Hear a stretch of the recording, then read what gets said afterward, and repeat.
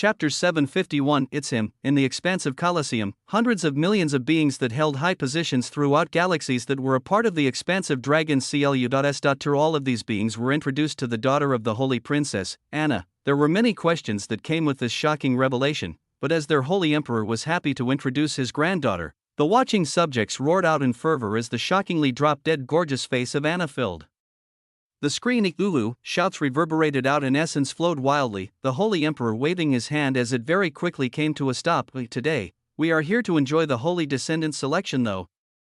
So let us see what talents are revealing themselves from our expansive dragon CLU.S. Let us watch exquisite summons from all walks of life. Oh, the image of the Holy Emperor was grand as it appeared on the multiple illusory screens, all the beings shouting out in fervor as he waved his hands, and the image on the screen changed to show an enormous golden door that led into the solid floor of the expansive Colosseum. This golden door filled all the screens as it was over 200 meters large in diameter, opening into the floor of the Colosseum that spanned 1,000 miles. That's right, the floor of the Colosseum itself was 1,000 miles, with the structure being expertly built the way it was to be able to hold over 1 billion beings within it, as experts could freely watch everything with ease, while others could simply focus on the illusory screens that zoomed in on the moving beings. Everyone watched with bated breaths as on the screen, a bit over 50 beings could be seen stepping out of a grand hall. These were the contestants that had earned the right to participate in the Holy Descendants selection this time around, the beings proficient in the Tao of summoning who wanted to impress the royals of the expansive dragon CLU.S. and join the ranks of Holy Descendants. They stepped into the arena floor as their figures seemed extremely minuscule across the hundreds of miles, but they were zoomed in with clarity on the huge screens as their faces were seen clearly, that is. The summoning prodigy, we're in for a show today. An ultra-rare summon should be making an appearance. A bustle of discussions already erupted out as the faces of the contenders became clear. Their levels ranged from nebula to low-tier galaxy realm, as more than half were humanoid with the remaining being of the dragonoid race. Some were well known, with others being extremely famous, the figure of the one known as the summoning prodigy taking a full screen by himself as whoever controlled the illusory screens focused on him. In the stage where the Holy Emperor was located, none of the powerful and high-ranking beings showed any reaction to the contenders of today's selection. None of them but two specific people. Anastasia raised her head as her eyes squinted while looking at someone shown in passing on the screen, a devilishly handsome young man that held a calm smile on his face. Beside her, Anna inadvertently stood up as her eyes landed on someone familiar again, a happy light shining through them as she accidentally called out softly, "Alexander, THRUM." The actions of this new holy princess shocked many as even the Holy Emperor turned towards her, his eyes shining with an unknown light as he then turned his face to the illusory screens. This granddaughter of his had not given him an ounce of respect, as she did not even rise from her seat like everyone else when he entered. And yet she stood up so abruptly for someone she saw on the screen. The Holy Emperor did not have to wait long as yet another person recognized the being that Anna and Anastasia had reacted to, the Holy Prince Rudolph, squinting his eyes as he spoke out. That is the supposed genius that Anastasia trained in the galaxy that disappeared from our watch not too long ago. For him to be here already, he must have left around the same time as us. He might have a connection to whatever powerful entity is looking after that galaxy. His words gave a lot of information, and the Holy Emperor nodded with a smile. Anastasia pulled Anna to sit back down as their sights settled on the illusory screens once more, many emotions passing through their eyes as they saw this genius again. Meanwhile, Noah had a light smile on his face as throughout the expansive Colosseum, a boisterous voice had now begun to ring out as everybody sat back ready to watch the show. "All right everyone, settle down." The voice resounded out from a location just below the area where the Holy Emperor was situated, a man with a red mohawk appearing on the illusory screens as his voice was amplified to reach everyone. "We are in for a great show of rare and exciting summons, of powerful practitioners of the Tao showing off the strength of their pets, as we shall welcome new Holy Descendants at the end of it.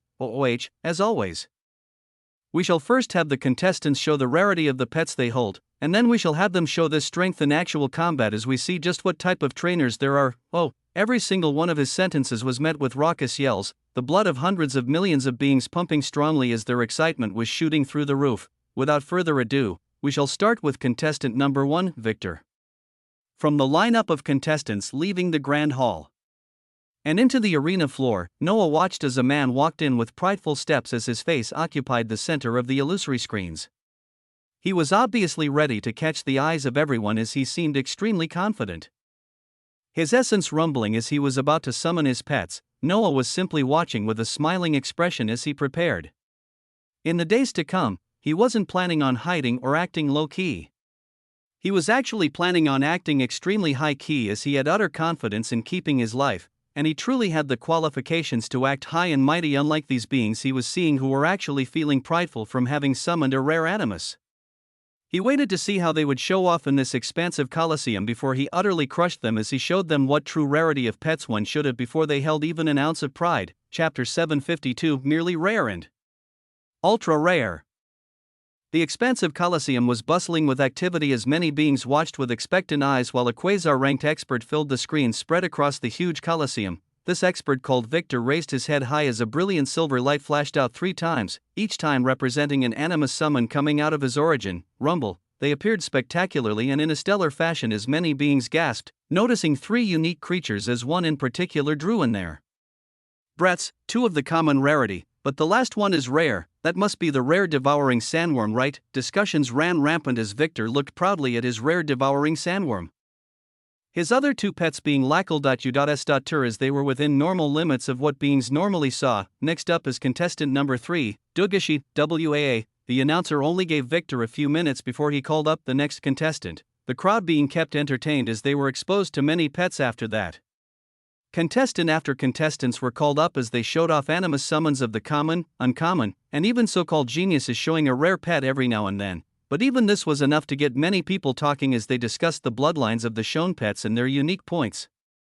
At this time, though, silence descended down as the announcer's voice resounded out in a stellar fashion. His gaze heated as he called out the name of the contestant who was right ahead of Noah. Next up is someone you all have heard about, the summoning prodigy Reger, THRUM. Waves of essence rumbled out as a calm man went forward and took the sights of all illusory screens, the exalted stands where the Holy Family sat and having discussions also. This should be a good seat to rope in, Father. Holy Prince Rudolph turned towards the Holy Emperor as he whispered, the only thing he got being a nod as they watched this calm being step into the limelight. Unlike many others, his face turned towards the faraway stand where the Holy Emperor was as he bowed, raising his head thereafter as brilliant flashes of light erupted out. Huge creatures that shone with powerful luster came to fruition, each of them more frightening than the last, as this being at the low-tier galaxy realm summoned not just 1, but 3 rare-ranked pets consecutively. He really lives up to his reputation, truly the summoning prodigy. But wait, the hundreds of millions in the stand discussed as they watched with bated breaths for the main show to come, not waiting long as the summoning prodigy waved his hands once more and caused the appearance of a stellar ultra-rare pet, WAA. He truly contracted to avoid behemoth sparrow, genius, ignoring the fervor happening with the common folk. Even the Holy Emperor nodded as he agreed with Holy Prince Rudolph. This was because extremely rare pets were truly rare even in the expansive dragon CLU.S.tur, with even an entity like Old Man Khan having an ultra-rare starry behemoth Tarragon as his main battle pet. Only the Holy Emperor and a few other entities under the expansive dragon CLU.S.tur had prismatic pets, and pets of such rarity could actually be counted on one's 2 hands. So one of the main forces of power were the galaxy realm experts with ultra-rare pets under their belts. Reger, the summoning prodigy, received many cheers as he left the stage in a grand fashion, only giving a cursory glance to the being who was right behind him as his eyes seemed to have a tinge of pity. Such emotions weren't shared by him alone, as many beings in the stand looked at the announcer that was about to call on the next contestant and discussed, the guy going next has to have the worst luck, to go right after the summoning prodigy? I would just swallow my pride and run. Jokes and laughter had begun spreading out even before the name was called. The announcer that had a deep smile since Reger came up reading the name very quickly as he wanted to get a move on and see the pets in action in the next part of the selection. Next up is Alexander. His voice came out blandly as the many screens portrayed the calm face of Noah. He went forward into the arena floor with steady steps as he took his time, drawing the ire of many as they truly didn't care for this nobody who was striding like he was someone. This is the being you trained. The Holy Emperor's voice sounded out as the Anastasia that wasn't too far away bit her lips and nodded. Holy Prince Rudolph chimed in soon after. He's apparently a genius capable of summoning ultra-rare pets. I gave him the selection medallion after Anastasia mentioned it just in case. His words seemed to not believe his own sister as the Holy Emperor nodded, their gazes landing towards Noah, who actually raised his head high, and instead of beginning to summon his pets, he actually spoke a single word as he raised his head to the other contestants to look as arrogant and pompous as possible. Fools, rumble, with a gaze filled with contempt. This was actually the word uttered by this contestant as he glared at all the others behind him. His words nearly caused the eruption of battles as the other contestants he suddenly insulted nearly jumped him. these beings who were geniuses or extremely advanced in age, not taking such an insult lightly. Yet the words continued as they felt like this being was purposefully asking for a beating, a bunch of fools that know nothing about rarity, rumble. His words came with action as first. He utilized his essence as the over 1 billion beings watching nearly had their eyes pop out, their irises locking to the gradually appearing image of a manifested quasar within this being's body. Manifested realm, grand completion. A shock and stupor resounded throughout as in the exalted stand. Anastasia let out a light sigh as all others honed their eyes towards this being with shining lights as his words continued. You fools continued summoning trashpad after trashpad and keep on thinking you're all that, disgracing the Tao of summoning with such actions. Thrum. Every word of his seemed like a knife that wanted to provoke others, his gaze domineering as he continued, standing so proud and showing pets that are merely rare and ultra-rare. Essence moved with his words as a streak of light shot from his origin, the image of an enormous void serpent making itself clear in front of him as its draconic head raised arrogantly. Those knowledgeable in the Tao of summoning, which were nearly everyone here, very quickly sensed the rarity of this pet as their bodies shook in incredulousness. That is, prismatic. Thrum. The word spread throughout the expansive Colosseum as many eyes honed in on Noah, even the gaze of the Holy Emperor and beings around him locking at his location as a sharp light crossed through their eyes. Chapter 753, Must Have Him. Utter silence overtook the expansive Colosseum as the audience saw a prismatic pet summon from a being that now looked to be shining with gorgeous splendor. The being who was known as the summoning prodigy looked at this scene with an ugly face as the calm and proud expression he always had was wiped away. His mouth twisted as if he had eaten some truly dirty shit. The announcer had to do a double take to make sure his senses weren't lying to him, that the dark shimmering serpent he was seeing truly was an animus pet of the prismatic rarity. In the exalted stands, Rudolph had shocked eyes as he didn't truly believe his sister, the gaze of the Holy Emperor landing on him as his voice sounded out. This is the being you didn't bother checking the words of your sister for truthfulness of rumble. Rudolph felt immense pressure as he nodded slowly, the eyes of the Holy Emperor then going towards Anastasia as he wanted to ask something, but the contestant known as Alexander did not seem to be done at this moment as he waved his hands and summoned yet another pet. His devilish charm being shown for all to see on the numerous illusory screens. The flash of gorgeous light this time around caught the eyes of everyone as they watched with bated breaths to see what would come out next, nearly stumbling from their seats as they saw the materializing on an enormous fortress-looking creature, the colossal Helios Leviathan, making an appearance in a grand fashion as it towered over 10,000 meters. Although in the 1,000-mile arena floor its size wasn't overly large, but it took over much of the illusory screens as they zoomed out to capture the entire body of the creature while focusing on its draconic whale-shaped body that glimmered with an intense luster. The domineering being known as Alexander climbed atop the huge body of this leviathan, the void serpent warping above it as well as its serpentine body wriggled dangerously. The gaze of this actual summoning genius appeared on the screens that all hundreds of millions of beings were watching as his face alone relayed his thoughts. His head was raised as he stood atop his colossal Helios Leviathan while looking towards the other contestants. As for what his gaze said, the mere contempt one could see from it was enough to make some contestants puke blood. His figure looked like a lone hero with a grand destiny awaiting him, a being of true importance, as every other summoner that had gone into the arena floor before him were merely extras to his story.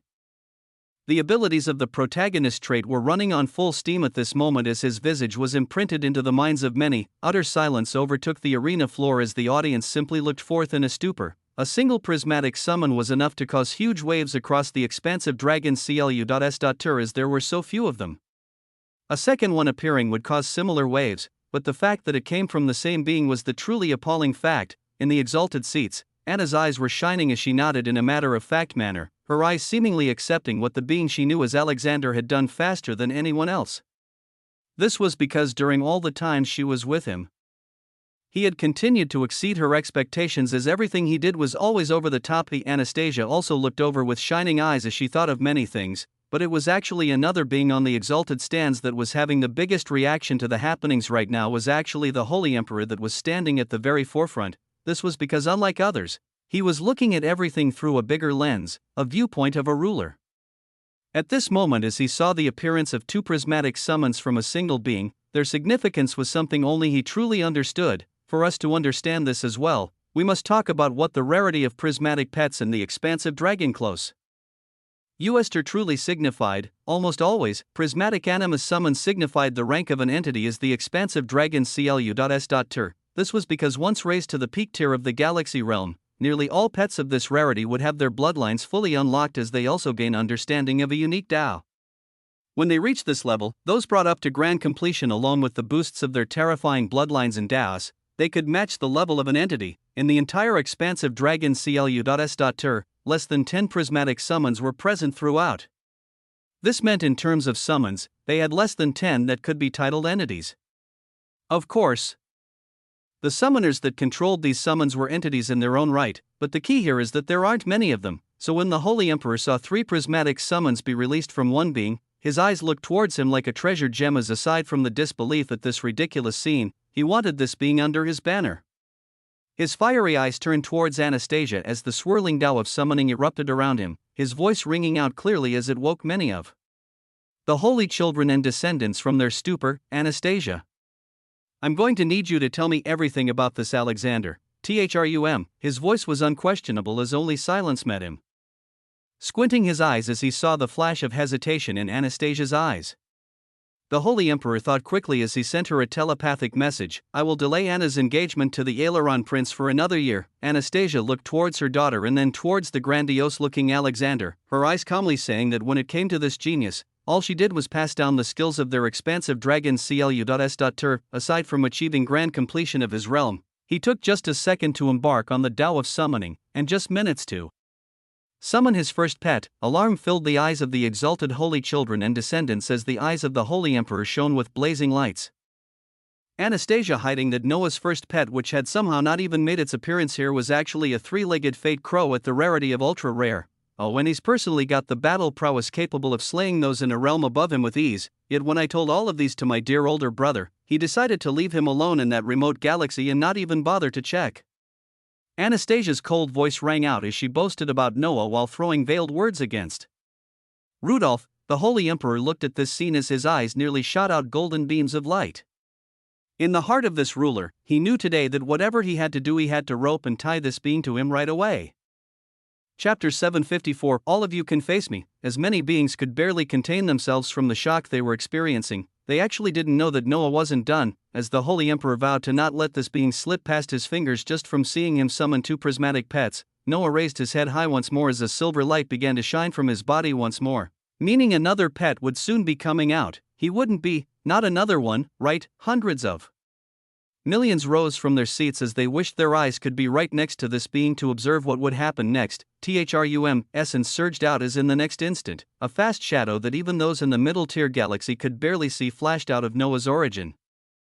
With such fast speed, the obsidian panther appeared grandly as even though it wasn't as large as the colossal Helios Leviathan and the void serpent, its significance was just as great. This was because with this pet brought forth, another prismatic summon came to be on the arena floor of the expansive Colosseum, a single being at the Quasar realm, 3 prismatic summons. The hundreds of millions of beings all glanced towards him as they saw the devilish charm and the raised head that looked at everything in contempt. At this moment, the image of this being was imprinted in the minds of many. Ridiculous, in the exalted stand, Old Man Khan was standing behind the many holy personages as his old eyes fully opened, taking in the sight of 3 prismatic animus summons. Meanwhile, the Holy Emperor at the very forefront was gripping his seat while many thoughts ran rampant in his mind. When he saw the 3 pets, he was actually looking into the future when all 3 of them were brought into the peak-tier galaxy realm, as this would signify his expansive dragon CLU.S.Tur gaining 3 more entities. With such an additional force while completely aligning ourselves with the aileron race of the primal winged expanse, those ancient powers would not dare make a move for our legacy. A grand future opened itself up in front of him as this ruler planned, his gaze on Noah becoming even stronger as he thought about what had to be done to tie this being to him. On the arena floor, Noah was surrounded by 3 sparkling prismatic pets as he stared down at all the other contestants that were showing off earlier. His gaze dripping with contempt glanced all around as he stroked the fur of the obsidian panther, his voice ringing out again. I know there's a fighting portion of this selection where we see who the best animus trainers are. Since I've shown you all that truly rare pets are, let me show you how they fight. All of you can face me. Thrum. Millions nearly fell out of their seats as they felt their blood beginning to boil at these words, the audience looking at each other to confirm if they had really heard correctly, the contestants that Noah was looking at. Especially the summoning prodigy, all of them glanced at Noah with blazing eyes full of anger as others glanced towards the announcer who also looked forward in stupor. this was definitely not the way the selection was supposed to go, so the announcer turned towards the direction of the exalted stands where the Holy Emperor sat as he looked for a signal. In one illusory screen, the majestic face of the Holy Emperor was shown as he looked extremely thoughtful, eventually giving a light nod as the entire audience erupted in booming cheers thereafter. Oh, excited reverberations rang throughout as hundreds of millions looked forward expectantly. At this point, they truly did not know what they would be seeing, as nobody had ever expected the coming of 3 prismatic pets. Now that this single being would be using these pets to battle all the other 50-some contestants, it would be a sight to see. Among the contestants, the so-called summoning prodigy stepped out as he held a difficult expression. I respect you for being able to contract such amazing pets, but your demeanor and insults are not qualities a holy descendant should have, so I will have to face you with all I have. He spoke as all of his summoned pets shone with light, all the other contestants also preparing as they looked towards this genius called Alexander with caution. He was more than amazing to have such rare pets, but could he really face 50 other contestants all at once? The summoning prodigy pointed this out as his hands waved around them. Another thing that will be your bane is your arrogance, where you actually chose to face all of us just to feed your pride. Among us, there are multiple at the low-tier galaxy realm, and as you are at Quasar, your pets are at most in that realm as WEL-. The summoning prodigy had to come to a stop before his words even finished as he and all the other contestants looked at the pets thus being summoned again. He was talking about how the levels of the pets would be at Quasar or below because of Noah's rank, but he realized in shock that the Obsidian Panther and Colossal Helios Leviathan were both at the low-tier galaxy realm while the Void Serpent was the only one at the Quasar realm. How, he and many others had actually been so shocked by the rarity that they forgot to glance at the realm the pets they were in, just now realizing this discrepancy as it didn't make any sense. How could a being of the Quasar realm contract with pets a realm above them, THRUUM? But the answer would never come for them as at this moment, Noah finally began moving, truly fools until the end. Just my panther will be enough for all of you, rumble. Essence of starry black erupted out from a single animus pet near Noah, the illusory screens of the expansive Colosseum showing different scenes as everyone looked forth with bated breaths. They saw the image where a single being was standing atop an enormous colossal Helios Leviathan. A void serpent by his side as an obsidian black panther had begun shining with a brilliant black light. Facing this being were over 50 powerful experts proficient in the Tao of summoning with their own pets, a few of them even being at the low-tier galaxy realm. Yet while facing all of these beings, Alexander waved his hands and gave a command, the obsidian panther turning into a black flash that streaked across the arena floor. This black flash would spell doom on all of its targets as wherever it passed, blood overflowed. A shower of blood erupted out in the arena floor of the expansive Colosseum as Noah made sure to remind his panther not to go for the kill when facing these opponents, with the goal being to only incapacitate them, as his aim at this moment was to introduce himself to everyone in an extremely domineering fashion. Chapter 755. An unforgettable day disrupted. In the expansive Colosseum, a shocking scene was taking place as a single animus summon flashed across the arena floor while it tore down the summons of multiple experts. It didn't matter if they were pets summoned by those in the Nebula realm or those in the low-tier galaxy realm. The Obsidian Panther was so damn fast that he was just a black flash of light that passed through them, its deadly claws tearing apart tendons or wings as every single pet tumbled down. THRUM. The summoning prodigy had an ashen face as he turned into a streak of light to merge with his three-eyed phoenix. But even before the fusion could complete, the figure of the Obsidian Panther appeared in front of him. Within the panther's eyes, one could see a hint of mockery as it glanced at the low-tier galaxy three-eyed phoenix, swiping its feline claw as a dark phantom claw appeared atop the phoenix and suppressed it completely, smashing it down as a chicken cry could be heard. Rumble. Waves of essence erupted out as before the dust could even settle, the Obsidian Panther was already in front of another animus summon as he went on to utterly decimate everything. This was speed. Speed of shocking proportions. In the middle of it all, Noah stood atop the colossal Helios Leviathan grandly with his arms crossed on his back, the void serpent standing by his side majestically as he released the image of a primal being descending into the common world. ROR. The Obsidian Panther that could be seen as a black flash of light rose to the skies, standing above all of the animus summons as its eyes glanced down towards them arrogantly.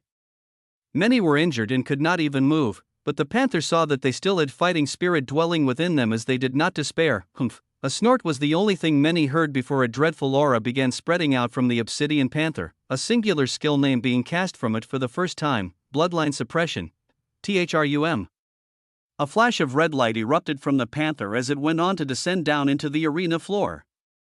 All of the animus pets that felt this light trembling as they felt a horrendous pressure push them towards the ground. In the skies, the figure of the small obsidian panther was seemingly expanding larger and larger, the phantom shape of the majestic noble Black Panther clan king forming as they could barely raise their eyes to see the phantom of a mercurial obsidian panther with a stellar shimmering black crown floating atop its head grandiosely. While this phantom form existed, every summon under the prismatic rank or those with weak bloodlines felt suppression, a level of suppression that dug to their very souls as their combat power was reduced by more than half and they could barely raise their heads to look up to the figure of the magisterial panther in the skies. This was a prismatic summon. A single one at that. Bellows rang out from the hundreds of millions as they felt their blood excitedly trembling within them, their eyes nearly tearing from the majestic sight as some nearly had heart attacks from too much excitement. RUUMBLE. Yet even before people could catch their breath from watching this battle, another thing occurred as this time. It wasn't on the arena floor of the expansive Colosseum but far above them in the skies, amidst this stellar show of power from a single prismatic summon. A dreadfully arrogant and powerful aura had begun appearing at the highest point of the expansive Colosseum, many beings turning their heads towards it fearfully as they thought enemies were invading. In the exalted stands where the Holy Emperor was, he had a slight angered look that he wiped away as he waved his hands for the many soldiers ready to bring from their summons and go to battle to come to a stop, watching the skies as a brilliant white light flashed to bring the materialization of a group of beings. Pure mana flashed out with their arrival in the skies as Noah also looked up, his eyes shining as he glanced at the group of beings that had one defining feature. Resplendent wings. Haha, Brother Windsor, you sent us an invitation for a grand event, but it looks like it's about to be done even before we arrived. Giving off an immense aura of power, a humanoid being that had 5 pairs of wings led a few just like him as they strolled through the skies in a magisterial fashion. The beings were about 4 meters tall with fair skin, all of them having the feature of multiple pairs of wings on their back. These wings were extremely unique as on all of them, one would be able to notice the shape of a mystical eye that seemed to watch everything. It was a mysterious sight to see as the being speaking joyfully at the very forefront had the most pairs of wings, the eyes on each of his wings seemingly swirling with essence as they nearly drew in the spirits of weaker beings. Brother Primal, I didn't think you'd be able to make it on such short notice. The resonant voice of the Holy Emperor replied as it dispelled the shocking feeling released from this being who was actually the aileron ruler. The winged being was the one standing atop the primal winged expanse. A being known as the Primal Emperor, his eyes that constantly swirled with a mystical essence looked down into the arena floor where Noah was looking up while surrounded by his 3 prismatic pets. It looks like you've gained a powerful genius, Rumble. His words might have seemed like nothing to others, but the eyes of the Holy Emperor constricted while Noah below felt his blood boiling, his acute senses actually making him feel a barely discernible killing intent from the being that ruled over an entire ancient power. The Holy Emperor had an impassive look as he simply nodded while moving towards the Primal Emperor. We've only gained another holy descendant to our ranks. That's all. Come, let us go somewhere more lively now that this event has come to a close. Rudolph and Anastasia, take care of everything here and entertain the guests. We shall have a feast in the expansive ballroom. The words of the Holy Emperor brought everyone to attention as he appeared in the skies and flew away with the smiling primal ruler, the party he brought with him remaining in the skies as they looked arrogantly towards the exalted seats where Rudolph, Old Man Khan and all the others remained. Rudolph knew the meaning of his father's words as he glanced at his sister as he spoke out carefully. Since you two are familiar with the genius below, reunite with him and bring him to the expansive ballroom.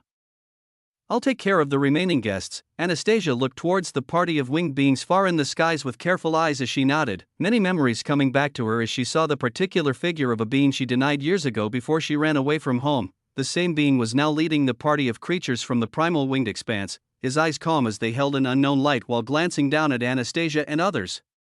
Rudolph and Old Man Khan had already flown towards them to welcome them, while Anna was already flying towards Noah as her mother shook her head with many emotions before she went down towards the arena floor herself. Too many things had happened as the moment Noah finished introducing himself as a shocking genius. The only allies of the expansive dragon CLU.S.Tur appeared as his eyes of truth showed him a great deal of things. Chapter 756, The Aileron Race. The winged beings that Noah had met for the first time were of the Aileron race, a race of beings that ruled over the primal winged expanse, and the only nearby friendly ancient power that shared borders with the expansive dragon CLU.S.Tur. As Noah stood atop his colossal Helios Leviathan, The other contestants of the Holy Descendant selection were groaning on the floor. Many of them and their summons had light injuries that could be healed within a few hours or days, with some like the summoning prodigy recovering event faster as they only had ashen expressions. The Holy Descendant selection these being participated in was actually brought by to a close very quickly. Just a single contestant matching all of them and utterly trampling all animus summons using a single pet, yet soon after, the powerful and prideful aileron race appeared, the primal emperor of this ancient power making an appearance as the selection was further disrupted. Noah still remained calm atop the colossal Helios Leviathan as he saw the figure of Anna and Anastasia flying towards him. His eyes were focused on speedily reading numerous lines of information from Eyes of Truth as he met the powerful aileron ruler, just this mere meeting granting him many things. First was the information about this other ancient power, the only so-called ally that the expansive dragon close Uster had at this time. It was from this ancient power that in the past, familial relations had almost formed to cement the alliance between the two powers, but Anastasia could not be forced to do it as she ran away. When one truly thought about it, it was an extremely stupid matter to put a familial connection as one of the core things of an alliance. But the proud aileron race put this condition forward as the first thing before a few others that had to be complete before the two forces fully joined together in power to survive the coming cataclysm. Yet the aileron race had done just that, as the meeting this time around only occurred after the Holy Emperor of the expansive dragon close Uster reached out and mentioned the talks of the alliance once more, and this time with the same conditions. Their appearance had given Noah truly large amounts of information, but one of the more important ones was the information on the type of strength, the Tao that the ancient power that was the primal winged expanse cultivated, and it was the Tao of withering. Noah was waiting until he stepped into the expansive dragon's CLU.S.tur before he utilized a single feature, the protagonist's bookmark, that would allow him to gain a great deal of things from beings he merely met. He was waiting to meet any experts that might have had a unique Tao or possibly a grand Tao that would very quickly boost his strength. But the hundreds of millions he had laid his eyes on or spread his aura out to see were nothing special. Most had barely begun on the Tao of summoning if they were lucky. The truly important characters he would ever dare to use protagonist's bookmark on being entities like the Holy Emperor or Old Man Khan for their deep comprehensions in the Tao of summoning. As he saw that even the aileron race cultivated a lesser Tao, he chose to utilize his protagonist's bookmark soon to focus on completing a singular Tao first and stop spreading his focus into every single Tao he came across. He chose to first completely comprehend the Tao of summoning as he would use his protagonist's bookmark on the powerful Holy Emperor. Rumble, his thoughts were brought to a close as the figures of Anna and her mother appeared in front of him, the groaning contestants on the arena floor below them barely catching their eyes.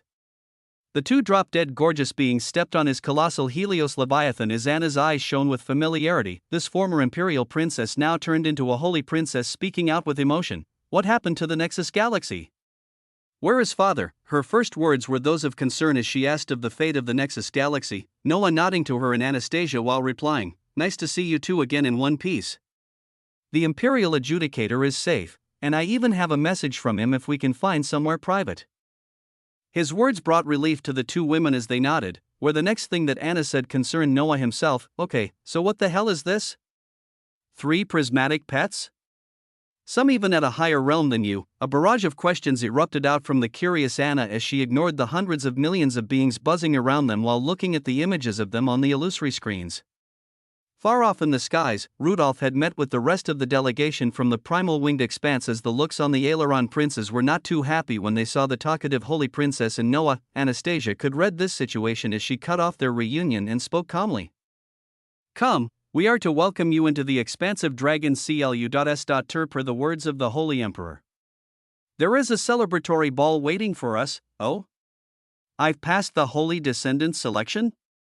Noah said these words with a smile as he looked back at the groaning contestants that were unsummoning their animus pets and healing at this time, their gazes towards him still frightful. Anastasia shook her head incomprehensibly at these words as Anna gave a light laugh, the incredulousness of Noah taking many things off their minds at this moment as the enormous body of the colossal Helios Leviathan rose to the skies. Ooh! Vibrant yells could be heard from the hundreds of millions of beings in the expansive Colosseum, welcoming this new genius with his prismatic pets as they didn't let their eyes off the glimmering Leviathan. All that was left behind in the Colosseum were defeated beings that walked in with extreme pride, yet now Noah alone left with a mother and daughter of stupidly gorgeous proportions as his entrance into ancient powers began with a bang. Many pieces had actively begun moving with the return of Anastasia and Anna into the expansive Dragon CLU.S.Tur, with Noah's introduction on this day. Propelling even more things into an unknown direction, at this moment, Noah would get a few hours of rest before attending a supposed celebratory dinner where powerful personages from two ancient powers would be attending. And he wanted to use some of this time to privately reunite a father with his family as he understood the situation Anastasia was in better, as well as how to proceed while putting his own goals into account. As always, it was bound to be a shocking adventure. Chapter 757, just loot at the end of it all. The expansive Holy Land that stood at the center of the expansive Dragon CLU.S.Tur had a bustle of activities occurring throughout. It seemed like celebrations and festivities had overtaken the entire draconic-shaped land, as even though not everyone could participate in the grand celebration that would be occurring in the expansive ballroom, most still celebrated in their own regions as they welcomed the return of their holy princess and the news of a dreadful genius summoner that had multiple prismatic pets began to spread out. Such news called for grand celebrations. Meanwhile, Noah was talking with a mother and daughter pair as he gained more understanding of the situation around them, Anastasia bringing the two of them through a few portals that only someone of her status could pass through without any issues, as their destination was a paradisiacal isolated world that held fantastical castles. There should be some privacy in here. What happened with the Nexus Galaxy? The most pressing matter was the one of safety for the beings they knew for years. Anastasia asking of this as they passed through the colorful gardens that looked like mazes around the unique medieval-styled castles. Noah gave a light smile as he walked with the two women. Nodding in front of them as they came to a stop and watched the area, he pointed to begin to bubble with spatial essence as something came forth. Alright, prepare yourselves for this. The spatial essence brought forth a clone that had the same face as Alexander as the two women looked towards it with their expressions agape. But this wasn't all, as this clone very quickly unfurled his hand, bringing forth a stellar-looking circular object that shone with scintillating light. The object floating on the palm was shockingly a galaxy, and one that was the product of the fusion of many galaxies. Don't resist. Noah said these words as he used his authority as the infinite galaxy master to warp the two of them into his home. Many things being much easier to explain in this location. After a flash of essence, their figures disappeared silently from the garden as a miniaturized galaxy fell on the earth below, merging with the small grains of sand seamlessly. Within the infinite galaxy, some of the more powerful figures were floating in the starry space between multiple shimmering stars as they enjoyed the essence-filled fruits of the infinite galaxy. They had briefly stopped their training to recuperate and relax as they got a message from Noah that powerful guests would be coming into the infinite galaxy. These guests were beings that the Imperial Adjudicator was connected to, so the Harbingers took some time aside to see the beings that the Adjudicator they trained with always talked about.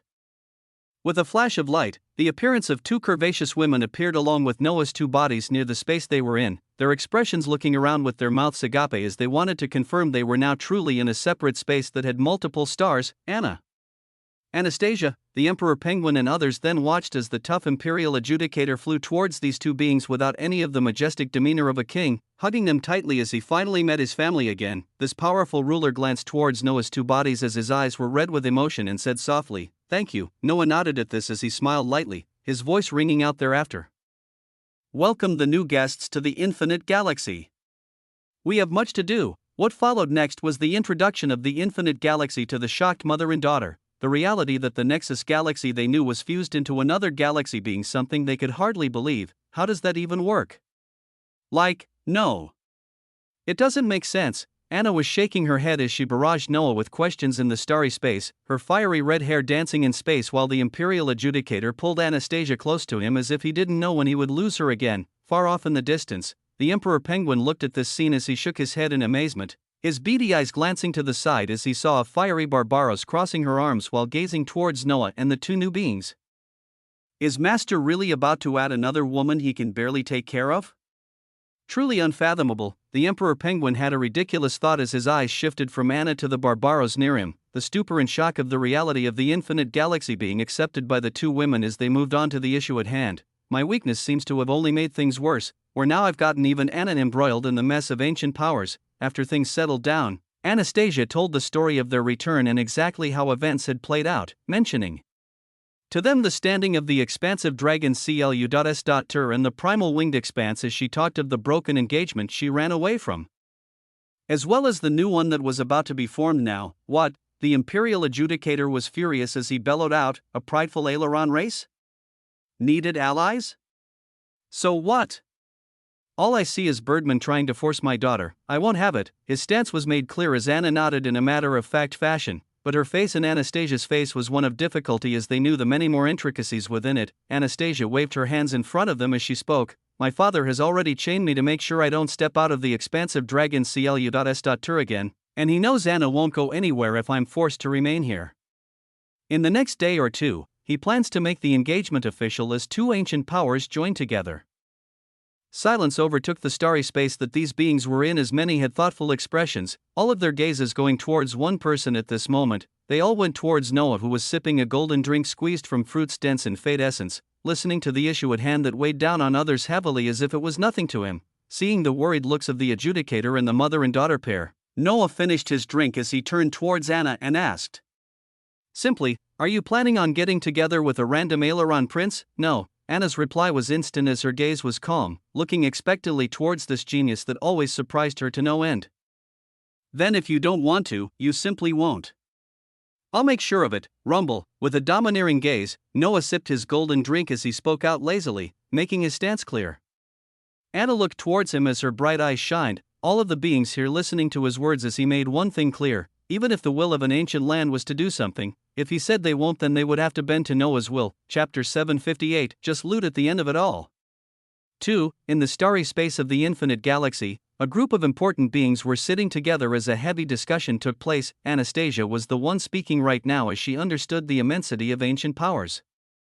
As she knew of the dreadful monsters hidden within these places that were actually legacies of long-lost sages, but this involves ancient powers, entities that have nearly comprehended Taos, beings who have legacies of sages with them. As much of a genius as you are, you haven't been given enough time to dash, THRUM. Before Anastasia could finish her worried words as she looked at Noah, he erupted with essence as his brilliant quasar shone resplendently on his body. His face took a hint of seriousness as he spoke once more. The Nexus Galaxy has become a part of my infinite galaxy, so its people fall under my responsibility. Your husband, your daughter, and even you, all of you fall under my responsibility. The swirling essence of Tao erupted out with his words, Anastasia shockingly sensing the Tao of summoning and ridiculously another Tao mixed in as Noah continued. So if I say other people cannot lay their hands on you, they cannot lay their hands on you. It matters not if they are entities or sages, they are nothing. To me, they shall merely be loot in the very end. THRUM. Those listening felt their hearts pump as they listened to a being that did not put entities or sages in his eyes. His last words reverberated throughout as they left a deep impact on those listening. Shall merely be loot in the very end, nearly loot, entities and sages in front of Noah. He foresaw that could only be loot, as Noah let out domineering words with one body. One of his main bodies was casting a profoundly powerful skill that could not be used for weeks after it was the protagonist's bookmark. More than always, Noah would be doing multiple things at the same time with his different bodies. So as one of them was entertaining the crimson-haired mother and daughter pair while understanding the happenings of the expansive dragon CLU.S. Other bodies were training skill trees, utilizing features of the infinite galaxy, and now his main body was selecting a target for protagonist's bookmark. The being this time around was naturally the topmost being of the expansive dragon close. Uester, the Holy Emperor himself, who held profound comprehensions on the Tao of summoning. Noah made this Tao his target to master as his animus summons were the ones granting him the biggest battle power at this moment. From the experiment with the Tao of vitality, he knew that spending the entire protagonist's bookmark on a Tao would grant him over 30% into it, so he would be waiting merely less than 3 months before he completely comprehends the Tao. 3 months. And that was barring any other opportunities he came across during that time. THRUM. Essence moved under his command as first. He changed the affix of the Ruination Core to 10,000% comprehension and assimilation in the Tao of summoning. Protagonist's bookmark being cast thereafter as a portion of his soul traversed the wide space to go elsewhere, going from the miniaturized galaxy that was a grain of sand in the garden of the paradisiacal world within the expansive Holy Land. He traveled rapidly as he passed through restricted areas and actually entered deep into the head region of the draconic-shaped land, bursting into an isolated world filled with mystical billowing blue smoke that only held two discussing beings, the Holy Emperor and the Primal Emperor. His soul whizzed by unknowingly as it descended into the body of the Holy Emperor, even this powerful entity or the being he was talking to not being able to notice a single thing. Things have gotten even wilder with the changes we saw in the ruination tools. The other ancient powers have begun making movements they wouldn't dare to make before. The voice of the primal emperor rang out as the minute countdown started in the periphery of Noah's vision, his mind having already given the command on what experiences to focus on as he listened in on the conversations of these two big bosses. To the north, the arch-human race is consolidating power once more as they bring even more entities under their banner. The talk between these two bosses was a heavy one that concerned the environment of the dark universe, the discussion staying on the ancient powers that surrounded them. The current discussion was for the force that controlled a portion of what could be considered the northern region of the dark universe, where the terrifying arch-human race ruled a terrifying ancient power that was at this moment recruiting more entities. The two big bosses continued their talk without the knowledge that at this moment, Noah was listening in while crystallizing immense comprehensions of the Tao of summoning from the Holy Emperor, ever since the reaction from the tools of ruination. Every ancient power has been scrambling to obtain more knowledge and consolidate more power. We are the same, we just have to make sure our alliance starts off on the right path. The primal emperor that held 5 shining pairs of wings said this with a wily smile while staring at the Holy Emperor, who nodded calmly while replying. Anastasia may have not been able to complete the pact last time, but my granddaughter will. I will set the engagement for a year later. A year?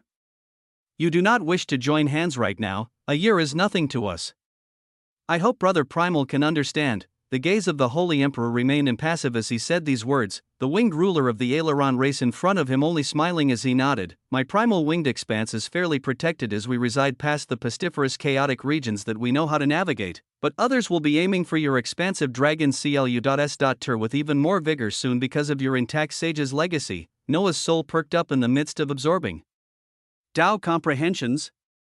His attention on the intact sage's legacy that was mentioned between these two bosses. Chapter 759, 1/3 of a Tao in seconds. The primal emperor spoke of an intact sage's legacy that was the target of other ancient powers, yet his eyes seemed to hold a tinge of greed as he spoke about this himself. The Holy Emperor saw this as his eyes squinted, speaking out while enunciating every word clearly. It is merely a rumor that my ancient power has a more intact sage's legacy than yours. Or the others. If we truly had one, we wouldn't be in the position we're in right now. Yes. The surrounding ancient powers each had their own unique strengths and areas of study when it came to the Tao. But there was a rumor that the expansive dragon CLU.S.Tur was among the few ancient powers that had an intact sage's legacy left behind by a benevolent sage before the cataclysm that took all the sages and great sages away. During the time when the sages and great sages utilized the cosmic treasure ruination, some were lucky enough to have foreseen a horrendous possibility as they left behind legacies for their bloodlines, these legacies creating the ancient powers that currently rule the dark universe. The one spreading such lies is naturally that loser in the north and the desolate galaxies of the east. They just want an excuse to attack my expansive Holy Land again. The eyes of the Holy Emperor blazed as the primal emperor nodded. Not to worry, Brother Windsor. As soon as they know of our alliance, they wouldn't dare take their forces out to attack. But really, to be surrounded by so many enemies, the ruler of the aileron race continued as he talked of the ancient powers surrounding them, Noah gaining even more knowledge of the many experts around him as he saw he had 20 seconds left in Protagonist's bookmark. He found out that within the dark universe, the arch-humans ruled the northern region, with the east being ruled by the ancient power standing above the desolate galaxies, the spirit race consolidating their rule in the south. And of course there was the expansive dragon CLU.S.Tur and the primal winged expanse in the west. Multiple ancient powers, each with their own stupendously powerful entities as they each focused on different Taos. Some ancient powers were even more powerful than others as they study a grand Tao, this being the spirit race in the south that many other ancient powers were apprehensive about. Others focused on the Tao of weapons such as the Tao of the sword or saber, others on the more unique Taos like summoning, slaughter, or destruction. Yet above all of these, one central thing made many entities and ancient powers apprehensive.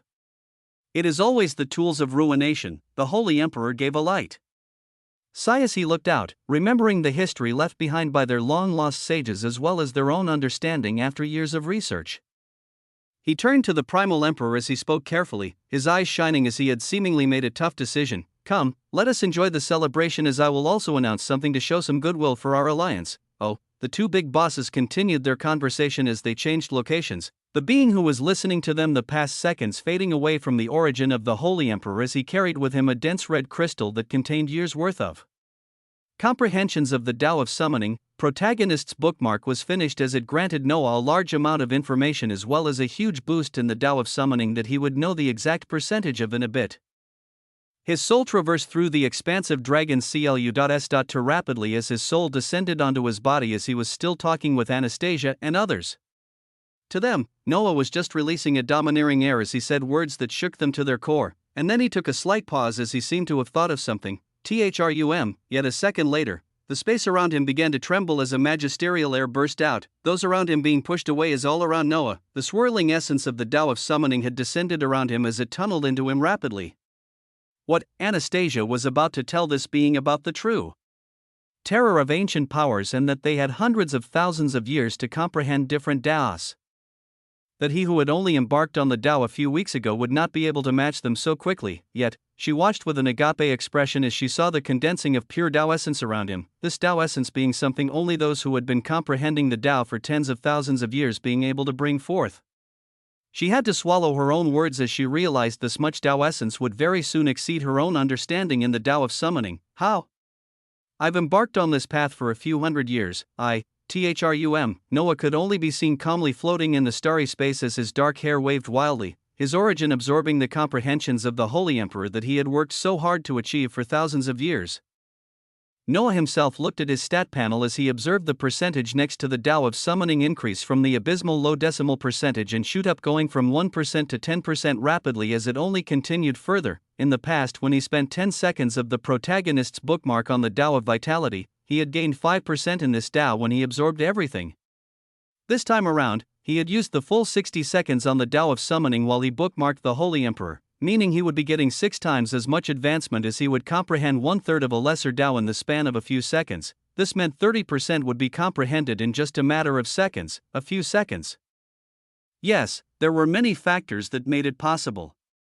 There was the 10,000 affix and the use of protagonist's bookmark, but still, 1/3 of a lesser Tao to be comprehended in just seconds was just, the words aren't even there. Chapter 760, The Primal Holy Land shall open.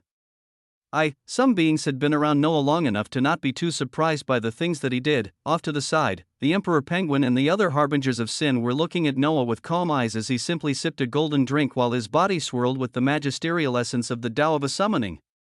The intense reverberations only made them nod their heads in a matter-of-fact fashion as they continued eating their own pristine foods and drinks. But it was the figures of the Imperial Adjudicator, Anastasia, and Anna that looked towards Noah with agape expressions. By the time their expressions returned to normal, the Tao essence around Noah was calming down as he opened his eyes calmly. As if nothing had just happened, he turned towards them and continued on speaking. So this aileron race. The others looked towards him incredulously as he simply carried on the conversation as if he hadn't just advanced 1,000 years worth of comprehensions in a matter of seconds. In the corner of his eyes, Noah could see the 31% next to the Tao of Summoning. Aside from this percentage, there also came unique features that one could only unlock after they traversed through any lesser grand or cosmic Tao. To understand these unique features, we must discuss exactly what happens when one comprehends and assimilates a Tao. The further one travels as they gain more comprehension, the more power they can draw from the Tao they are studying, as well as the more power they could grant to their pets. One of the more unique features that was inconsequential to Noah before but he could use now, was to actually control the dense swirls of Tao essence he could now command to infuse into the bodies of his pets while they were summoned. This would enhance their strength to an unknown factor as he had to test it to be sure. Noah was also able to confirm that the cooldowns and the efficacy of all of the skills that dealt with the Tao of Summoning were increased greatly as his comprehension rose to 31%. So the skills that awoke the bloodlines of the animus summons now had 310% attached to them as he could use it twice in a day. And the skill that an animus trainer could use to increase the cultivation of their pets also had a 310% in front of it as only its efficacy was increased. Of course, there was also the increased chance to obtain rarer pets when one's comprehension in the Tao was extremely high. All in all, the efficacy of skills were greatly increased the further one traveled in the Tao, where when one reached 100% in comprehension, well, the boosts and ways they could utilize their abilities would just be horrendous, when one further assimilated the Tao into their very soul and origin. Well, that was another concept entirely. So at this moment, Noah's abilities that were boosted by skill points were even further enhanced with the increased progression in the Tao of a summoning. Noah conversed with Anastasia and the curvaceous Anna for a few more minutes before they had to leave the infinite galaxy and return to head towards the celebration taking place at this time. When it came to the supposed chains placed on Anastasia, Noah saw they were merely an item that had a locator function, but they could not be taken off by anyone other than the Holy Emperor. This wasn't because it was a great treasure, but simply because it required a being with immense comprehensions in the Tao of summoning to continuously input Tao essence into it before it could be unlocked. Even though Noah had only jumped to 31%, he could easily utilize his mana to continuously command Tao essence into it until the tool could be unlocked. He left the bracelet alone for now as he would observe how things go before making drastic movements. Thus they left the infinite galaxy to go towards the celebration. It was only the first day, but Noah had arrived as he etched his name into the minds of hundreds of millions, reunited with a shocking mother and daughter pair, and also used the protagonist's bookmark to advance more than 30% in a lesser Tao, in only less than a day. Yet he continued on with ease as his senses spread out from the infinite galaxy that was miniaturized and as small as a grain of sand in the gardens of the area they were in. When Noah noticed that nobody was present, the figures of him, Anastasia, and Anna swiftly reappeared. His clone warped in briefly as he anchored the infinite galaxy onto himself and disappeared soon after as he returned to the job of fusing more galaxies into the infinite galaxy. Well, let's go see how this plays out. Noah spoke with a slight smile as the party went towards the location where the convergence of experts from the primal winged expanse and the expansive dragon CLU.S.Tur would be occurring. The location that went to was a central castle in the area they were in, and this area that was the size of a world was truly grand as it looked like a paradisiacal land filled with beautiful gardens and castles. Even though this castle was just as enormous, it didn't have too many rooms, and only held a singular expansive ballroom in a circular area that was filled with golden tables and chairs. Exotic made of the human and dragonoid races walked in elegantly as they served drinks and good brimming with vigorous essence, painting for a fantastical scene one could never come across with ease. This expansive ballroom was filled with important personages as Noah could even pinpoint the aura of more than 5 entities just in this area.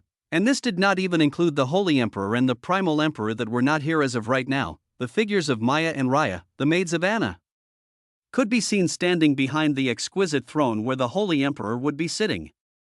One could also see Rudolph and Old Man Khan entertaining the princes of the Aileron race in the middle of this huge ballroom. These beings held regal robes as their shimmering pairs of wings were their defining features, their 4-meter-tall stature making those talking to them always glance upwards. Many others in the surroundings were holy children and the holy descendant of the expansive dragon CLU.S.Tur. In this expansive ballroom filled with such royalty and elegance, Noah made his entrance. When he stepped in, he was accompanied on both sides by 2 gorgeous women, with him being the leading figure as they walked behind him. His entrance actually caused a pause to occur throughout the ballroom as many turned their eyes to see him walking at the very forefront while Anastasia was behind him to his left and Anna behind him to his right. It was a shocking image to look at as the holy princesses of the expansive dragon close. Uester actually followed behind a single man. The eyes of Rudolph opened with a slight anger as Old Man Khan looked forward with a light smile.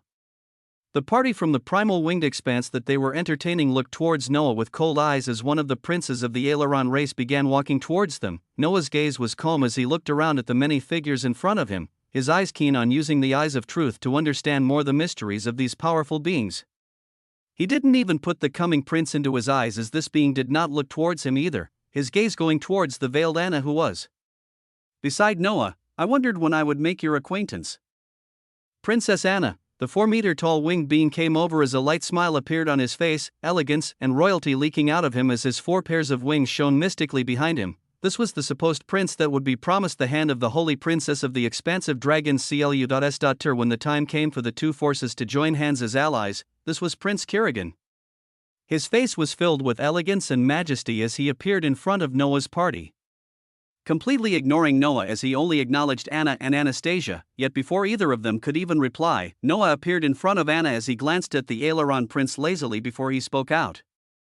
Who are you? Silence descended into the wide ballroom as a genius newly chosen holy descendant appeared in front of an Aileron prince, his gaze full of disrespect as he stopped the prince from even talking to the holy princess. Thrum. The elegant face of the Aileron prince lost its smile as coldness appeared, the mystical eyes within its wings beginning to revolve as it looked like a fight was about to break out. Chapter 761, The Primal Holy Land Shall Open. 2. Wow, the young guns are particularly feisty and full of energy. Rumble. Before the essence from the aileron prince could build up any further, the strong voice of the Holy Emperor reverberated as he appeared in the ballroom with the Primal Emperor next to him, these two personages releasing extremely oppressive atmospheres as the attention of the entire room was demanded to go towards them. The nearly bursting essence of the aileron prince died down as he received a look from the Primal Emperor, pulling back as the voice of the Holy Emperor resounded again, "Gather around everyone." Before we jump into the festivities, I have a grand announcement to make that involves the joining of our two ancient powers, as well as our primal Holy Land. The words of the Holy Emperor took the attention of all the beings as the topics mentioned within were of high importance, many beings forgetting what just occurred as they focused on the figure of the Holy Emperor that moved to the very forefront. The gaze of the Holy Emperor passed through many of the important figures in the ballroom before he continued. First is the news of the expansive dragon CLU.S.Tur and the primal winged expanse coming together as allies, this alliance starting off by the engagement of my granddaughter Anna and Prince Kerrigan of the primal winged expanse. Rumble. What, the new holy princess? Murmurs spread throughout with this announcement. A grand light coming to shine on the 4-meter-tall Prince Kerrigan is another light shown on Anna, who was still behind Noah. Even though these two figures were supposed to be on the spotlight at this moment, many could not help but bring their eyes to notice the figure of Noah that was standing between the prince of the primal winged expanse and the holy princess. Such were the effects of the protagonist trait. Even the Holy Emperor looked at this in passing as he looked at the genius he needed to tie to him, and as she saw that he seemed close to his granddaughter and daughter, it shouldn't have been too much a problem. He only had a light smile as he continued, the next thing he would be saying being granted even more importance as his oppressive aura spread out even more. To commemorate the beginning of this new chapter, I shall be opening our primal Holy Land once more as the younger generation can step in to test their luck with the legacy left behind by the great sage. This time, our genius summoners will be accompanied by the young generation from the primal winged expanse as we get closer together, the storms to come in the future being nothing to stand against us. This shocking announcement had many beings shocked as cheers erupted thereafter. Sharp lights passing through the eyes of the powerful figures of the aileron race as their primal emperor laughed jovially while raising a toast, "To the alliance of our ancient powers, to the alliance." THRUUM essence bubbled forth as these experts celebrated, many intricacies lying behind the decisions and happenings as on the surface. Many beings just knew that two ancient powers were coming together. Let's feast. The celebration began in full swing as beings came to converse with each other. Prince Kerrigan turning around to see his soon-be bride only to notice her already walking away with the figure of Noah towards the delicacies on the many tables of this ballroom. His cold gaze contained many thoughts as a few other beings of the delegation from the primal winged expanse came around him, sending telepathic messages with each other as they enjoyed the delicacies around them. Haha, brother Kerrigan, are you really jealous of that puny human? Although he is a genius by their standards, even the Holy Emperor has promised his daughter to you. The one to speak was another magnificent winged aileron royalty, his eyes containing a hint of mischief as he wanted to stir things up. Prince Kerrigan only smiled as he replied, "I just don't like flies hanging around my food, that's all." These cold words were said as the eyes of the aileron royals saw the group of Noah, Anna, and Anastasia finally go towards the Holy Emperor. Yet the telepathic messages of the mischievous aileron royal continued, "I know you prefer playing around with the humans, but are you sure the princess can handle you? I don't know if her physique can hold on like all the others." The aileron royalty voiced out telepathically as a light laugh escaped his lips, Prince Kerrigan only smiling coldly as he replied, "Let's wait to enter their primal Holy Land first. In there, I can truly show any flies what it means to be king." As new faces were introduced to each other, a grand feast was being enjoyed as delicacies of all types were served out, ranging from rare fruits that took tens of years to mature, all the way to glistening mythical void turtle meat and barbecued phoenix wings. A truly rare selection was being enjoyed by the higher-ups of the expansive dragon CLU.S.Tur in the primal winged expanse. In the midst of all of this, many beings were getting acquainted with the horrendous genius that appeared in the holy descendant selection. The being known as Alexander. The more shocking thing about this being was how he was being taken around by the holy princess Anastasia and her daughter, his demeanor around them seemingly as if he had the higher status between the three of them. Even the Holy Emperor noticed this scene as when the three of them went towards him, he sent a telepathic message to his daughter to act proper, even though he was secretly glad that there seemed to be a strong bond between this genius who should have been a student of Anastasia.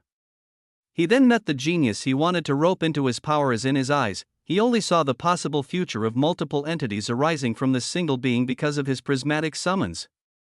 When Noah faced this ruler of an ancient power, many thoughts crossed his mind as he observed Anastasia to give a slight bow. Anna remained standing straight as Noah merely nodded to show respect, neither servile nor overbearing, as the Holy Emperor laughed at this scene and didn't take it to heart. The new genius, holy descendant of my expansive dragon CLU.S.Ter.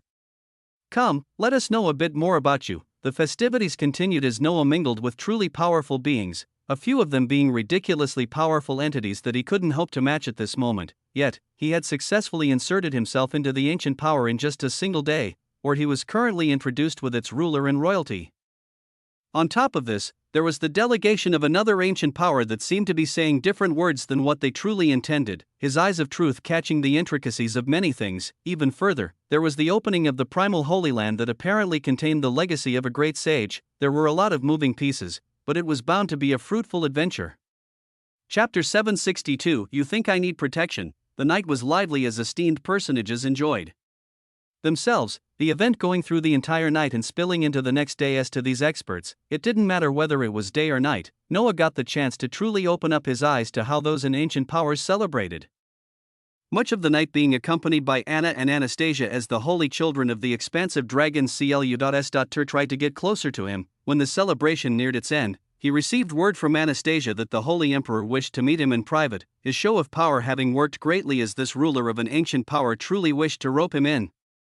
As Noah made his way towards a private meeting with the Holy Emperor while accompanied by the mother and daughter pair, the delegation of the primal winged expanse was making their way out of the expansive dragon CLU.S.Ter with grand smiles on their faces. The primal ruler was at the very forefront as his 5 pairs of wings shimmered with immense light. The wings of the aileron race represented status, and 5 pairs were the highest an aileron could achieve. Even Prince Kirigan only held 4 pairs of wings at this moment as he had not reached his ultimate form. The voice of this same Prince Kirigan rang out towards the primal emperor as they crossed the chaotic void. Grandfather, why would the Holy Emperor open up his Holy Land so easily? He knows that the expansive dragon CLU.S.Ter is gradually getting more and more cornered as 2 ancient powers are turning their eyes towards it. The rumors about them having an intact sage's legacy have truly brought them into peril. As the primal emperor mentioned the rumors, he had a mocking smile as this same being was one of the contributors of such things. I know he suspects me as well, but his hands are tied as with the move of inviting our young generation into the primal Holy Land as well as announcing our alliance that begins by blood. He ties our 2 powers together while reducing the rumors to nothing, as we will be able to see for ourselves that he doesn't have an intact sage's legacy. That old fool is as wise as ever. As it will be known that our 2 powers have explored the primal Holy Land together, any attacks that the expansive dragon CLU.S.Ter faces will be shared by my primal winged expanse as well. But what my dear brother Windsor does not know is that I could give a shit about his sage's legacy. What I want is something that even at this time he thinks is a secret. I want the ruination core within his grasp. Rumble. The 10 eyes on the 5 pairs of wings of the primal emperor shone with a golden luster as he released a horrendous pressure, the faces of the aileron royals behind him lighting up as they looked towards each other with great smiles. The coming cataclysm will not be survived by any stupid legacies or the minor comprehensions in the Tao. The only solution is the tools of ruination that began everything in the first place. The delegation from the primal winged expanse left while discussing a great deal of things, another meeting taking place at the same time back in the draconic-shaped expansive Holy Land as Anastasia led Noah into yet another grand castle. He seemed to be jumping from one majestic castle into another as this current one wasn't filled with servants all around, but seemed quiet and empty as he could only sense a single aura of a terrifying entity more powerful than the many he had come across. He was brought into this castle that had a garden at the middle of it, a single holy emperor standing within this garden as he turned towards them with a smile as he spoke to Anastasia and Anna. Leave us, Rumble, his word was an undeniable command as Anastasia turned around right away, only Anna remaining as her mother pulled her back with her a moment later while sending a telepathic message towards her. He's not in any danger. He's actually safest by the side of the man that wants to rope him in the most. As the mother and daughter pulled back, Noah glanced at this holy emperor that had already begun speaking as he looked at the vibrant garden around him. I haven't come across a being like you in my lifetime, or even now I don't know how you were able to summon 3 prismatic summons. Noah remained quiet as he listened, walking into the garden with arms behind his back as he put on airs even while in front of this holy emperor. This being looked towards him with a smile as he sensed this scene, continuing with the same tone thereafter. such accomplishments have also made you very proud, it seems. Where even someone such as me isn't even placed in your eyes, it seems. But I will tell you now that this attitude will bring you countless troubles in the future. Yes, you are a genius, but you are young and haven't grown. There are many enemies all around that can very easily take your life. Thrum. With these words, the Holy Emperor released a terrifying air as dense swirls of the essence of the Tao of summoning descended unto him, his figure metaphorically becoming bigger in front of Noah's eyes as he seemed as vast and stable as a holy mountain. I want to provide you with the protection you need as you grow, as well as all the resources you can think of. All I want from you is your allegiance once you reach the rank of an entity. As this will strengthen our expansive dragon CLU.S.Tur even further. Noah glanced towards this being that was vibrating with power. This was an entity that stood at the top of an ancient power, a being that commanded multiple galaxies and was greatly proficient in the Tao of summoning, as even his pets were in the peak-tier galaxy realm as they were entities themselves. Yet as he stood next to this being, Noah wasn't afraid. This was more so because of all of his abilities from the protagonist trait, but also because of the many unique uses of the ruination core that he had with him. Aside from the great percentages when it came to laws and DAOs, it also had great offensive and defensive abilities.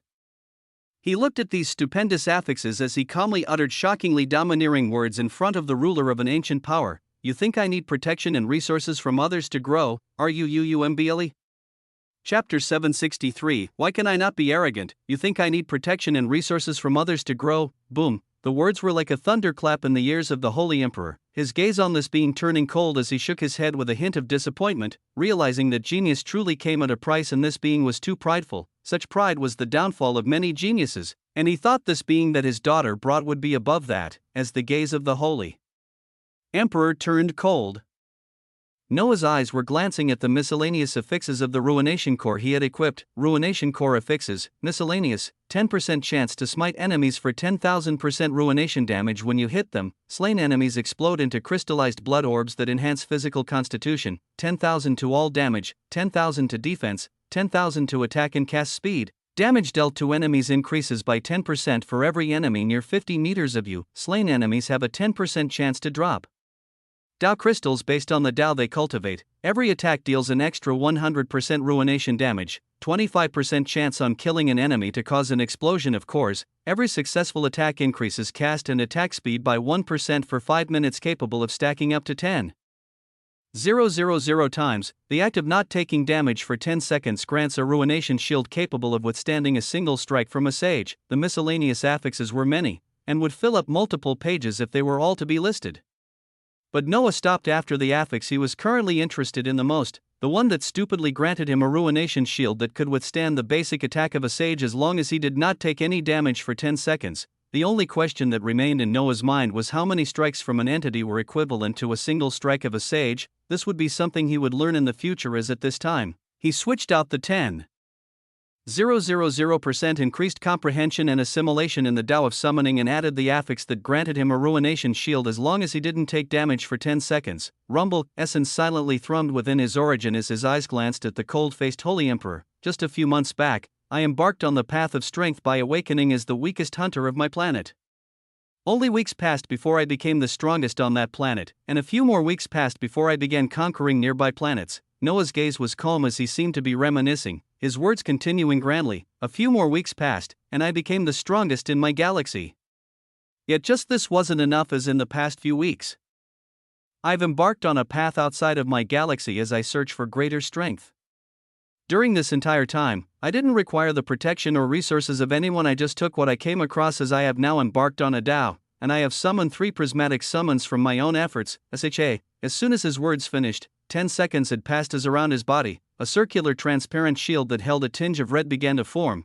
Noah using his unique origin ability to make the forming ruination shield invisible to others as his eyes locked with the Holy Emperor.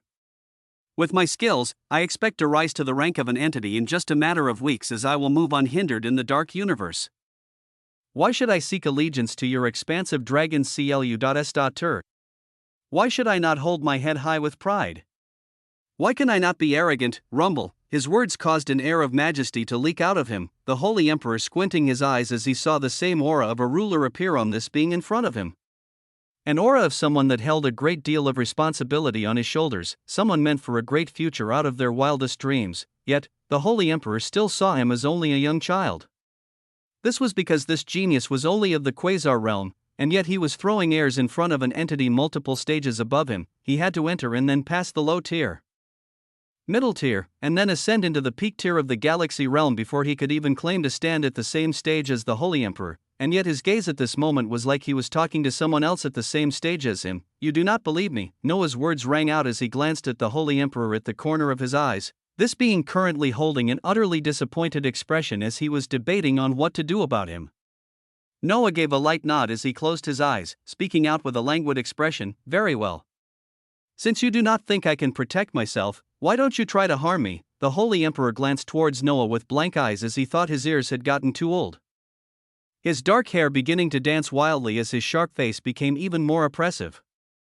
He looked towards this genius as he decided to teach him a small lesson on arrogance, that no matter how amazing he was, he truly had not had the time to rise to a level of strength where he could talk in the same manner he was at this moment. "Very well, rumble." Dawson swirled around the Holy Emperor as he pushed out a palm. It was a single palm that contained power at the low-tier galaxy realm, the Holy Emperor wanting to only teach this genius a lesson to reform his arrogant view.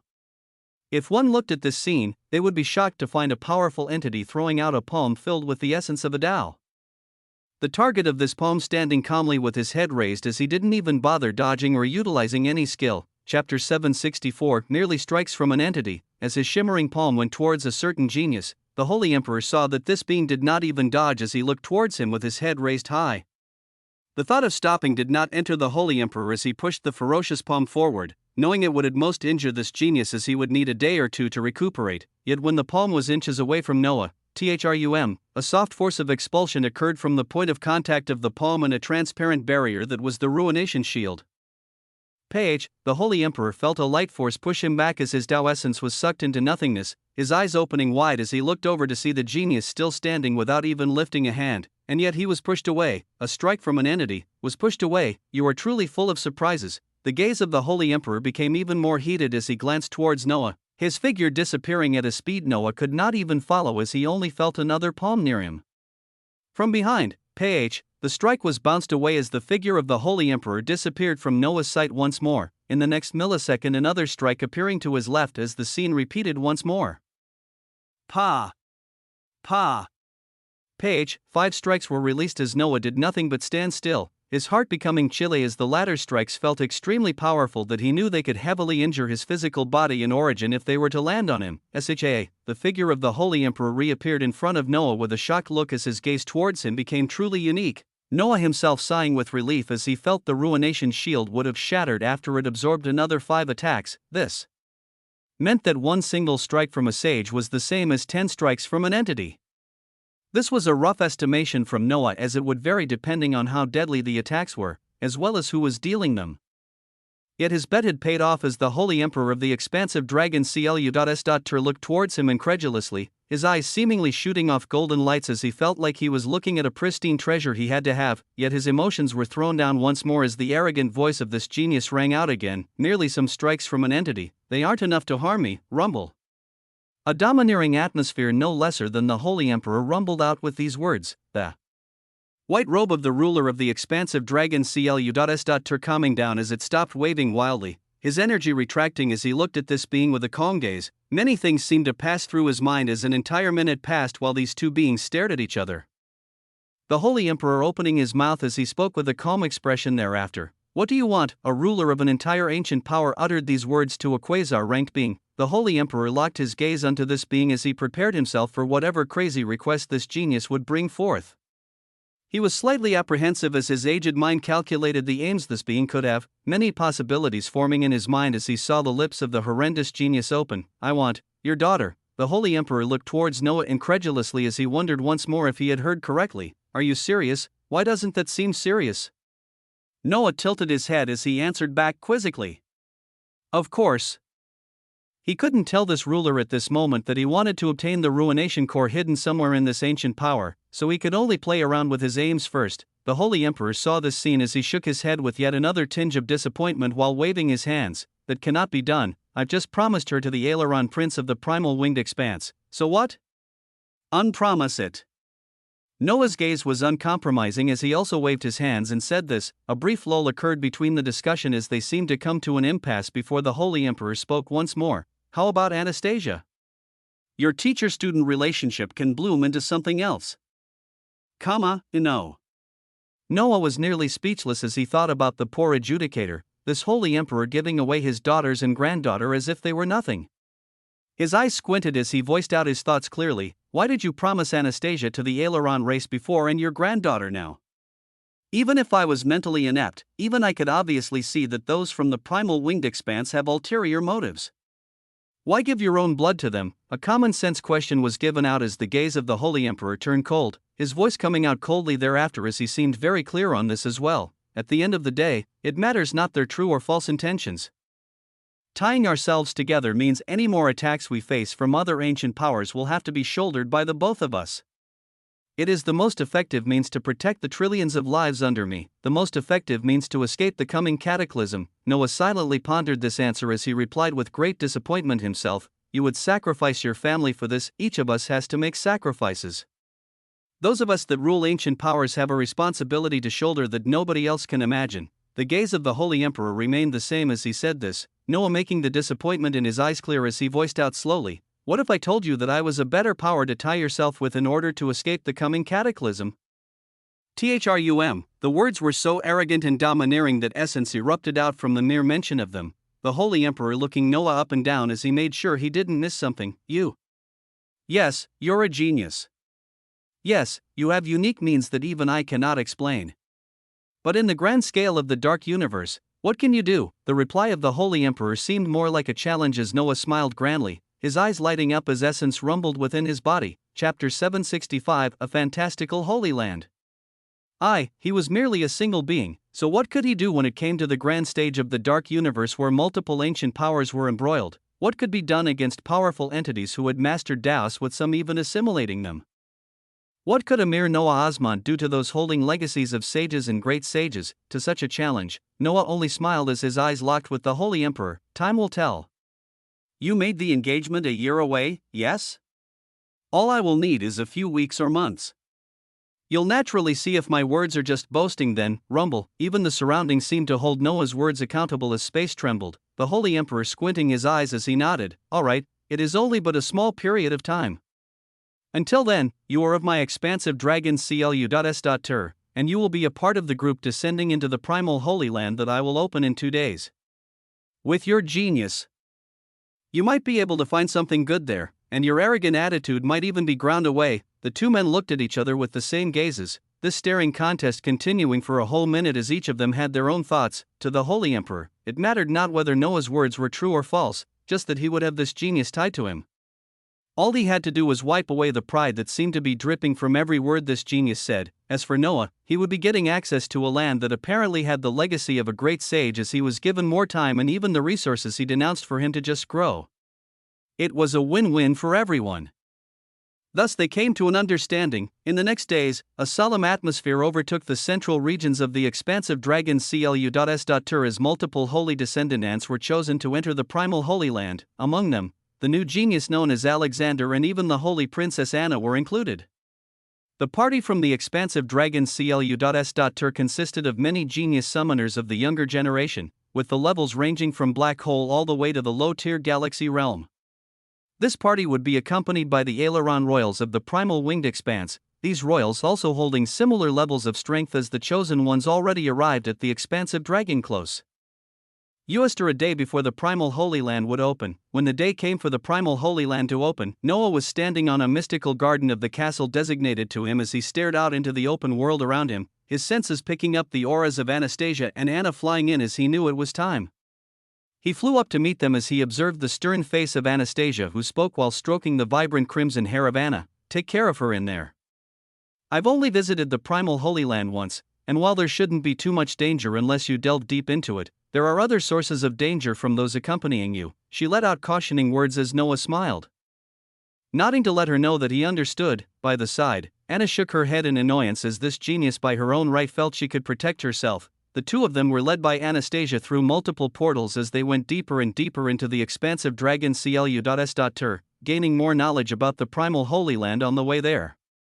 This primal Holy Land was said to be the abode of the great sage that had fully comprehended and assimilated the Tao of summoning. This great sage, finding a unique realm where used his power of the fully assimilated Tao to summon forth numerous animus pets that could remain in the realm without being contracted. This great sage had been such a great genius that he recreated the environment of the animus universe within this small realm, setting up restrictions as all the animus pets he summoned within this realm would remain there even if no being in the dark universe contracted them. This was the primal Holy Land.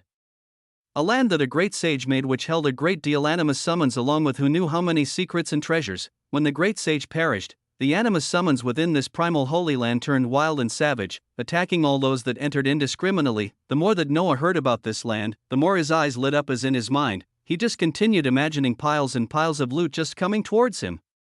He looked forward to finding out exactly what this land that had the legacy of a great sage would bring as their figures arrived at the target location. Noah saw that at this moment, they were actually in the belly region of the huge draconic-shaped realm as his eyes caught the images of the two big bosses, the Primal Emperor and the Holy Emperor, standing side by side. Below them, the figures of holy descendants and aileron royals could be seen standing with vigor, their eyes shining as they looked towards a certain location where Noah's eyes saw a crack in space. Yet this crack in space held a shocking identity, as his eyes of truth showed him its wonders. Secret realm, primal Holy Land, a unique realm created by great sage Aowen. It holds within it a myriad of beings unique to animus summons, with the atmosphere of the realm granting unique effects to such creatures. Within, animus summons gain the following effects: 100% growth, 100% bloodline refinement, and 100% battle power. A wondrous realm and its amazing effects of animus summons appeared in front of Noah's eyes, the identity of the great sage that made this realm also appearing in front of him, great sage Aowen. Noah hid his smile as he was ready to plunder whatever this supposed great sage left behind. Chapter 766: A Fantastical Holy Land. 2. Within the belly of the draconic-shaped realm that was the core of the expansive dragon CLU.S.Tur, Noah was surrounded by powerful personages as he stared at a crack in space. On one side, the Holy Emperor was standing behind 20 young experts from the expansive dragon CLU.S.Tur. All of them were powerful and talented animus trainers that were all in the low-tier galaxy realm, with 5 of them even being in the middle tier. Looking at this scene, Noah couldn't help but send a telepathic message towards Anna. Surrounded by all these experts while at the black hole realm, aren't you falling behind, princess? He couldn't help but tease her as her clear eyes turned towards him slightly, her voice ringing out in his mind soon after, that old man has already given me a ton of treasures that will allow his dear granddaughter to break through into the galaxy realm fast. I just haven't stooped down to use them. The princess shot back as Noah's eyes shone at her words, sending her another message telling her that she shouldn't turn down free things that would raise her strength. He then continued to observe the surroundings of the crack that would lead into the primal Holy Land as his eyes turned to the party of the aileron race. They also had 20 beings, with the levels also all being in the low-tier galaxy, with 7 being in the middle tier. Within this party, the figure of Prince Kerrigan could be seen standing majestically at the very center as the 4-meter-tall stature shone with dominance. The primal Holy Land is a grand opportunity to explore the home of the esteemed great sage, a realm whose time flow is 10 times faster than our own, as a day out here is 10 days in there. Since the passing of the great sage, the realm has developed restrictions to those in higher realms, with peak-tier galaxy realm beings not being able to remain inside for longer than a few minutes before they are ejected. Use this opportunity wisely as you raise your strength. The boisterous voice of the Holy Emperor rang out as his figure moved forward the moment that everyone arrived, his eyes grandly shining out beams of light as a single word was uttered while he stared at the crack in space. Open. THRUUM. Space tumbled and quaked as a horrendous pressure descended, the forehead of the Holy Emperor splitting apart as a crack appeared on it, a blood-red light shooting from this crack on his forehead as it went to connect to the crack in space. The moment this occurred, the crack in space began expanding rapidly as it reflected back a red-gold light. This illumination getting brighter and brighter as in a matter of seconds, a gorgeous red-gold portal began to form in front of everyone. Noah's eyes shone as he stared at this portal that would lead into a secret realm, the primal Holy Land of the great sage Aowen. You all can now enter. Rumble. The grand voice of the Holy Emperor woke many up from their stupor as the aileron race royals glanced towards their primal emperor as he gave a slight nod. The holy descendants from the expansive dragon CLU.S.Tur already leading the way as Noah and Anna joined them. The party of 40 beings, all in the low and middle stages of the galaxy realm, all entered as only a few beings stayed behind to watch the scene off. To the side, Anastasia was watching all of this with worried eyes as she was not actually standing beside her father, but a woman that was veiled in the same manner as her, someone that was rarely seen even in the most prestigious events of the expansive dragon close. You asked her, "Mother, why don't you step in and talk to father? He might still listen to you." Anastasia's voice was mild as she said this, the one beside her own mother who stayed enclosed in a castle the majority of the time. If one could see beneath her veil, they would notice that she had a sickly appearance even though her body released an aura at the galaxy realm. This veiled woman glanced at Anastasia with a light smile as she shook her head. "You know him just as well as I do. After your father plans, all we can do is follow." Words that Anastasia expected but didn't want to hear rang out, her head shaking in sadness as she glanced hopefully towards the disappearing figure of Noah that followed closely behind her daughter disappear into the wondrous red gold portal. For those entering the red gold portal, they felt immense spatial disorientation as they were shuttled into an entirely different region, their sight only clearing up after a second as they appeared in colorful skies of a brand new realm. Noah's eyes lit up as he gazed around him, noticing the skies to be tinged with an aurora of colors as a cloudy mist seemed to blanket above them with shimmering splendor. Below them, an expansive mystical forest filled with lush greenery and vegetation lay, huge trees of all types with vibrant fruits being seen as the most fantastical thing of all, were the distant cries of beasts. Not too far from them in the skies, Noah observed a golden feathered bird streaking through. Golden tongues of flames dancing behind it.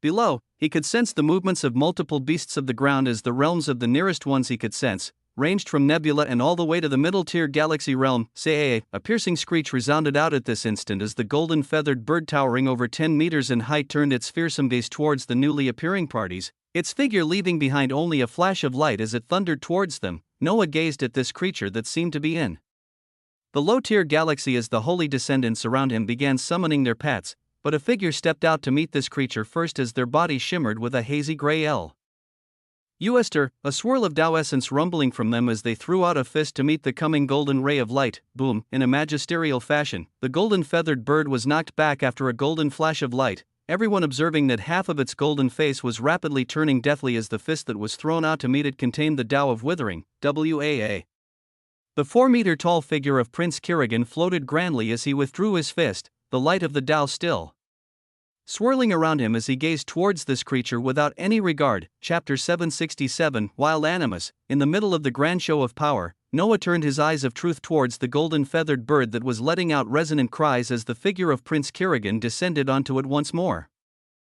Golden-tailed sparrow, uncommon, an animus pet at the low-tier galaxy realm. It is currently in a disordered state as it has been restrained in the secret realm without being contracted. The disordered state can only be dispelled when the restrictions of the secret realm that lock the animus summons in place are lifted and they return to the animus universe. This golden-tailed sparrow distinctly holds the bloodline of. The details of the creature appeared easily in front of Noah's eyes as he figured out a few things. In the secret realm that the great sage Aowen created, there were a myriad of animus summons that were all in the disordered state, attacking anything that wasn't of their species that they came across. Great Sage Aowen had made this realm to be very similar to the environment of the Animus universe when he was present, but with his passing the atmosphere of the realm just could not be kept the same as the Animus summons within gradually became wild animus in a constantly disordered state. The golden-tailed sparrow let out a dying cry as after a few strikes from Prince Kirigan, its body that used to shimmer with golden light was gray and lifeless, falling from the skies and smashing into the ground soon after. Prince Kirigan floated in the skies with a majestic presence thereafter as his middle-tier galaxy realm aura spread out, turning his gaze towards everyone as he smiled brilliantly. His eyes turned towards Anna as he spoke out. "Princess Anna, why don't we explore together? The dangerous beasts in here won't stand a chance as we can take this as a mere sightseeing experience to get to know each other." His wings shone brilliantly with these words as the veiled Anna only craned her head to the side before she shook it. "No thanks. I'll move with this little genius for now," she replied calmly as she patted Noah's shoulder, his figure and hers beginning to part away from the group of 40 or so people as Noah only had a light smile on his face as he saw the worsening expression of Prince Kirigan. Off to the side, the leading holy descendant in the middle-tier galaxy realm had a troubled look as he voiced out before they could leave. "Holy Princess, it might be better to stay in groups in case we ever get besieged by multiple beasts, especially when exploring deeper into the realm." The words were of caution and care as the holy descendant looked around the fantastical realm that shone with mystical lights, while also containing powerful wild animus within, any of which might have embarked on a Dao if they were high-leveled enough or held powerful bloodlines. It's fine, we'll see you guys in a bit. Anna's reply was impassive as she pulled Noah along, leaving behind the experts of both ancient powers who could only look at one another before they chose the directions to go towards. Prince Kirigan remained in the air as Dao essence swirled around him. The other Aileron royals coming to float beside him as they spoke in cold tones, truly not knowing what is good for them. Who in their right mind goes with a quasar-ranked child when compared to the prince at the middle-tier galaxy realm? The words only made the cold light in Prince Kirigan's eyes shine even more, voicing out calmly as he ushered them to move away. It seems I will be swatting away some flies in the near future. As the parties of the two ancient powers divided to move through the primal Holy Land, Noah moved with Anna as he continued to observe the mystical sights of this secret realm he was in. He also felt a tinge of excitement as he could sense truly large amounts of wild animus within the galaxy realm. Meaning he had found a place to farm for him to very quickly rise into the next realm while keeping himself at grand completion. His advancement meant even greater advancements for his pets, as well as the addition of 2 more slots when he advanced into the galaxy realm. Let's go down first. Noah spoke lightly as their figures went towards the dense greenery below them where he could sense even larger numbers of wild animus, his essence rumbling out as around them. 3 animus pets quickly made their appearance. THRUM, appearing in a stellar fashion were the mercurial obsidian panther, colossal Helios leviathan, and the fearsome void serpent, as Noah only brought forth the prismatic pets and did not reveal the bear, chicken, and floating eyeball yet. But just these pets would be more than enough to explore this primal Holy Land as he slowly collected loot and explored its mysteries. I've also contracted mine, WAA. The Holy Princess Anna was not to be left behind as she released her first contracted pet, this one being a rare 4-winged unicorn that shone with a glimmering white luster. This powerful black hole-ranked princess holding the fearsome vector controller trait climbed atop this 4-winged unicorn as her figure simply became even more aesthetically gorgeous. Wow, this place seems interesting. Master, I sense your strong battle intent. Are we fighting? Who are we about to fight? Oh. These are similar to us, but... The rapid ramblings of the mercurial panther that was already flashing around wildly appeared as Noah nearly sighed, his eyes gazing below as he saw a group of quasar-ranked wild animus called verdant ox bullion. It was an entire herd of these creatures as Noah locked his gaze towards them, craning his neck side to side as he prepared to farm. He gave a command to the colossal Helios leviathan to make the first move as this enormous summon cast a single skill, unremitting fortress. Rumble, its huge body unnaturally began to rush towards the ground as an enormous gravitational force appeared around it. The vast distance between the sky and the ground covered in just a second as the huge body smashed into the entirety of the area where the verdant ox bullions were located. Boom! A devastating scene occurred as the ground below was pulverized. The bodies of the bullions smashed into meat paste as when the Leviathan rose. Noah only saw glittering cores and skill books below at the quasar realm below him. You might not want to use your grandfather's resources, but how about mine? He smiled towards Anna while saying these words, the glimmering loot floating towards him as he divided most of it towards her. She accepted with shining eyes as her crimson hair shone in the multicolored skies. It's another favor from you that I will definitely repay. Don't forget that I'm also a powerful genius as well, and I'll climb to where you are soon enough. The gaze of this holy princess was valiant as Noah only nodded with a light smile. His gaze going further into the primal Holy Land as he sensed the abundant beasts within it as well as the unknown treasures. He could not wait before he delved far into this secret realm as he obtained a tremendous amount of loot and rose his realm. Chapter 768, Galaxy. Across the dark universe, a great deal of realms and galaxies propagated as one could come across truly wondrous and dangerous locations that could take your breath away. Secret realms were among the top most wondrous places, as more often than not a great personage used to reside in such a realm or they even built it themselves. The secret realm known as the Primal Holy Land was one such a realm, a legacy left behind by the great sage Aowen, as within it dwelled fantastical animus of all types. Its mystical environments not being any lesser to any other unique environments that one could stumble upon in the dark universe. At this moment, multiple beings had entered this realm as each of them had their own aims. The party of 20 holy descendants from the expansive dragon CLU.S.Tur wished to train themselves as they battled terrifying wild animus in search for the legacy of the great sage, while the party from the primal winged expanse had their own designs. At this moment, the multi-winged Aileron royals were flying through the misty multicolored skies as in the very forefront. Prince Kirigan was leading with a sharp expression as within his hand, one could see a glimmering dark red page. Prince, still no reaction from the page of ruination. A voice from an aileron royal sounded out as the group moved forward, Prince Kerrigan shaking his head as he replied, "If the ruination core was freely located within this secret realm, this page should have sensed it. It seems that the core is either on the Holy Emperor himself, or he hid it in a very special realm somewhere in the expansive Dragon's CLU.S.Ter." Words tinged with coldness and frustration rang out as the others nodded, another royal looking off in the distance as he chimed in, "Then why don't we have some fun first? I want to see the face of that disrespectful human genius Despair, and you could play with your soon-to-be wife a year early." Prince, the royal was full of malicious intention as he said this, the multi-winged beings looking at each other as Prince Kerrigan put away the page from the Book of Ruination and commanded out, "Track them. Let's see how that fly can withstand even a single strike from me." Rumble. As some beings made their way with malicious intent, Noah and Anna were moving through the secret realm of the great sage Aowen with way too much ease. This was because in the outer perimeters, mostly quasar and low-tier galaxy wild animus could be found.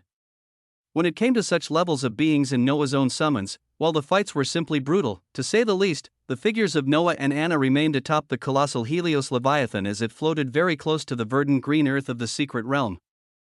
Its wide jaws occasionally opening as horrendous purple-blue beams of light erupted out. The purple-blue plasma beam was from an ability known as Heliotic Energy Beam, a unique skill the colossal Helios Leviathan could utilize as it could be shot out rapidly and at high speeds.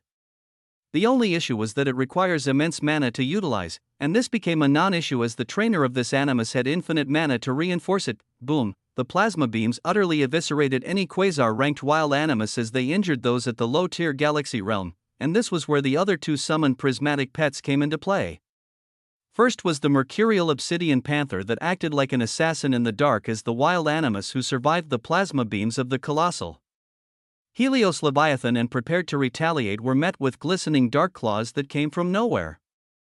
Their eyes only seeing a black flash swirl around them as their limbs separated from their bodies. The panther would then arrogantly look over their decimated bodies before it disappeared in a blink.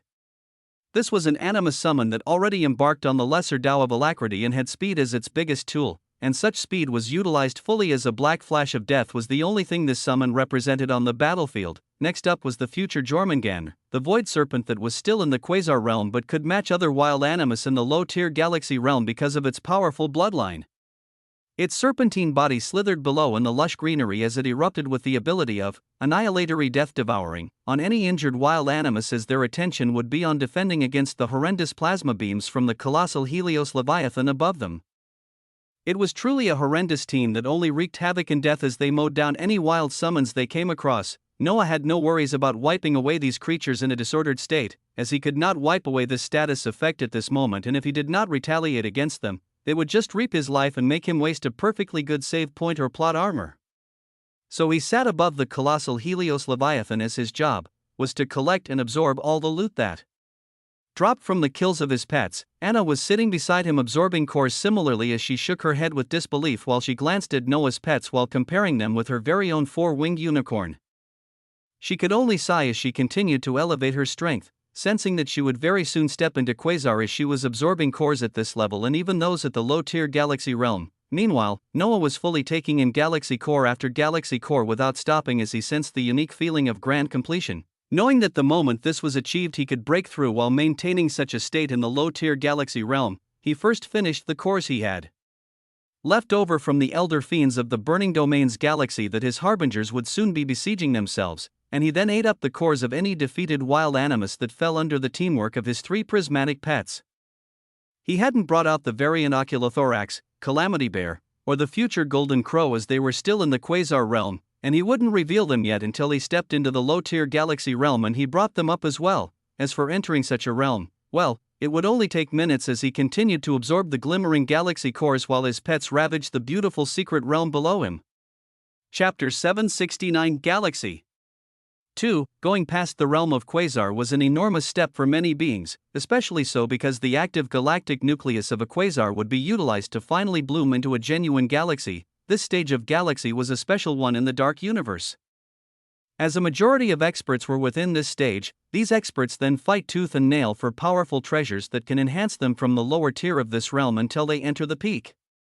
From low, middle, and finally to peak, each had its own distinction as those at the peak could easily crush those below them, with a few creatures being the exceptions. The peak-tier galaxy realm was particularly unique as it was also the prerequisite for any being to be considered an entity. They had to first be in this stage, as they then had to be particularly proficient in Tao or mastered it, with the most powerful entities being ones already assimilating the Tao into their very origins and souls.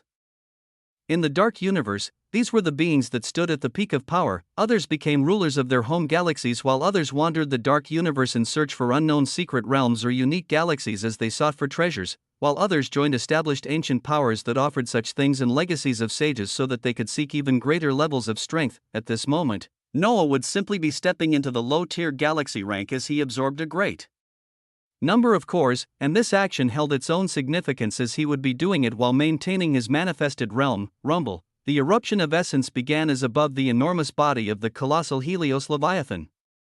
Noah absorbed the last glimmering galaxy core as the vibrant quasar within his origin, shone in a grandiose light that nearly blinded the nearby Anna. Such light was so damn bright as searing heat could be felt from Noah, such intense heat that Anna was pulled away protectively by her four-winged unicorn, The colossal Helios Leviathan also let out a bellow as this low-tier galaxy animus summon actually felt the searing heat above its body, bearing with it as its role was to loyally act as its master's mount. Noah felt all of these changes as he came out of the wondrous stage and gave a command, the colossal Helios Leviathan flying even lower while his body shot to the skies, putting distance from the others as the light from his origin only became brighter. The surrounding space that his body occupied shimmered and seemed to oscillate from the searing heat, making for a shocking image as if the very sky around him was melting. This was the forging of a galaxy, of a quasar having its active galactic nucleus used as it birthed billions of stars within the origin of a being. The phenomenon was even wilder than others, as for this realm elevation, Noah even let himself fall into the sleeping state as he enjoyed the effects of the sin of sloth that allowed him even grander effects when advancing through stages.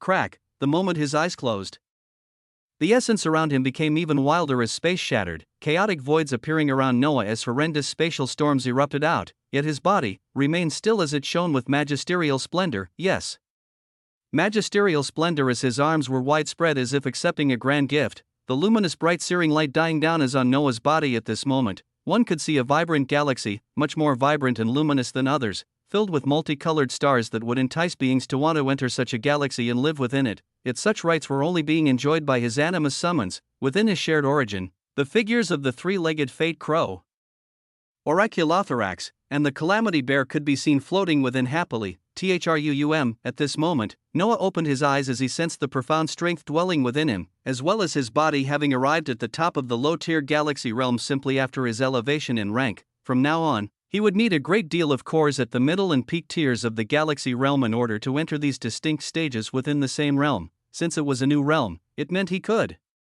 summon an additional animus pet for each of his two main bodies. This also meant that even though the stages of low, middle, and peak were distinct, as it was still within the same realm, he wouldn't be getting the perk of being able to summon extra pets when he advanced to middle and peak of the same galaxy realm. He considered this a pain, as for now he would enjoy the immense feeling of power while understanding what this realm truly represented. Genius doesn't even seem appropriate at this point. You're just a monster. The voice of Anna rang out as she came back to his position on her four-winged unicorn, his animus pets also making their way back as the obsidian panther was the first one to flash towards Noah as it looked at his figure up and down. Wow, wow, wow. Master, how is yours so much bigger and brighter than mine? So many more stars too, ah. The panther flashed all around Noah speedily as a second later, the serpentine tail of the void serpentined its path and wrapped its body to quiet it down briefly. Noah glanced at everyone around him as his eyes landed on the void serpent. This animus summon was still at the quasar realm as it showed battle power at the low-tier galaxy, and it would be the first one that he would bring up in realm before he worked on the chicken, bear, and the oculothorax. His body rumbled with essence as his shimmering galaxy shone, preparing to unleash a spam of abilities from the animus summoner trainer skill tree when suddenly, his expression changed as he looked towards a certain direction. Rumble, off in the distance, a sharp light appeared as the aura of over 20 beings could be felt, the multiple pairs of wings on their backs very quickly making their appearance clear as their voices reached them even before their figures fully materialized. My future wife and the fly that continues to be around her, we meet again. The figure of Prince Kirigan appeared grandly as 19 other aileron royals appeared behind him, their gazes that of coldness and ridicule as they glanced towards the pair of humans domineeringly. Chapter 770. You want to be my loot this badly? the figures of the aileron royals shone with luster as they floated in the skies, their image being extremely menacing when paired up with their mystical wings. Holy Princess Anna, come tour the scenery of this secret realm with your future husband. We have much to learn about each other. The attention of Prince Kirigan remained on Anna as always, his eyes shining with light as he looked towards her like a prized possession he had to have. His words only made Anna's expression cloudy as she answered back curtly, I'll say it again, I have no intention of being around you. Not now. Not in the future, THRUM. The words were as decisive as they could be, the intentions of Anna being blatantly clear as she spoke without caring about the face of this aileron prince. This prince heard the biting words as his eyes began to gradually lose their calmness. He felt as if he could see the gazes of the other aileron royals digging into his back as to them. It seemed like he could not even handle his own woman. You're going to continue to act this way? While speaking with a cold voice, his body began to erupt with power as the essence of the Tao of withering rumbled around him. With even your grandfather giving you away, what gives you the confidence? Is it this mere human you call a genius who just now advanced into the galaxy realm? A being that has lived and accomplished barely 1/100th of what I've done in my lifetime. Rumble. With every word, the swirling Tao around him became wilder and wilder as his eyes gained a trace of anger, seeing that even now Anna was still not moved as she just moved closer to Noah, making her stance clear. Seeing this scene infuriated Prince Kirigan even more as he took a few seconds to think something through before his expression became cold and decisive. You are to be engaged and wed to me. You must be by my side and not some random fly. If you cannot see that, then as your future husband I must discipline and show you, starting with the fly that shows no respect to those above him. Rumble. Shocking words erupted from the mouth of the aileron prince as Anna's eyes now shone with anger, her mouth moving as fast as her thoughts. You little bird, what did you say? Discipline me? Ha! She laughed in her anger as she looked towards the 20 aileron royals as well as the prince. She then turned towards Noah as a single thought passed through her mind. He's always broken common sense before, so he should be fine, right? With this single thought, she also made her decision as she turned to the being that Prince Kirigan called a fly and spoke out coldly. Count this as another favor to add to my tab. I don't even want the possibility of this winged bastard being married to me. Wipe him out. THRUM. Cold and decisive words erupted out as Noah's 3 prismatic summons were kept close, the aileron royals surrounding them glancing at each other as they laughed in derision. Wipe the primal prince out? Ha, Prince Kirigan, this girl might need a lot of discipline to get her right in the head. It seems she doesn't even know of the concepts of power. Insults and derision flew out from the mouths of the aileron royals as Noah adopted a wide smile. The situation around them seemed extremely bad as 20 aileron royals surrounded them. Each of these beings was in the galaxy realm, with a significant portion being in the middle tier as they represented geniuses that were learned in the Tao. The aileron race especially was proficient in the Tao of withering, a Tao with high destructive capabilities as those proficient in it could release terrifying forces to desiccate, decay, and cause the decline of all life, with a rumor that those fully assimilating it might even be able to cause the decline of abstruse concepts such as time as they brought things to a halt, or caused the desiccation of entire galaxies with based on mere whims and wishes. It was a truly terrifying Tao even though it was classified as lesser, and yet even while faced with this, Noah still had a wide smile. He was actually a very calm and laid-back guy, you know? He didn't go out of his way to kill others or start a conflict, yet, it seemed that some people just could not help but throw themselves at him. Beings like these aileron royals glancing down towards him arrogantly as they talked of teaching them a lesson cropped up way too many times. They seemed to be fighting very hard just to become his loot, so he could only give them what they wanted as he was also a truly kind guy. What others wanted, he would give. And these aileron royals, they were chasing death. As for the consequences, he would merely anger and put himself against an ancient power. If one were to ask him what he thought about that, he would say dash, so what? Rumble, essence erupted from him as he did many actions in the next second. First was the activation of the Ruination Core as he switched into another miscellaneous affix, this time an offensive one, to add some information briefly when it came to his Ruination Core within his origin. It naturally could not be sensed by others even if they held the pages from the Book of Ruination in their hands. This Ruination Core was completely equipped by him as everything about it was contained within Noah's origin, him being the only one to sense or do anything with it. As he activated it, he chose the miscellaneous suffix of 10% chance to smite enemies for 10,000% ruination damage when you hit them.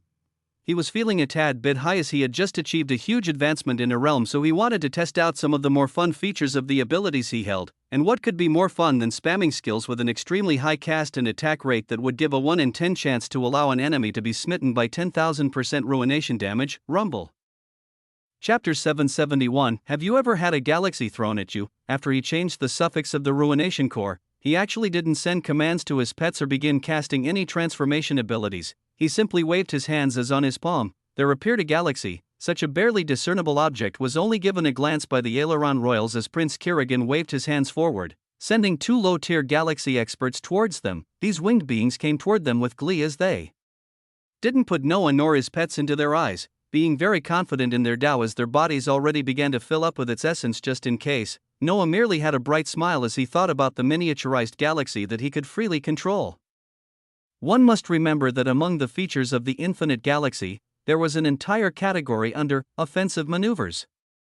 It was something that Noah had rarely utilized in the past, for the sole reason that the last time he cast it, the results weren't too favorable. He could still recall the spiritual land that was split in half by the devilish time unveiler of the world of cultivation, this image being imprinted on his mind whenever he thought about the offensive features of this unique treasure. Yet now, as it reached the level of a galaxy, he brought it out once more as he communicated clearly with the core of the infinite galaxy and confirmed a shocking fact: the integrity of the galaxy would not be affected one bit when he cast the ability of falling meteor that was provided in the offensive maneuvers of the infinite galaxy against experts of this level. From the thoughts of the infinite galaxy, it wouldn't be able to seriously harm those at the peak tier, while it might be able to injure those in the middle tier. But when it came to beings in the low tier galaxy realm, Noah got the message that they would be utterly obliterated. THRUM. He thought of this unique feature as he looked at the oncoming low tier galaxy Aileron Royals, these perfect practice targets coming to be as essence rumbled forth from him in insane amounts with the cast of falling meteor. Of course, it wasn't a falling meteor, but a galaxy, shirring. A resonant sound that seemed extremely uncomfortable rang out in the surrounding space, the miniaturized galaxy within his palm glimmering with a brilliant blue light as it began to shoot towards one of the low-tier galaxy Aileron Royals. To him, it only seemed like a small blinking light that was rushing in his direction, his expression arrogant as he harumphed and threw out a fist palpating with the essence of the Tao of Withering. This being actually threw out a fist to meet the entire force of a galaxy that was already multiple times larger than a normal one as multiple other galaxies had already been fused into it, a unique treasure with fantastical abilities that made the scene about to occur possible. We are very far off from the scientific spectrum, but if we were to look at this with even a tinge of logic, one would still be shocked. To put it in somewhat understandable terms, a normal galaxy weighs 1.5 trillion solar masses. A solar mass is a standard unit of mass in astronomy that is equal to approximately 2 by 1030 kilograms, and is more often than not used to indicate the mass of nebulae, black holes, and galaxies. In more common terms, one solar mass is equal to the mass of the Sun, so a single normal galaxy had the mass of 1.5 trillion solar masses, that was 1.5 trillion suns. This Aileron Royal actually threw a fist to stop a moving galaxy that weighed much more than this. The result could only be a tragedy for the other Aileron Royal coming towards them. Noah didn't do anything too outrageous as he merely cast his first ever obtained skill. Fireball was cast merely once as this ability with extremely rapid casting and attack speed threw out over 20 fireballs in an instant. Noah choosing not to make them the size of suns but merely condensed balls of flames about an inch in diameter.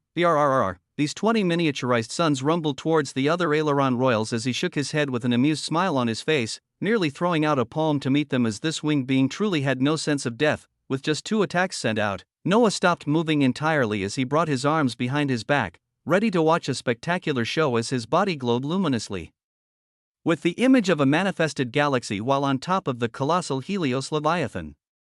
Beside him, Anna was on top of her 4-winged unicorn as she looked forward with a calm gaze, but her eyes gradually opened up wider and wider as her mouth opened in an agape expression as the scene in front of them finally played itself out. The first ability to reach the enemy was Falling Meteor, as the singular thrust-out fist of an Aileron Royal met the mass of a horrendous galaxy, all of those watching in the surroundings having their eyes constrict in shock as they observed the fist that met the glimmering blue mass begin to rupture from skin to muscle to bone with such extreme ease that it left their scalps tingling in fear. THRUM.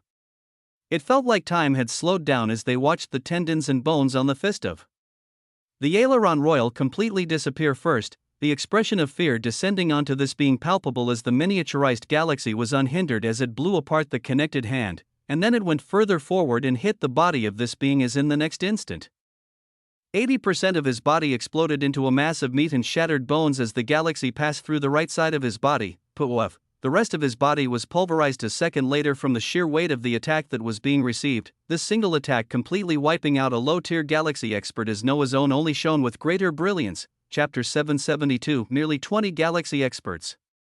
We're all familiar with instances where a being is walking down the road and out of nowhere, a red truck appears as it smashes into this unsuspecting being and very quickly reaps their life. At this moment, this was a very close analogy to what had occurred to the low-tier galaxy realm expert.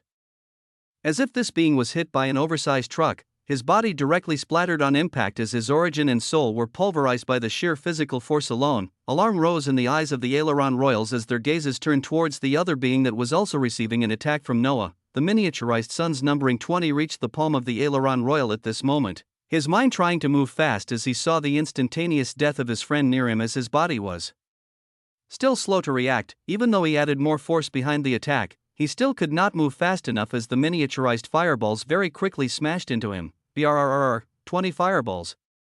20 attacks that smashed onto his palm that was filled with Tao essence. There were continuous explosions of light as the Aileron Royals observed the situation closely, the being attacked by the fireballs finding that his palm was slightly burnt, but no great damage had passed to him. He sighed with relief as his aura turned to the side to stare at the pulverized mass of blood and bones that was his friend, his eyes then turning to Noah with immense hatred and bloodl.u.s.t as he exploded with power. Both him and the other Aileron Royals with Prince Kirigan thought the second attack that was 20 small fireballs was over with just that as they prepared to react fast and with great power to quickly take down this sudden enemy that had somehow killed one of them with a single strike.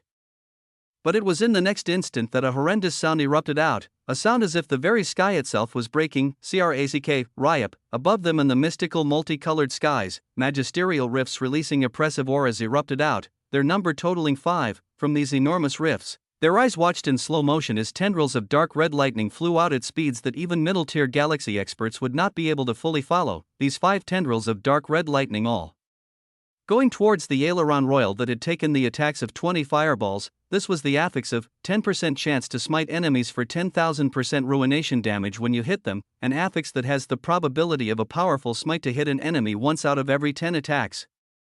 But that was only the probability. It didn't mean that the 10% would not activate multiple times as it was still due to chance, and the being casting it had something as ridiculous as increased luck from his protagonist trait, so the smites that would deal 10,000% ruination damage hit 5 times out of the 20 strikes of miniaturized suns. The Aileron Royals could only watch in horror as these oppressively powerful tendrils of light reached the head of Noah's target instantly, the first one tearing off the entire layer of skin and rupturing the wings, the second strike tearing apart the muscles and bones while the third strike caused the being to explode in a shower of blood.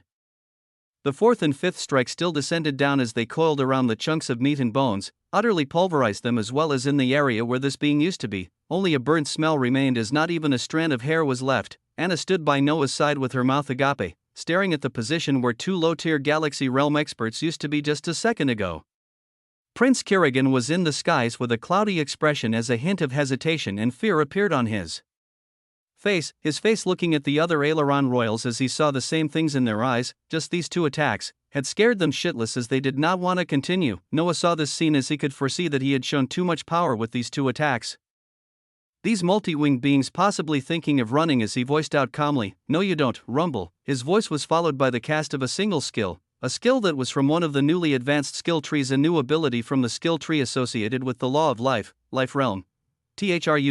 From Noah, a multitude of roots erupted out in a circular fashion as they moved at speeds faster than light, covering him and all the beings in the nearby 10-mile region instantly as they formed into a thick-shaped dome with taut wriggling roots. It looked like a cocoon of thick roots as a hazy green shield of light began to cover all the surroundings, those inside of it feeling their connection to the outside world absolutely cut off as they couldn't send any messages or much less teleport out of this place called Life Realm.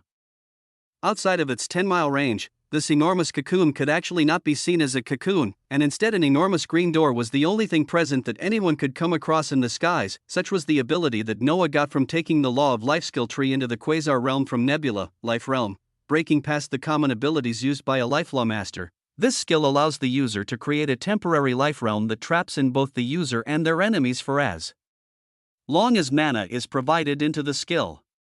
The ability calls upon the essence of not just the law of life, but any other laws that the user has mastered to create an isolated space that an enemy cannot break out of unless the user dies or faces mana depletion. A skill of ridiculous proportions that came from the Quasar stage skill tree termed Primeval Life Usurper, a skill tree that came with 3 other powerful abilities Noah had yet to utilize. It allowed him to effectively lock up him and his enemies in a hidden space for as long as he wished, and it was essentially an upgraded blood world of immense proportions. If enemies wanted to break out, they had to take his life. Within this realm, Noah looked at the remaining aileron royals with cold eyes as he voiced out, "Now, why don't we continue? We'll rumble." Chapter 773, nearly 20 galaxy experts. 2. The Life Realm ability that Noah had just utilized came from the Primeval Life Usurper skill tree.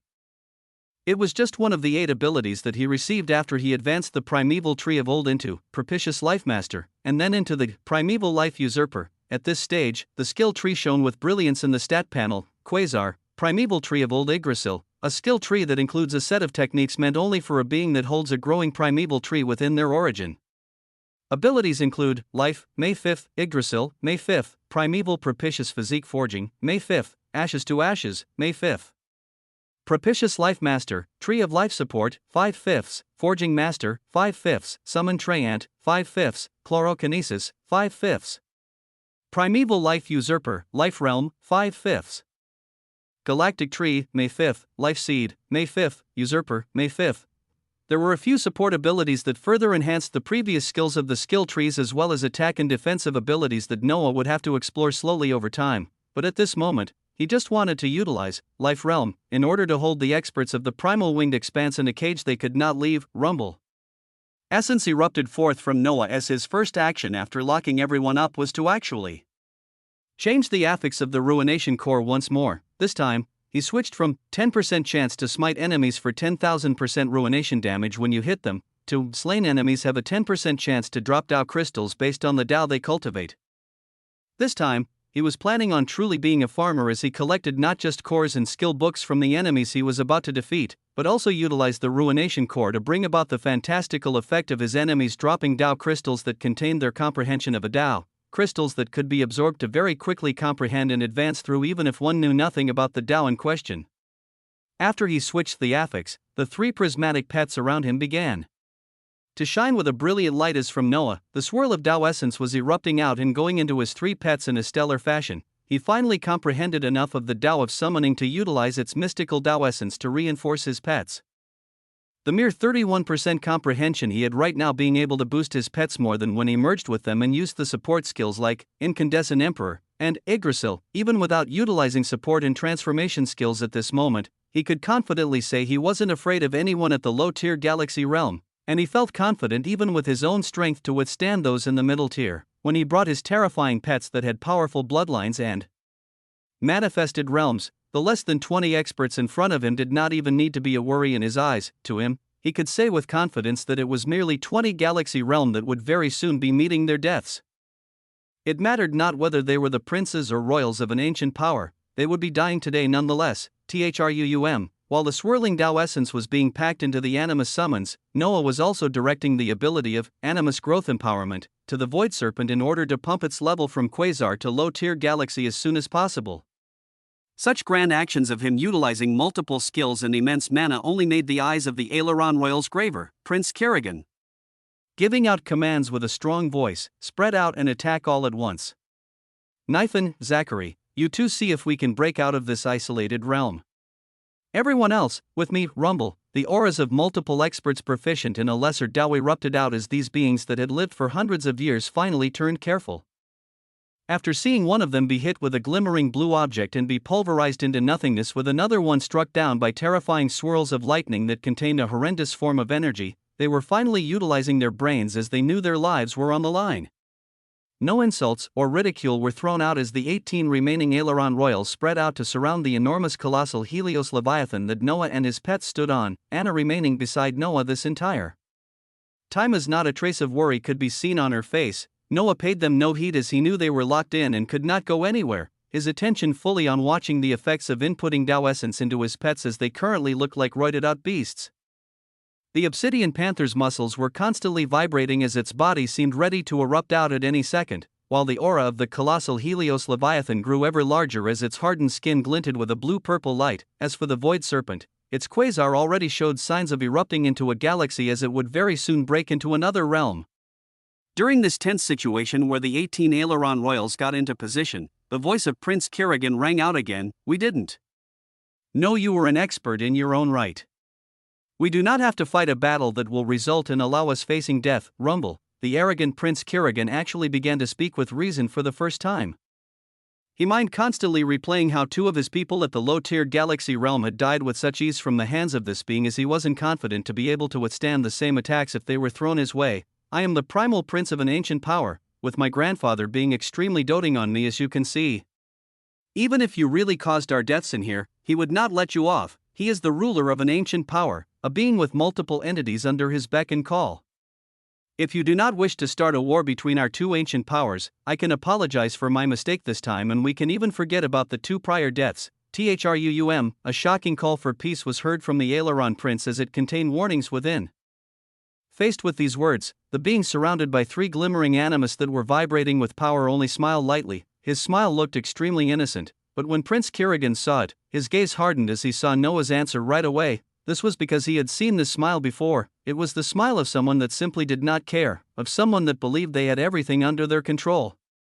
Chapter 774 Explode into loot. You will truly start a war between ancient powers if you do this. The voice of Prince Kerrigan was relentless as his hand rose up, ready to give the signal to attack at any time as he first tried to salvage the situation, but the being that had made him change his entire demeanor only smiled calmly as he twirled his fingers. Where one would be able to notice a galaxy flowing fluidly as his body still released immense Tao essence that pumped into his pets. Rumble. A brilliant light shot out as on the side, the void serpent entered into the low-tier galaxy realm as its body grew even larger, more pronounced draconic features appearing on its head as its red eyes shone with even more luster. Roar. A loud bellow released from it as when it calmed. Noah's voice rang out clearly. "I never looked highly at ancient powers before, and I won't suddenly look highly at them now. We don't need to talk so much, Birdman. Are you ready?" The question came out in a domineering tone as Prince Kerrigan's face turned sour. His eyes glancing at the two aileron royals he had tasked with checking if they could break out of this isolated realm as they looked towards him while shaking their heads. His eyes then went back towards Noah as his expression became hard and livid, putting his hand down as all 18 aileron royals swarmed towards Noah, Anna, and his three animus summons. Ulu.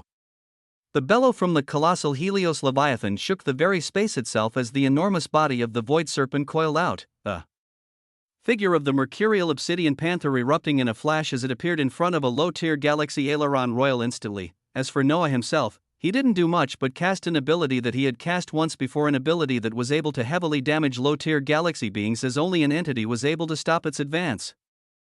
Ashes to ashes, dust to dust, Thrum. Crack. The skies quaked and rumbled as the verdant green hue released by the isolated life realm changed to a tinge of gray, deadly essence from the combination of the ultimate laws of life and death coming together as they neared the oppressive aura of a Tao. This essence locked onto the 18 aileron royals as their expression heavily changed, their senses feeling their very surroundings aging as their bodies would soon follow if they could not defend. They shockingly faced an ability that was very similar to the Tao they cultivated, an ability that caused the decay of its target, although what Noah cast could allow the progression or regression of the targeted beings.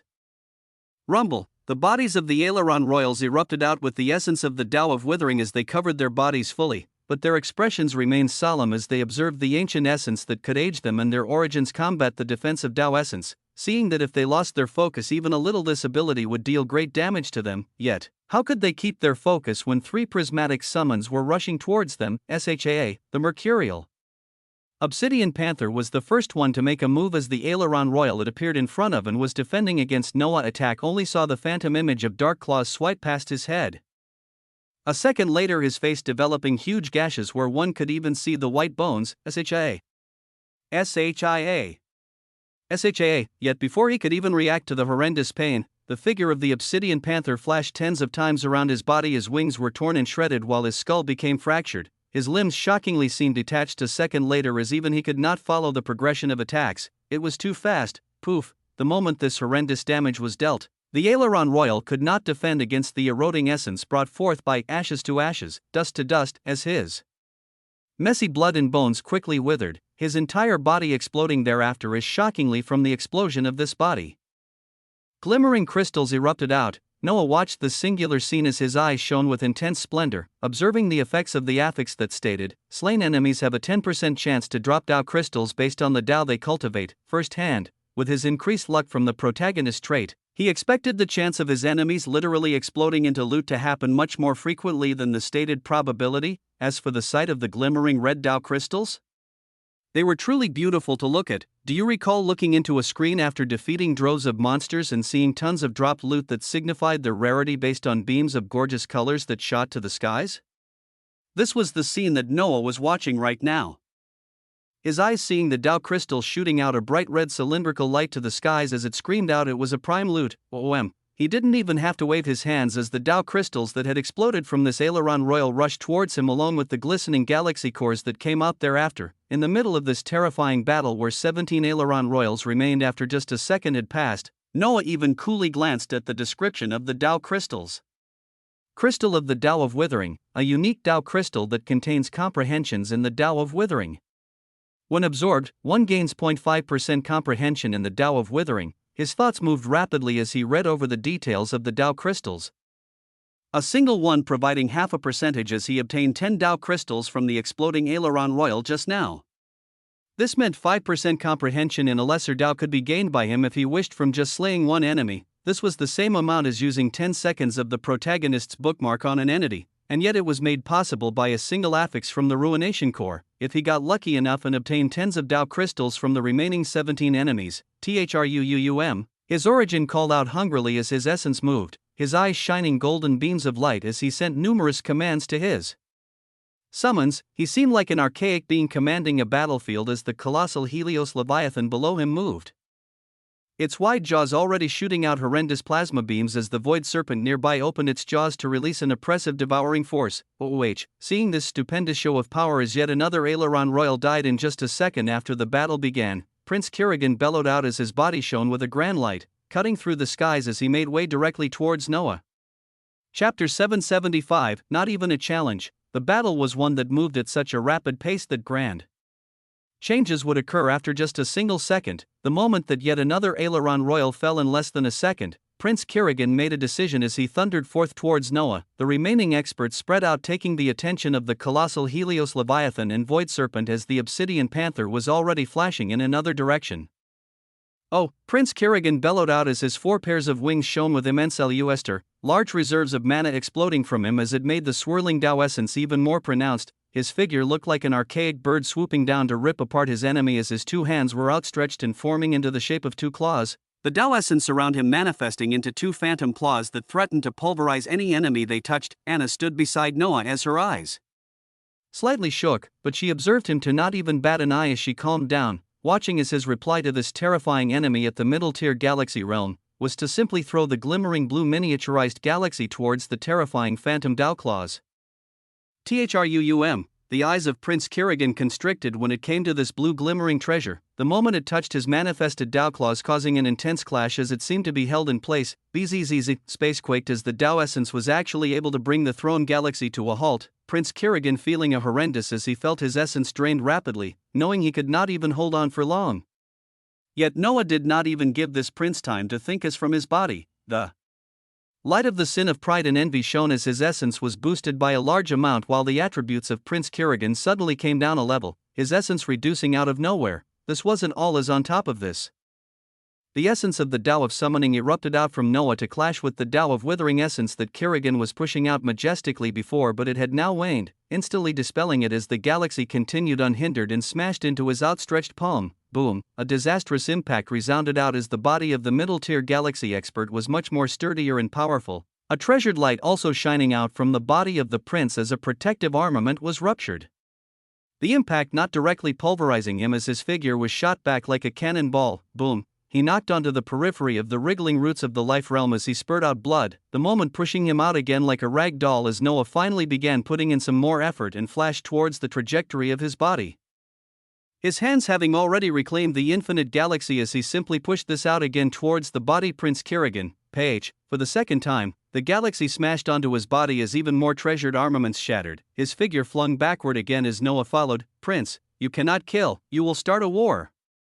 The Aileron royals, not being pinned down by the three animus pets, tried to make way as they shockingly saw their prince targeted to the point where his body nearly burst, but their cries fell on deaf ears. Noah was lazily not using any more overpowered skills or even merging with his pets, simply throwing out a galaxy that was reinforced with swirling Tao essence like a battering ram as once more he flung it to the battered body of the Aileron prince that had nearly all of his body ruptured in bloody boom, poof. The third time the body of this prince came in contact with the weight of the infinite galaxy was also the time it could hold on no longer as it utterly broke down and was pulverized into a mass of flesh and bones, his origin and soul utterly destroyed from the sheer horrendous force.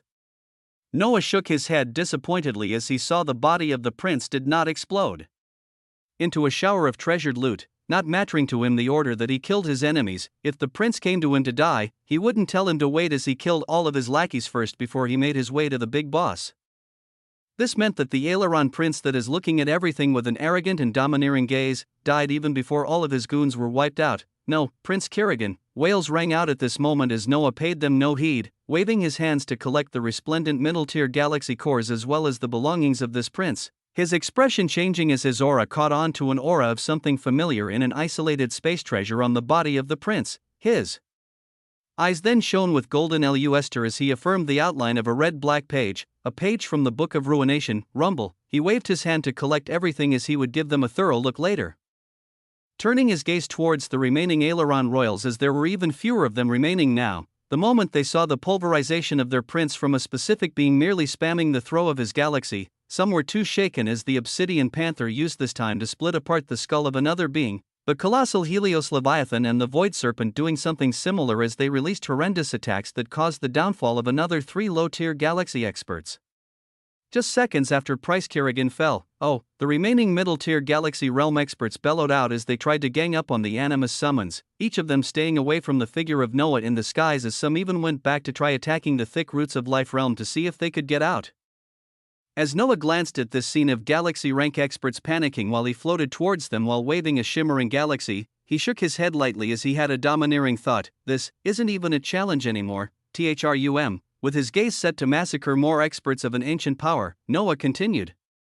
Chapter 776, A Dream of Creating Multiple Entities. As Noah was butchering galaxy realm experts on one side, one of his clones within the same infinite galaxy he was flinging around as a weapon was carrying out a mass teleportation with multiple beings. The teleportation this time included all of the Harbingers of Sin along with other important personages and chosen extras. All of these major powerhouses being brought into a galaxy Noah had laid siege to weeks ago, the Burning Domains galaxy. THRUM, the figures of multiple beings disappeared from the infinite galaxy and reappeared in a domain of the Burning Domains galaxy, the lineup being something that would make one rub their eyes in shock. This was because it was the same beings we were familiar with, but each of them was in the grand realm of Quasar. This was the requirement from Noah for all of those that wanted to participate, that their realms had to be power level to Quasar before they would be allowed to delve outside of the infinite galaxy. This meant that aside from the Emperor Penguin, all the others had also foregone achieving grand completion of their realms as they used the abundant cores and resources of the infinite galaxy to break through nebula and black hole, ultimately achieving Quasar. As it was within this realm that they truly began to shine. They truly shone because in this realm, each of them could have 3 animus summons that they trained to grand completion. To understand this shocking phenomenon, one must recall the resources and features of the infinite galaxy, as well as putting Noah himself and his chosen extras ability into account. The foremost feature that made such a rapid rise in strength in the past weeks since Noah first fused with the novice galaxy was, of course, the time-space. Since the fusion, the feature of time-space had stopped its ratio at 1 to 100. Yes. 1:100, this meant that a day in the outside world was 100 days in the time-space of the infinite galaxy. When you accounted for the fact that an entire month had passed since Noah's siege of the Burning Domains galaxy and the fruition of the infinite galaxy, it meant that any of his subordinates who remained constantly in the time-space would have experienced as 100 months.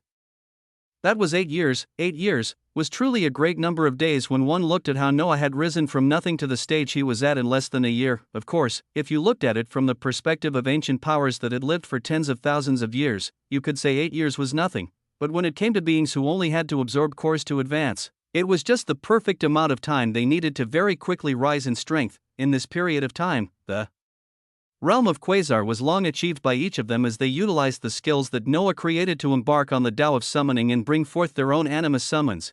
This was where the crux of their strength lay, the fact that they were able to summon multiple contracted pets and train them to grand completion as the years passed in the timespace of the infinite galaxy. Those who were selected as chosen extras when they summoned their pets were lucky enough to get a higher rarity of pets, with a few of Noah's subordinates getting multiple ultra-rare animus summons as uniquely. Barbados and the Emperor Penguin were the only ones to obtain a prismatic summon. The beak of the sleek penguin had risen ever higher when this scene occurred. With Barbados merely looking at her summon with shining eyes as a dangerous light appeared, the Emperor Penguin was lucky enough to obtain a mythical frostborn mammoth, while Barbados contracted with a holy millennium phoenix, Rumble. Such creatures were the ones summoned the moment that Noah's clone teleported them into the Burning Domains galaxy. The stellar image of a pristine white-feathered holy millennium phoenix that had white flames dancing on its body stood grandly next to Barbados as she also summoned her skeleton king and a winged onyx, her hand waving behind her to also summon the arch-lich Arazon as abyssal undead would soon stand behind her only to be boosted by the holy light of the millennium phoenix. The arrogant Emperor Penguin stood on the tusks of his mythical frostborn mammoth as he also summoned his other two pets, his image looking extremely grand as the sin of pride made an ever-present golden luster hang behind him. Such was the stage of Noah's subordinates at this moment. The most powerful ones already had two prismatic pets at grand completion of the Quasar realm, as they could easily match weak low-tier galaxy beings. You still had the Kraken, Kazuhiko, Athena, Elena, and many others that each had their own 3 animus summons at the grand completion of the Quasar realm. Even if their pets weren't at the prismatic stage, they still had horrendous over as the moment these beings stepped into the stage of galaxy, no normal beings on the same stage as them would be able to stand against them. Such was the force that Noah was raising. So aside from the time-space, the other thing that made it possible for Noah's subordinates to rise to such levels of power was the Tao of summoning that granted them terribly powerful animus pets that could be brought up to grand completion within their realms. As his clone glanced at the lineup of his subordinates currently ready to go against the remaining 2 galaxy-ranked Elder Fiends in the Burning Domains galaxy, he could already imagine each of them standing in the realm of peak-tier galaxy with multiple pets in the same realm, his heart trembling with excitement as he thought of commanding such beings. If he could command such a force where each of them would hold the power of an entity, what were ancient powers in front of him then? As many ancient powers were scrambling to bring more entities into their organizations, he was in the process of creating his own at this very moment. Go. Target only the fiends at Quasar and above. He gave the command as his force descended onto a galaxy in a shocking fashion. Raa. Ra. Raa, the fearsome cry of an Emperor Penguin could be heard as he stood atop a mythical frostborn mammoth majestically. Yet another battle erupting out at this time. Back in the secret realm of Great Sage Aowen, there was a single door that represented Noah's life realm, an isolated space that he had locked himself in with 20 galaxy realm experts from the primal winged expanse. These experts were beings from an ancient power, Aileron royals that had comprehended the Tao of withering. Some were even princes from the direct lineage of the primal emperor that ruled the primal winged expanse. At this moment, a devastating scene lay inside of this isolated realm as these 20 galaxy realm Aileron royals were no more. Chapter 777. Nothing better than counting loot. It was a shocking scene to come across in the isolated life realm as only 4 beings floated in the skies, all around them bloody chunks of beings and scintillating lights of loot being the only things one could see. Anna was mounting her 4-winged unicorn as she stared at the scene around her in a stupor, where even after she watched it play out in real time she still could not help but be shocked at it. The 3 prismatic summons were just now reducing in size as Noah stopped pumping them with Tao essence. Their bodies having terrifying looks as they seemed to be bathed in blood. This was especially so for the obsidian panther that actually had the highest kill count, this speedy cat taking down 7 galaxy rank experts itself as it was simply too fast and deadly. Even Noah had only taken down 3 more Aileron royals after reaping the life of Prince Kirigan, his animus summons doing the rest as the colossal Helios Leviathan and the Void Serpent acted in a brutal fashion to crush or devour their enemies. The end result was the entire party from the primal winged expanse being wiped out, where only Noah remained in the skies with his body bathed in the blood of enemies he pulverized by throwing around a galaxy. He stared at the surroundings as his eyes shone while looking at all the loot around him. After the death of Kerrigan, he let the loot of the defeated or exploding enemies remain in the skies as a magical scene very few would come across was playing itself in front of his eyes at this moment. It was the scene of numerous loot items shining with immense luster all around him, ranging from cores to skill books and even Dao crystals. The Dao crystals were even more eye-catching as they seemed to be releasing a wondrous red pillar of treasure light, seemingly screaming it was high tiered loot as it could be distinguished clearly from the blue glimmering galaxy cores, as his gaze passed over them. He sighed with emotion as he waved his hands to count and collect everything he had obtained. The boon this time was simply enormous, with the targets delivering themselves to him being 20 beings in the galaxy realm, with 1/3 of them being in the middle tier. This meant that he had obtained a great deal of low and middle tier galaxy cores, and his mind was already working overtime on how to best use these cores. For him to go from Quasar into the low-tier galaxy realm, he had to absorb the cores of all the Elder Fiends he took down as well as cores from multiple low-tier galaxy realm wild animus in this secret realm. So when he thought of advancing to the middle tier, he truly wasn't sure if even the cores of the 20 galaxy realm experts would be enough to do so. But he was still in the secret realm, and there were a great deal of wild animus he could still farm for cores to be used by him and his subordinates, so he didn't stay on this thought too much. Aside from the many skill books that he would go through later for anything unique, it was the Dao crystals that occasionally erupted from the dying enemies that made him even more excited. From the 18 experts he had killed after he changed the affix to, slain enemies have a 10% chance to drop Dao crystals based on the Dao they cultivate. Only 5 had triggered the affix. Even this was extremely lucky as it was a 1 in 10 chance of it ever occurring, or if it happened twice it would be considered great.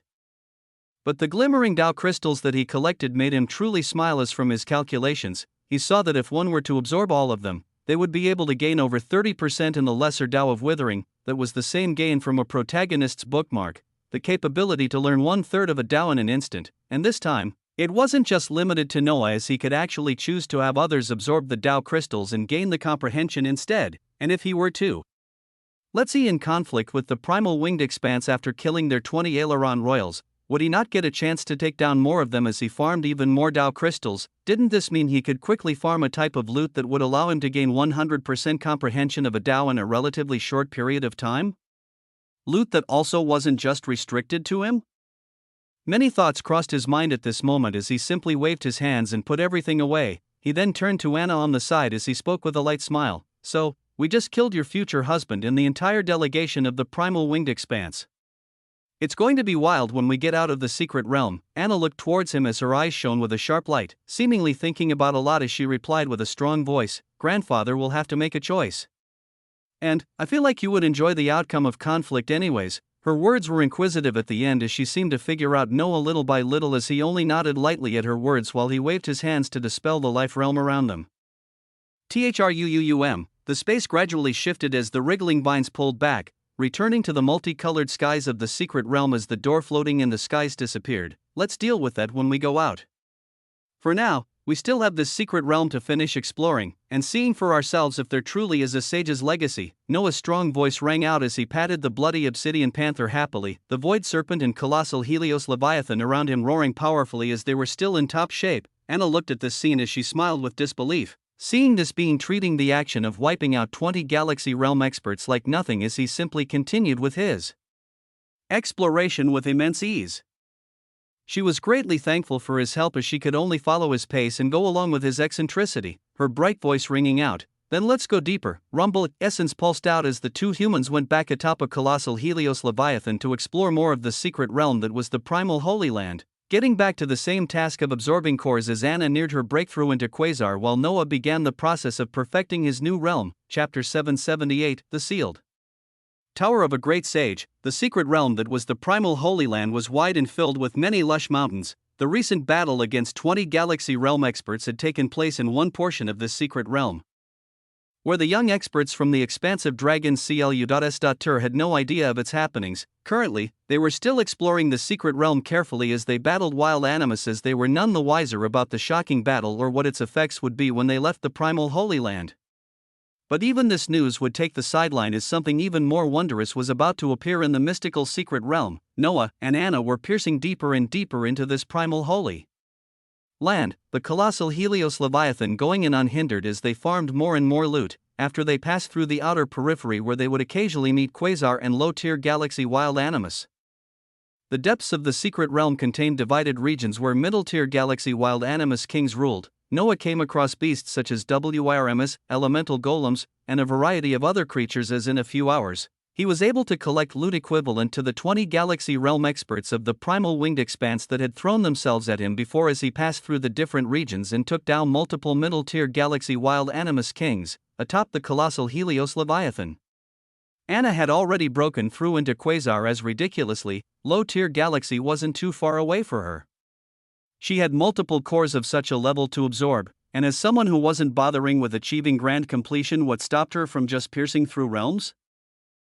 On their way deeper into the secret realm, they had entered into another region where a wild animus king resided as Noah felt some unique changes, his senses honing in on the area where the powerful aura of a top middle-tier galaxy wild animus could be felt. In this area, he didn't just see the wild animus, but his gaze was honing in on a rectangular-shaped object about 20 meters wide that this animus was standing in front of. Noah could feel a unique aura erupting out from this object that was unlike all of the things he had come across in the secret realm, turning the colossal Helios Leviathan towards it as his curiosity intensified. Roar, the wild animus at the middle-tier galaxy realm guarding this object, bellowed out as they neared.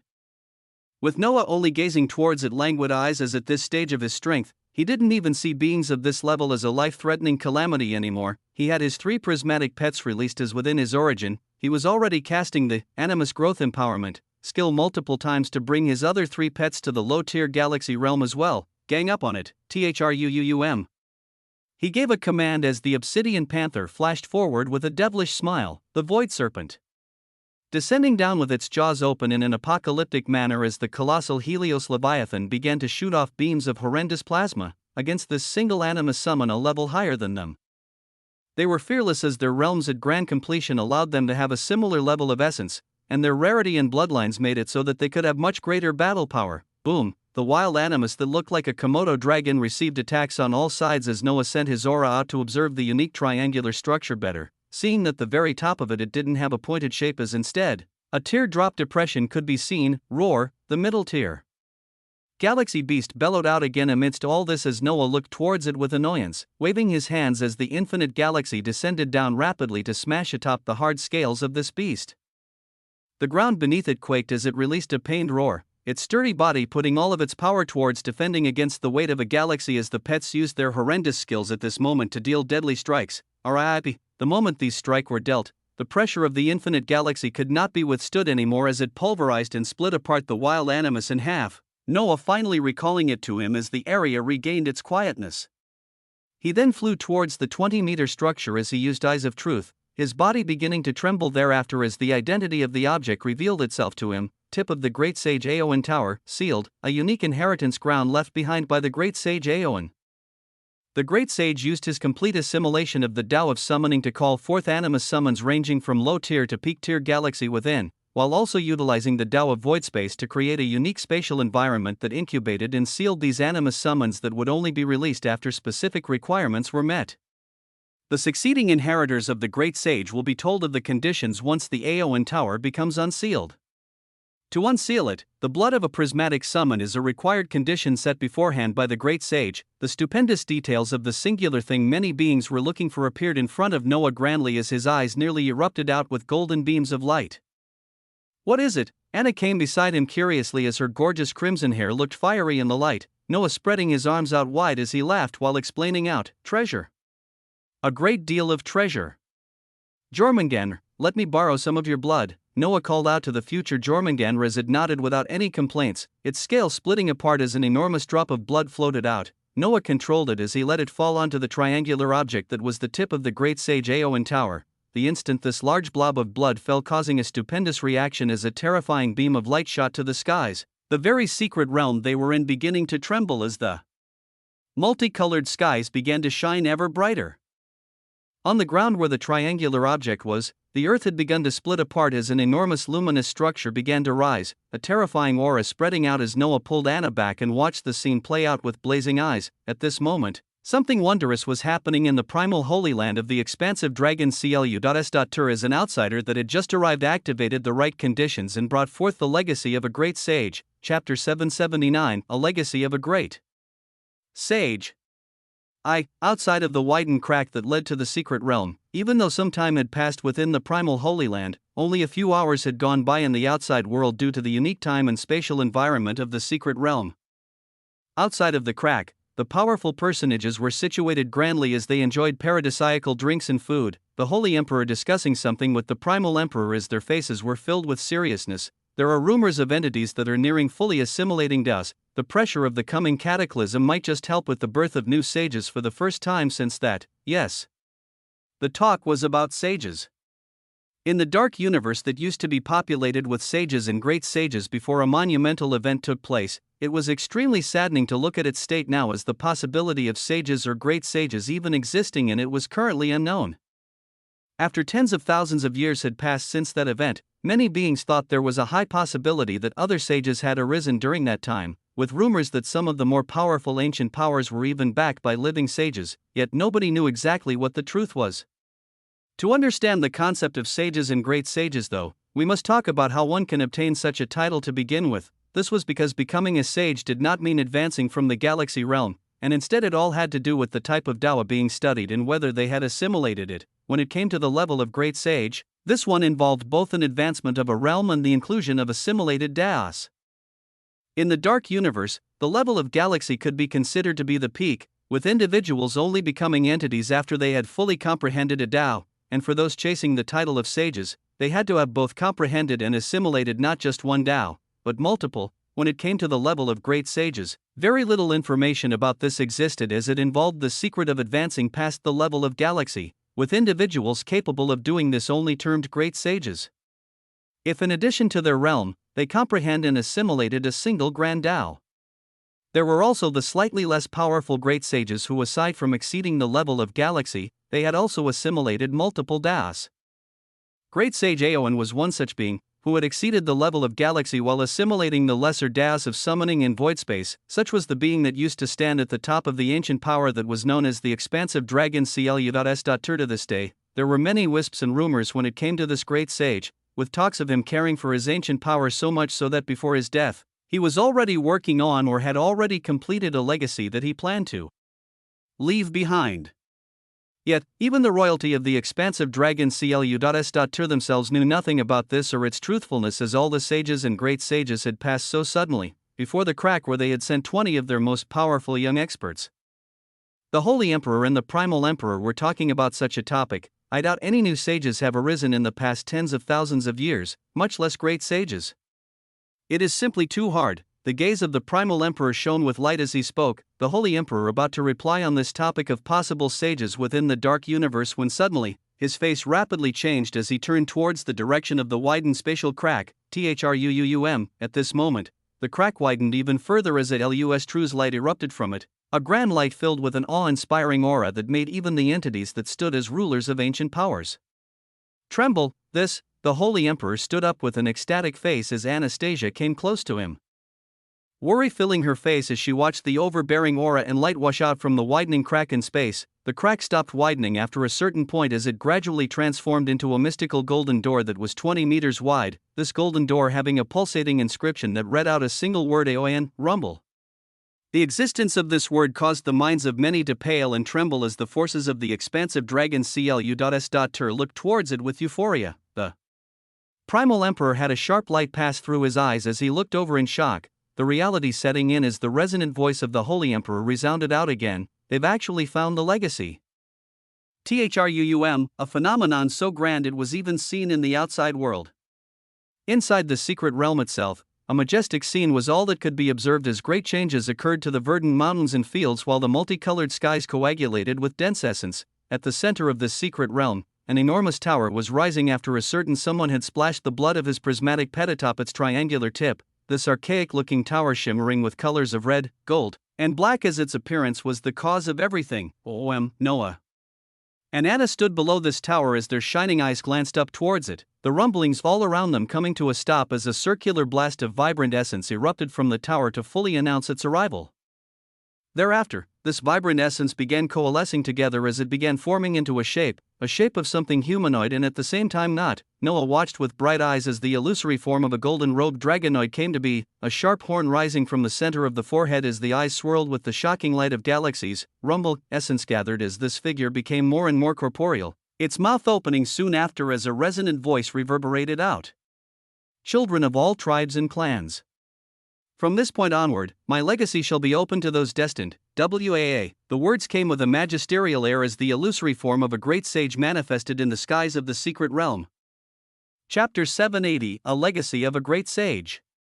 2. Appearing grandly, the great sage Aowen Tower came with the illusory figure of the great sage himself, a being that was actually of the dragonoid race. His piercing horn split apart the clouds as his illusory face glanced around the realm, the expression on the face gradually seeing some changes as one could see a sense of sadness within them.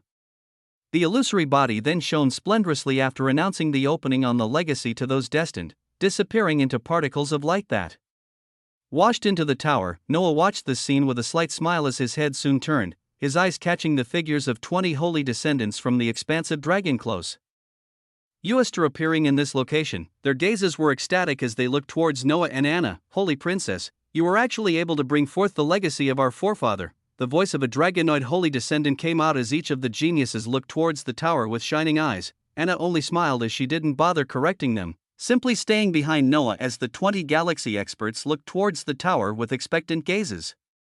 The leading middle-tier galaxy realm holy descendant stepped forward with respect while speaking. Holy Princess, please be the first. The expression on his face was fawning as Noah laughed inside when looking at this, observing the ridiculous acts people would do when facing those above them in status. He didn't pay the experts any more heed as his legs were the first to move, Anna following him close behind as the holy descendant were left in a stupor before they followed. His 3 animus pets were taken back into his origin as he made his way towards the tower. Their steps were light, but each one felt extremely heavy as they neared the tower, which had a grand golden door of light they had to pass through at the very lowest floor. Noah and Anna were the first to step through as they felt the changes right away, feeling like they had stepped into a brand new spatial area as the surroundings around them was a blank room the size of 10 football fields.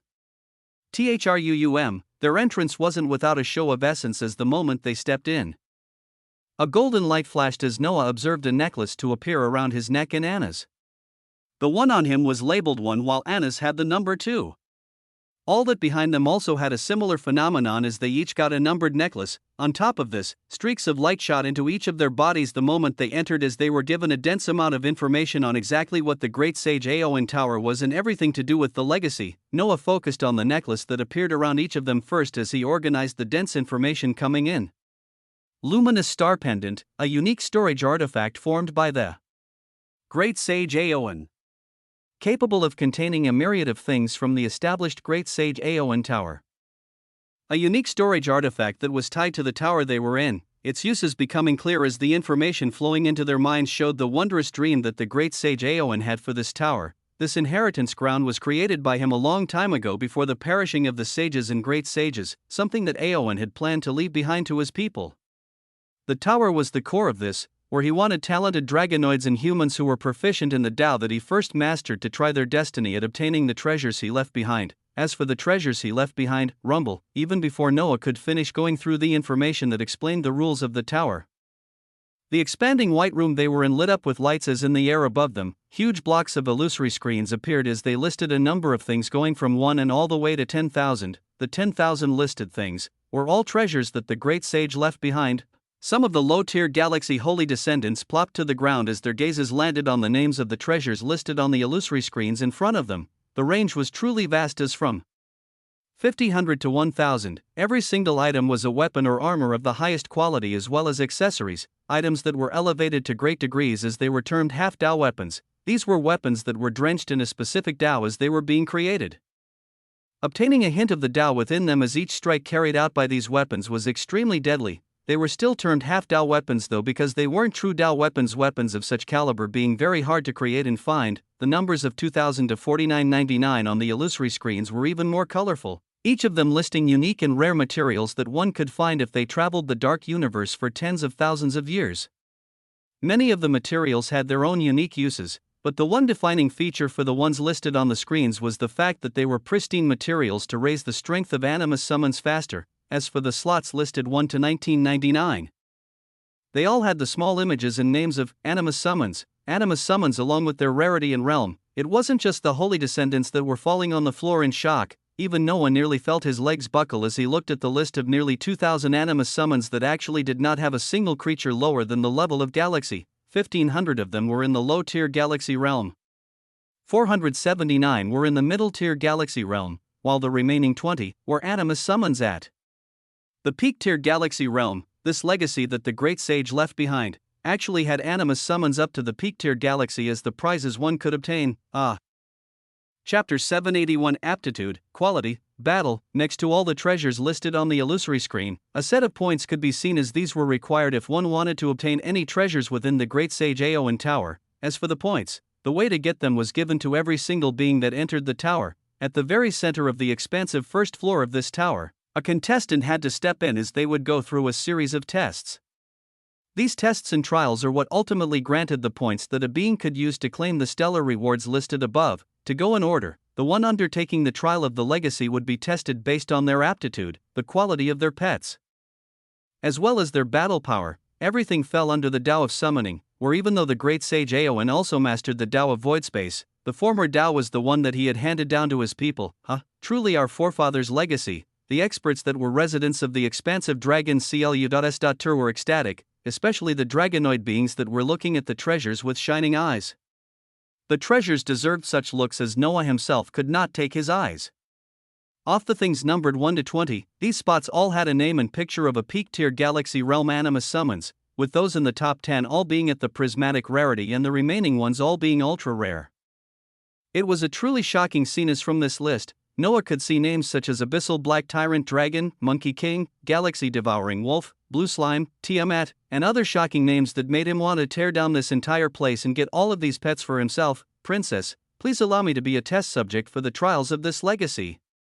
Even the Galaxy Realm experts by the side could not help themselves as one spoke up with a devout expression to Anna, this holy princess, nearly looking towards Noah before she nodded as this holy descendant rushed towards the center of the expansive floor they were in. THRUUM, the moment he delved deeper in, runic circles lit up under his feet as essence raged.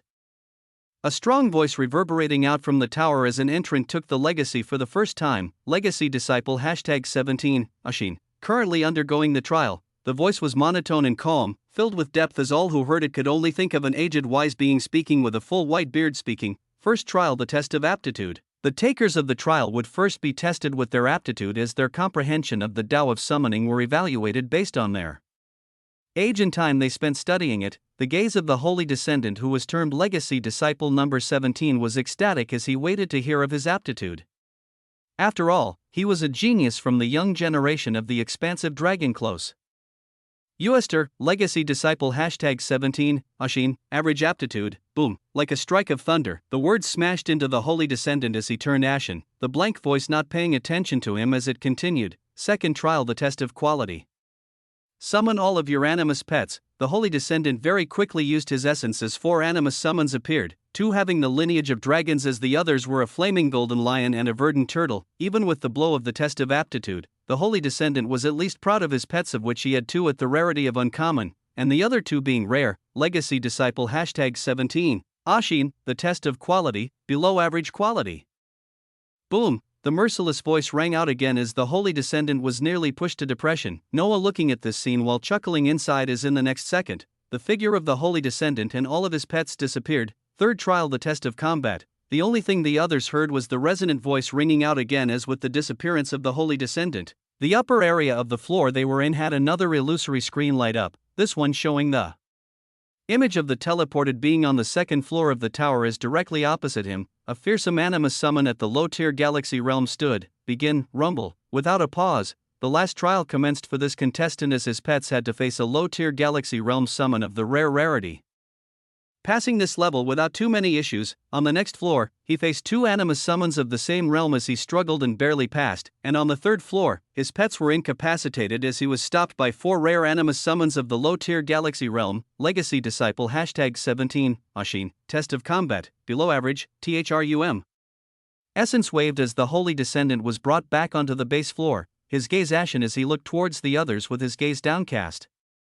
A hint of shame could be seen on his face as he turned his gaze up to the ceiling of the floor they were in, yet another illusory screen appearing as it listed the trial takers of this tower. Legacy Disciple #17, Ashin, 50 points. A measly number of points was listed for this being, as 50 was barely enough to get a low-tier Galaxy Realm Animus summon from the rewards ranked 500, 2000, with 50 points only being able to get something in the upper hundreds. A Legacy Disciple needed a few hundred points to even be able to claim a reward of a middle-tier Galaxy summon, with 1000 points required to get one of the rare or ultra-rare rank. Meanwhile, one had to have a few thousand points to even touch the pristine rewards of peak-tier Galaxy Realm Animus summons, with each of the prismatic summons in the top 10 being 10,000 points each. Noah looked at this scene with shining eyes as after the Holy Descendant came back, none of the others seemed to want to go forward as they lost their confidence. At this scene, while they were looking at each other hesitantly, Noah stepped forward without worry as he wanted to see just where he would stand as a legacy disciple of a great sage. Chapter 782, Exceptional. His steps were light as he stepped forward free of worries. The others only glancing at this genius as they recalled that he had 3 prismatic summons. Their gazes rapidly changed at this as they thought of the 3 tests, with their hearts pounding the more they realized just what was about to happen. Anna simply stood behind as she sighed while getting ready for a show, her twinkling eyes watching as essence began to converge after Noah reached a certain point. Runic circles appeared beneath his feet as a unique light was over him. The cold voice they heard before ringing out, Legacy Disciple #1, Alexander, currently undergoing the trial. First trial, the test of aptitude. The test that would measure Noah's aptitude started off as it would see his comprehensions in the Tao of summoning relative to his age and time he embarked on this Tao. He didn't know how the shining light that came from the tower and washed over him did this, but he knew that it was harmless as it washed over him and very soon shone with luminous splendor. Seconds passed as the light only increased in color, this process taking much longer than the first trial taker as the entity monitoring the tower seemingly had to be sure of the results it was seeing. Legacy Disciple #1, Alexander, test of aptitude exceptional. The Holy Descendants looked forth with alarm as Noah merely nodded, Anna merely shaking her head behind him as he continued. Second trial, the test of quality. Summon all of your animus pets. Before the words even finished, Noah erupted forth with a grand light as his 3 prismatic pets came forth. The shimmering figures of the colossal Helios Leviathan, Void Serpent, and the mercurial Obsidian Panther appeared grandly as the light of the tower scanned over them. Another few seconds passing as the voice only came out some time later. Legacy Disciple #1, Alexander. The test of quality exceptional, THRUUM. While essence waved out as Noah only nodded grandly, his figure and the 3 summons disappearing as they entered deeper into the great sage Aoan tower. Third trial, the test of combat. Begin. He appeared in an expansive room similar to the first, with an animus summon at the low-tier galaxy realm releasing a powerful air roaring out towards him. SHA.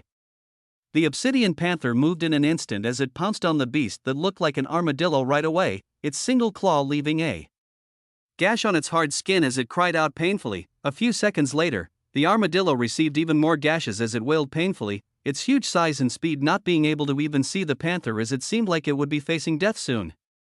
Yet the moment the Obsidian Panther was about to land the last attack to reap its life, a spatial light covered it as it was teleported away. Noah sighed at this scene as his conjecture was proved correct. The animus summons they would face on the last trial were actually the rewards listed on the illusory screens, and they wouldn't be allowed to kill THM as the moment they were defeated with their lives threatened, they would be taken away. This meant that he wouldn't be able to farm Galaxy cores from however many summons he would end up facing. Rumble. Yet the tower cared not for his thoughts as the next 2 enemies were teleported in, both his Void Serpent and Obsidian Panther moving against them.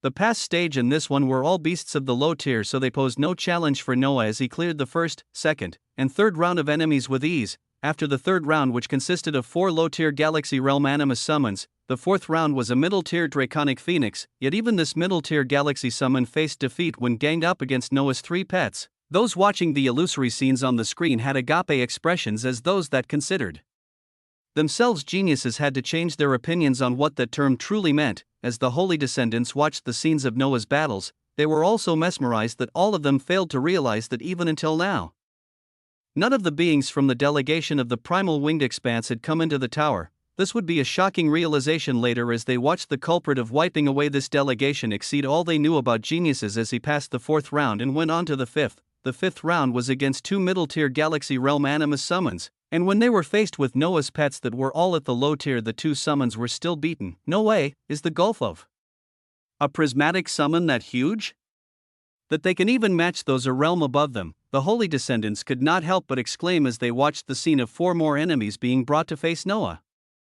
Each of them of the rare rarity in being at the middle-tier galaxy realm. When the battle began against these powerful enemies, even Noah's pets felt the strain as the battle actually wasn't decided in just a few minutes. Sighs of relief could be heard from the holy descendant as they saw that even a monstrous genius such as this could have limits.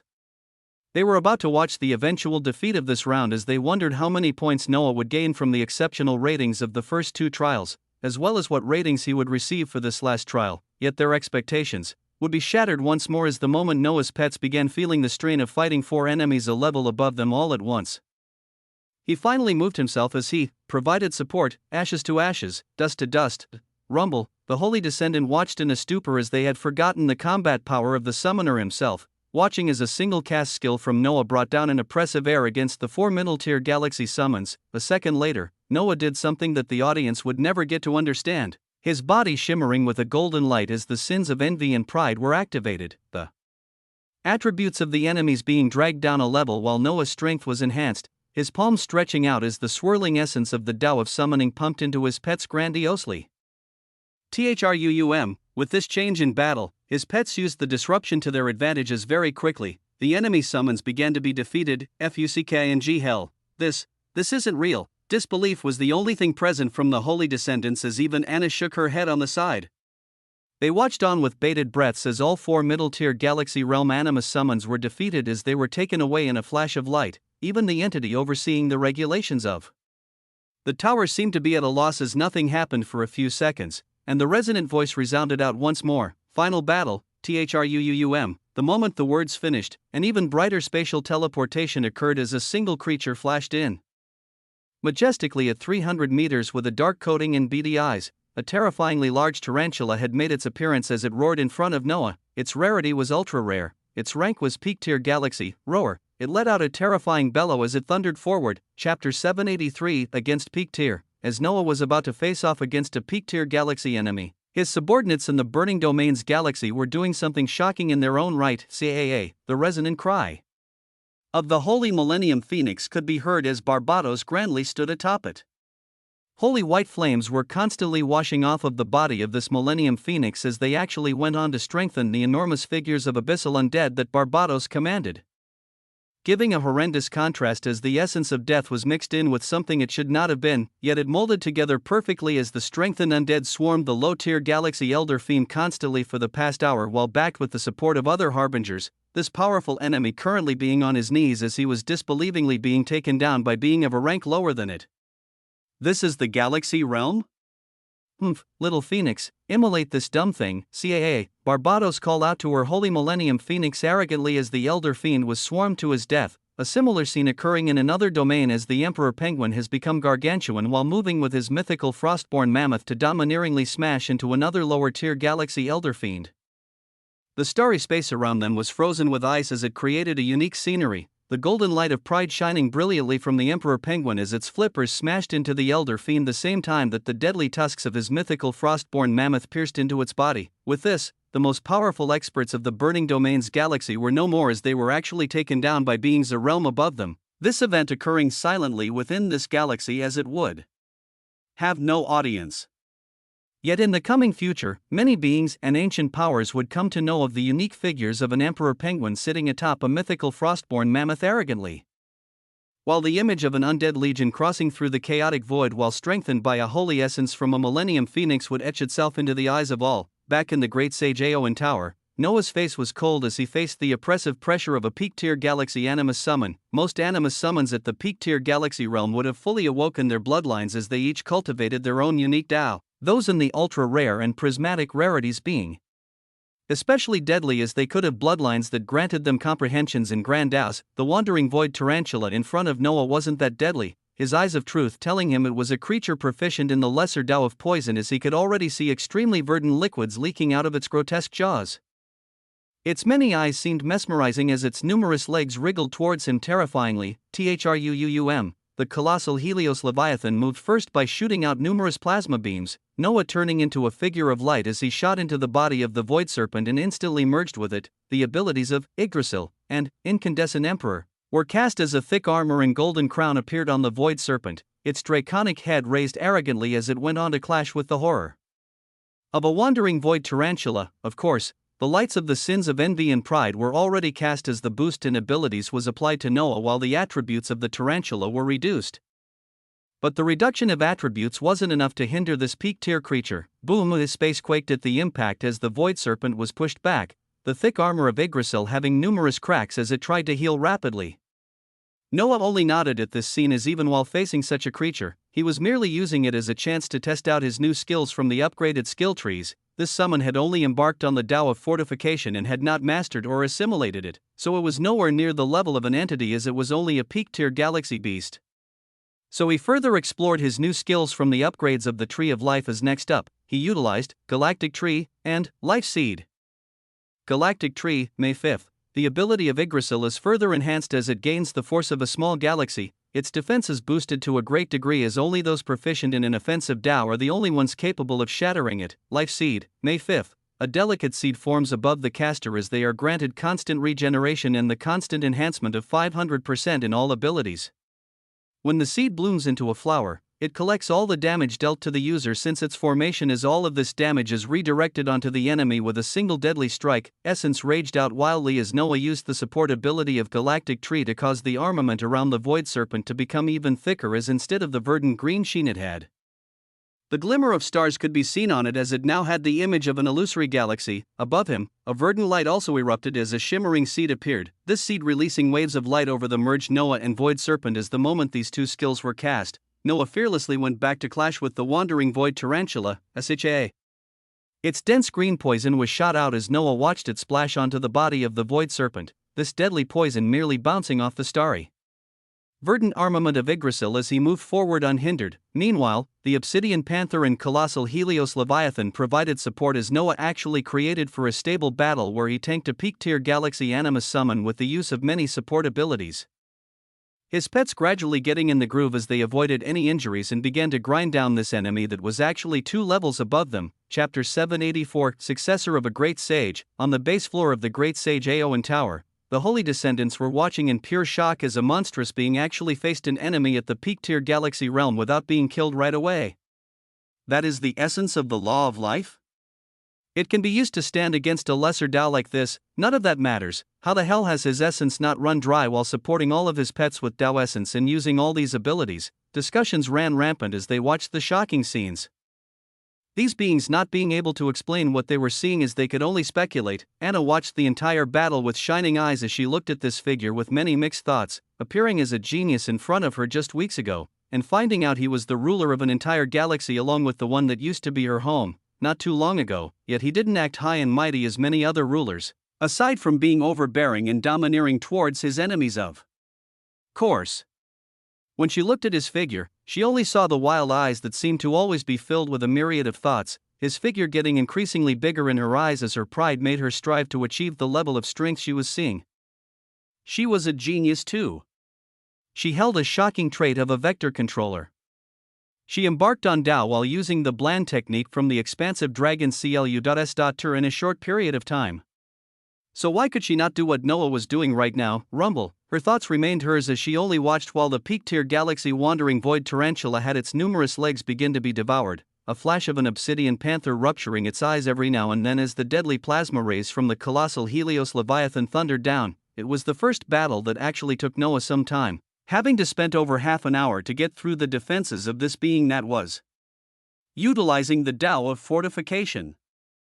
ROR. The wandering void tarantula let out an unwilling bellow as the light of teleportation covered it. The entity overseeing the tower, observing that its life was actually in danger as Noah cleared the last fight in the combat test. Legacy Disciple #1, Alexander, Test of Combat, Exceptional. The cold voice reverberated out as Noah unmerged himself from the Void Serpent, giving a command as all his 3 pets returned into his origin.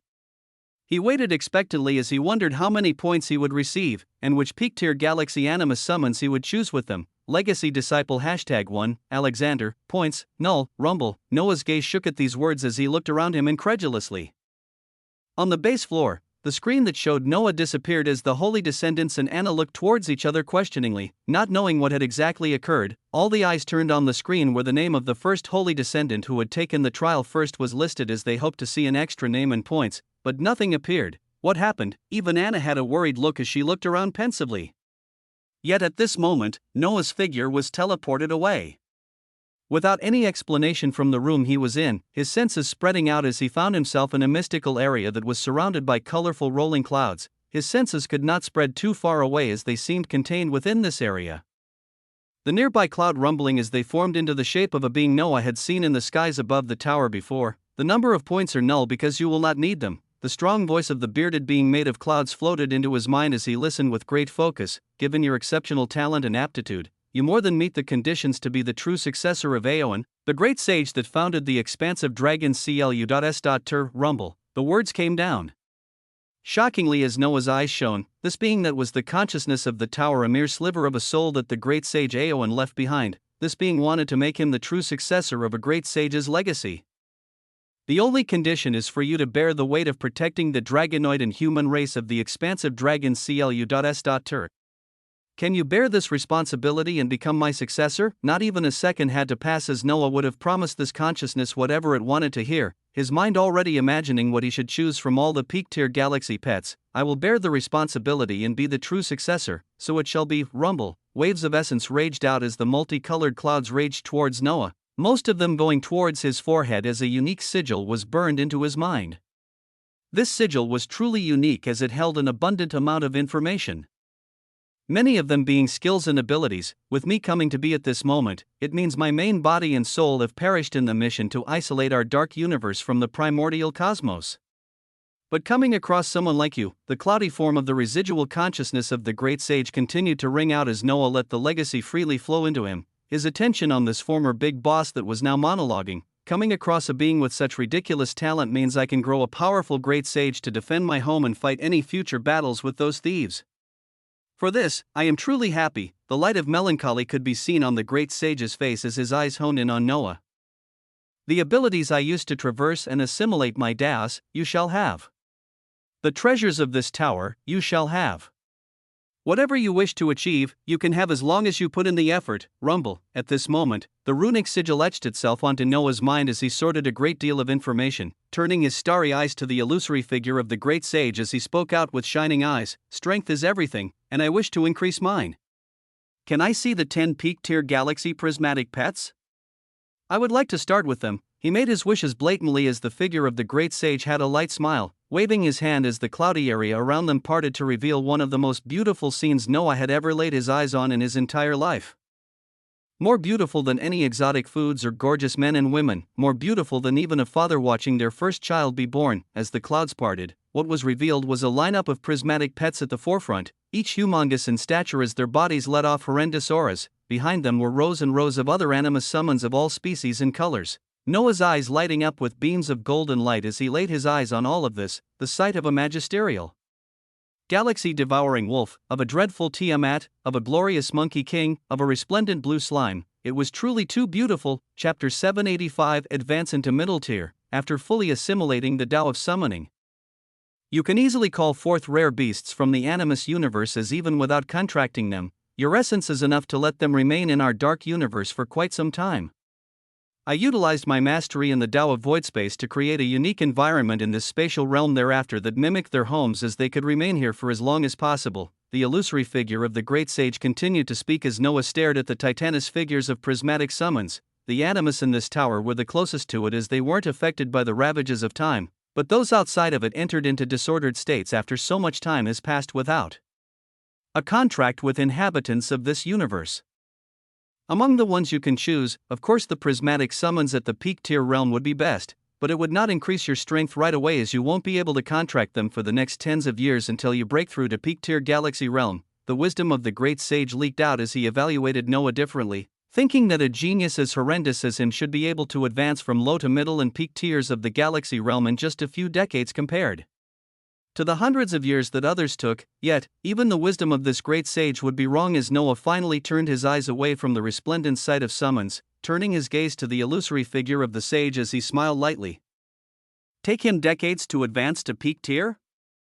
Only able to contract pets after he reached that same realm as them. All of this was wrong. Rumble. His eyes shone with strength as he made visible the stat panel he hadn't looked at in a while. Noah Osmont. Titles: Infernal Lord, Variant, Controller, All Laws, Traits, Infinite Mana Protagonist, Universal Laws Assimilation, 4%, DAOs, DAO of Summoning 36%, DAO of Vitality 7%, Bloodlines, Vampire Progenitor, Primeval Tree of Old Yggdrasil, MATUR Ed Stage. Primeval Propitious Physique, 28%, Primeval Tree of Death, MATUR Ed Stage, Ether Particles is 10 million, Karma Lines, 10 million, Fate Lines, 10.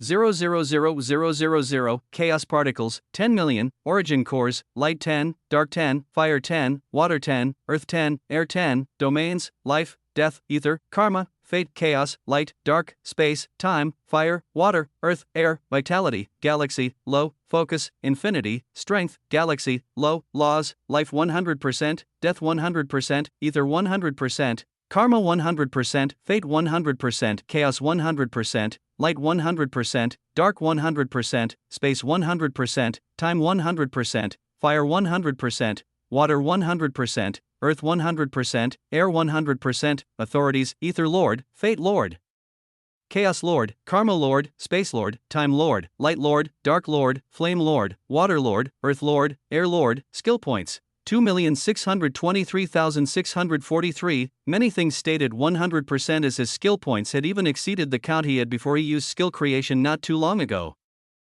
But one of the more eye-catching things was the percentage on the progress of his universal laws assimilation. In the past weeks, it had risen to a grand 4%, as this number had a shocking meaning. It meant that any normal person would be able to completely assimilate all universal laws, as at the end of it, the reward of opening a pathway to a cosmic Tao opened up. Yet to Noah, he saw the many months it would take being simply too long to change this fact. He continued to save up his skill points as he had a skill that he had already tested in the skill creation tab, an ability that would allow him to increase his progress in his law assimilations. Yet this skill would cost him over 10 million skill points, as this would be the goal he would work towards in the near future. His eyes then turned towards his Tao percentages that were increasing nicely before he stopped at the attributes that showed his realm at low-tier galaxy. It was these words that he wanted to change at this moment as he climbed from low to middle, where he was planning to utilize all of the low and middle tier galaxy cores he had obtained from the wild animus on the way here to push himself forward as contract 2 of the 10 prismatic beasts in front of him, the consciousness of the great sage thought he would not be able to contract them for a while, but with his archaic contract ability would allow him to contract any being a stage above him as he shattered this norm. Also, should be light work. His domineering thoughts came out as he sat down while waving his hands and pulling out multiple glimmering galaxy cores that he began to absorb right away. The consciousness of the great sage looked towards him with a shining gaze as it witnessed this phenomenon, Noah merely voicing out as the multicolored magisterial light of essence already began washing over his body. Give me a few hours to advance my realm, then I'll contract with my next 2 pets. His simple words brought alarm and confusion to the great sage as he could not help but voice out, realm advancement in a few hours? Contract 2 pets? A being can only ever contract with one animus every time they advance through a realm after nebula.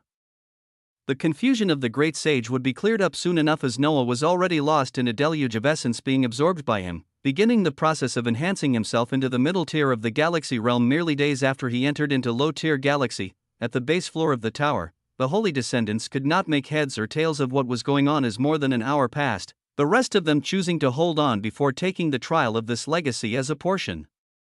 We're about to head out of the secret realm to let their holy emperor know of the recent advancements. We'll be back with the words of the holy emperor soon as we figure out what happened to Alexander and the delegation from the primal winged expanse.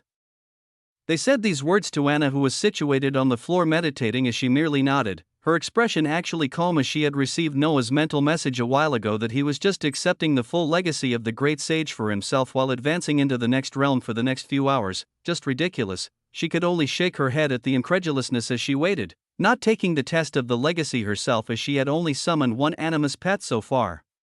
She would come back as soon as she was ready, as her eyes were also set on getting exceptional results on all 3 trials, or simply leech off the being who was receiving the full legacy at this moment. In the belly of the draconic-shaped expansive Holy Land, where the important personages of 2 ancient powers were waiting, new figures flashed as they took the attention of all the beings in the surroundings. What happened in the primal Holy Land? Rumble. the robust voice of the Holy Emperor locked onto the 5 figures of the holy descendants that had come out of the secret realm, his fiery eyes filled with excitement as he thought of all the possibilities of the legacy left behind by their forefather and what it contained. Yet the information that came out would be something that held grand consequences for both of the ancient powers. Chapter 786, A Balance-Shattering Pet. Near the golden door that led to the primal Holy Land, multiple entities from different ancient powers looked at the 5 holy descendants that had come out of this secret realm. Emperor, the Holy Princess was able to unearth the legacy of the great sage, the breakdown of the events as well as the mysteries of what the holy descendants had seen in the secret realm were relayed as the surroundings became bustling with excitement. Half-Dao weapons? Treasured materials?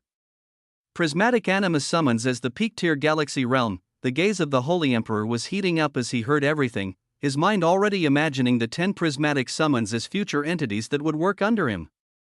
Why hasn't Kerrigan or the others come out? Where's my delegation? THRUUUM. The strong voice of the primal emperor rang out at this moment as many beings came to a pause when they realized this. The holy descendants collected themselves as they voiced out, "This is also what we came to relay. We have not come across Prince Kerrigan and the other Aileron royals ever since we separated when we first entered the secret realm. Even when we all saw the changes within the secret realm as well as the tower that rose and could be seen from anywhere in the secret realm, we still weren't able to locate them." The gaze of the primal emperor turned cold when he heard this as he looked towards the resplendent golden door that had the inscription label AON. Brother Windsor, what is the meaning of this? What other mysteries are there in this secret realm? The atmosphere had turned sour with the disappearance of the delegation from the primal winged expanse. The Holy Emperor's mood also brought down as he replied calmly, "They might have run into a wild peak-tier galaxy summon or are simply in far regions of the secret realm at this moment. We shall send in more beings inside to check the progress as we also explore the great sage Aowen Tower." This was the only choice the Holy Emperor could make at this moment as the gaze of the primal emperor remained cold, waving his hands as he selected some more beings from his Aileron race to accompany those who would be delving into the secret realm once more. He wanted to get to the truth of where his grandson was. Rumble, at this moment, the being responsible for the deaths of the entire delegation from the primal winged expanse was actually enjoying eating up resplendent galaxy cores, his body brimming with power as after absorbing tens of cores at the middle tier stage, his body was finally stepping into the same realm as his vibrant galaxy expanded rapidly while adding millions of stars per second. The gorgeous array of colors had the consciousness of the great sage Aowen looking forward in a stupor as this genius really had accomplished what he said he would just a few hours prior, which was to advance into the next realm. But the other thing he said was being able to contract a peak-tier animus summon thereafter, and 2 of them at that. The consciousness of the great sage thought about these words and how he had truly advanced into another stage within just a few hours as it wondered, would he also accomplish this? Without paying any heed to his surroundings, Noah finished his last galaxy core as the advancement from low into middle tier galaxy was finally complete. His galaxy was even more vibrant as it had more than doubled in size, his senses telling him that a couple of billion more stars were condensed within as. He felt boundless power. At this stage, he felt like even if he didn't have infinite mana, he would be able to carry out an ability capable of affecting an entire galaxy at least once, something that only those in the peak-tier galaxy realm would be able to do with their dense mana reserves. Yet his astounding grand completion while in the middle tier granted him such boosts as when he entered peak tier in the future while keeping his grand completion. Well, only the future would tell. But he had genuinely gone from low tier and into middle tier galaxy in just a matter of about a day or two. Truly a once-in-a-lifetime genius. I'm not sure how true your latter words of being able to contract 2 summons are, but I can use my authority within the tower to transfer an animus of your choosing into the luminous star pendant you received when you entered the tower.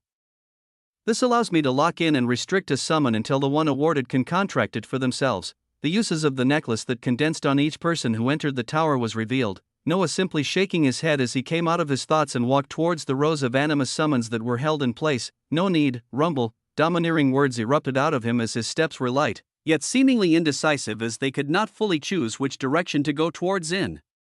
This was because the prismatic summons in front of him were truly majestic and powerful, and it pained him that he had to choose just some out of the 10, as his eyes looked over the information provided from the eyes of truth on each of the treasured summons from the abyssal black tyrant dragon, Monkey King, Galaxy Devouring Wolf, Blue Slime, Tiamat, and 5 others. He breathed out slowly as the tension left his body. Taking light steps towards the line where an individual that could be considered the smallest in stature stood, this creature was at the center of the lineup of 10 prismatic summons, and yet was the smallest in size. Bounded to its left and right by a terrifying galaxy-devouring wolf and an abyssal black tyrant dragon, the animus that Noah went towards was a small blue blob that had innocent eyes. It was the blue slime, a mere slime, and yet his eyes of truth told him of its terrifying origins. Blue slime, prismatic, and animus summon at the peak-tier galaxy realm. A unique species rarely seen in the Animus universe, this blue slime comes from the thought to be perished lineage of universal emperor slimes that were hunted down to extinction in the Animus universe by a coalition of beings from the primordial cosmos. The defining racial skill that made it a target for extinction is an ability that brought about a universal emperor slime that held an entire universe in the primordial cosmos hostage for 1,000 years. Its unique composition gives it complete immunity to physical attacks and 50% damage reduction to all other forms of damage. This blue slime has nearly mastered the Grand Tao of devouring, but is also proficient in the Grand Taos of 4 elements: slaughter and macrocosm, along with the lesser Taos of alacrity, void space, and vitality.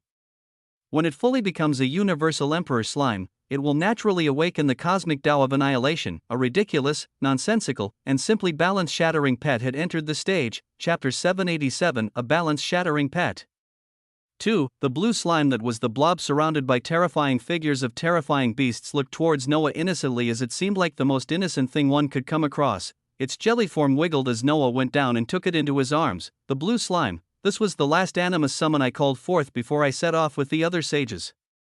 I knew it was a rare creature, but I didn't have time to explore its full bloodline and abilities, so I simply locked it up here along with all the others. Are you sure of choosing this one? The voice of the consciousness of the great sage rang out with a tinge of melancholy as Noah nodded with a light smile. Oh, this is definitely the one. He said these words as his body erupted with essence, the ability of archaic contract being cast as his body, and the blob of the blue slime became covered with essence and runic sigils. THRUUM, as if witnessing a monumental event. The very surrounding space shook as the illusory figure of the great sage Aowen could only look forward in disbelief as he saw a contract be formed between two beings of different stages. Monstrous. Only a single word could be uttered as the light died down, showing Noah and the blue slime that had bounced from his arms and gone on top of his head. It had lost the restrictions that the great sage placed on the animus summons within the tower as it moved freely, its blob of a body bouncing atop Noah's head as it seemed to enjoy its freedom. Its bouncing was accompanied with a shy voice ringing out in Noah's mind. Master, your head is very fluffy. The terrifying blue slime bounced up and down Noah's head as it rolled in his dark gold hair, not giving any feeling of being the only living member of the terrifying lineage of the universal emperor slimes that were hunted down by powerful beings in the primordial cosmos. You like staying on my head? Noah had a smile as he spoke to the slime, its bouncing only becoming more excited as he chuckled and continued. Then you can play there for as long as you want, A cute reply came out as Noah looked at the panel that showed the information of this balance-shattering animus summon once more. Being a universal emperor slime, this summon had the singular ability of something that made it possible for its power to grow where it was today, and also the reason why one of its kind could grow to a stage where it was capable of holding an entire universe hostage. Any life form that is devoured will be fully assimilated seamlessly as their abilities. Realm, law comprehensions, Tao comprehensions, and anything else within their existence will be obtained. This is an ability unique to the universal emperor slimes. This was the ability that this blue slime used to somehow put multiple Taos under his belt, with 4 grand and 3 lesser Taos being comprehended by it, as it had simply devoured beings that were studying such Taos. It had taken whatever origin they had along with their abilities, laws, and Tao comprehensions fully, as at this moment, it was more terrifying than any of the other animus summons that still remained on the lineup in front of Noah. This was a summon that had nearly completely comprehended the Grand Tao of devouring. A summon that would very soon be a genuine entity the moment it did so. He had truly obtained something ridiculous, as the possibilities for the future were truly too many. There was also immense hidden danger, as this blue slime was a type of creature that was hunted down by the big bosses running around the primordial cosmos. But to this thought Noah only had a single reply: so what? Even if some powerful beings he didn't even know about targeted his summons, they would just get in the long line of people that Noah wanted to confront. There were those that attacked the dark universe while trying to obtain the cosmic treasure ruination and ultimately cause its sages and great sages to perish, as this entire universe could now face an apocalypse at any time. And now whatever beings hunted down Universal Emperor Slimes to extinction would just have to get on this long line of enemies. Oh, and of course, he couldn't forget the stupendous fact that next to the name of this blue slime, a sign could be seen next to prismatic, as it showed even within this rarity, this summon was the very best there was. He sighed with contentment and achievement as he turned his gaze towards the other 9 prismatic summons in front of him. Master, you want to choose another one? Get Big Sister Dragon, she has a lot of heads, the blue slime chirped in as it noticed Noah's gaze, its eyes looking towards the terrifying visage of Tiamat, a dreadful-looking dragon that simply had too many heads. Each of them a different color and shining with a dangerous luster as the eyes seemed to blaze with immense anger and madness. Oh? Why would you choose her, when we could freely move in the tower tens of thousands of years ago? All the others were scared of her, and she was always in a bad mood somehow. The slime bounced up and down as it spoke of the passing of tens of thousands of years like nothing, but Noah agreed with the words of this terrifyingly cute slime as he looked at the information of the multi-headed dragon, Queen Dowager Tiamat, prismatic, and animus summon at the peak-tier galaxy realm. It was a ruling force in the animus universe, as it is the progenitor of one of the 9 supreme bloodlines of all animus creatures. Stripped down from its high throne by the alliance of the 5 supreme clans and having its origin and soul completely destroyed, Tiamat underwent rebirth from the innate skill of the dragon progenitor bloodline as portions of its memories are slowly coming back. The Queen Dowager has currently assimilated the laws of life, death, fate, and chaos. She has also nearly finished comprehending the grand Taos of slaughter and destruction. When she completes the process of her rebirth and regains all her memories, she will awaken her comprehensions in the cosmic Tao of annihilation. Seeing Noah nod with shining eyes as he evaluated Tiamat up and down, the blue slime bounced happily as it called out, "Get that Big Sister, Master. She's nearly as cute as me." Rumble. The words of blue slime caused the restricted eyes of Tiamat to shine a dangerous light as Noah moved forward. Chapter 788. Pompous, arrogant, and frightening. Not too far in the unique space, the sliver of consciousness of the long-gone great sage watched as his chosen successor continued to live up to the words he said. Where he was now really going towards the Tiamat with the intention of contracting it, he couldn't help but speak out, "As my successor, you can choose how to handle the rewards of the tower, which means saving any animus summons you want for yourself and contracting them when you advance in the future. This is especially so for the prismatic peak-tier summons, as many of them are nearing the realm of entities and would help you greatly on your journey." Yes. Many of the animus summons within the tower were very close to becoming entities, and this was especially so for the prismatic and ultra-rare summons who had powerful bloodlines. As they were locked within the tower for tens of thousands of years with special restrictions, even though they were not contracted to anyone and weren't in their animus universe, they had still been able to comprehend laws and Taos as the years passed. This was the case for the blue slime, Tiamat, and many others on the lineup that Noah faced. They have been comprehending for the past tens of thousands of years. But none of them have mastered their respective Taos, as they have never been able to apply them. The moment they are contracted and step into the outside world as they utilize their Taos will be the time when they enter the ranks of entities. The voice of the great sage Aoan rang out sonorously as Noah merely smiled, waving his hands beside him as a spatial wave erupted, another one of his bodies appearing in front of the Queen Dowager Tiamat. Since he was born from 2 galaxies and shared 2 separate yet uniquely connected bodies, he effectively had a cheat on the number of summons he could contract with. But his bodies had to establish the contracts themselves first before he could place the pets into a shared origin, where he could choose to transfer any of the pets that he or the body of Alexander contracted without any issues. To him, both of these bodies were one and the same, and he would not even be using the identity of Alexander soon enough, as he was gaining terrifying power that would slowly make him able to move with even more vigor in the dark universe. Rumble. Essence erupted out as the sliver of consciousness of the great sage watched a new being with the same fluctuations as the one that should have been his successor appear, this being easily forming a contract with the Queen Dowager as the restrictions of the tower were lifted from her. Ridiculous. Even the consciousness of a great sage could not help but lament in shock at the event. Roar! A loud bellow of freedom reverberated out from multiple heads as this creature stood in front of Noah. Its multicolored heads that numbered not 5 but 10, all of these draconic head roared out with anger and majesty. Noah simply felt the oppressive aura as he smiled, a cold harumph ringing out from each of the heads as a second later, A red cloud of smoke descended into the enormous 500-meter Queen Dowager as it rapidly began shrinking in size. Rumble, Noah watched this unexpected scene with surprise, his eyes observing this dense smoke miniaturized the enormous body of the Queen Dowager until everything coalesced into red smoke around 2 meters, being summoned into this trash universe by a stupid little sage. Locked into an even more trash tower and wasted thousands of years, and then contracted by an even weaker being.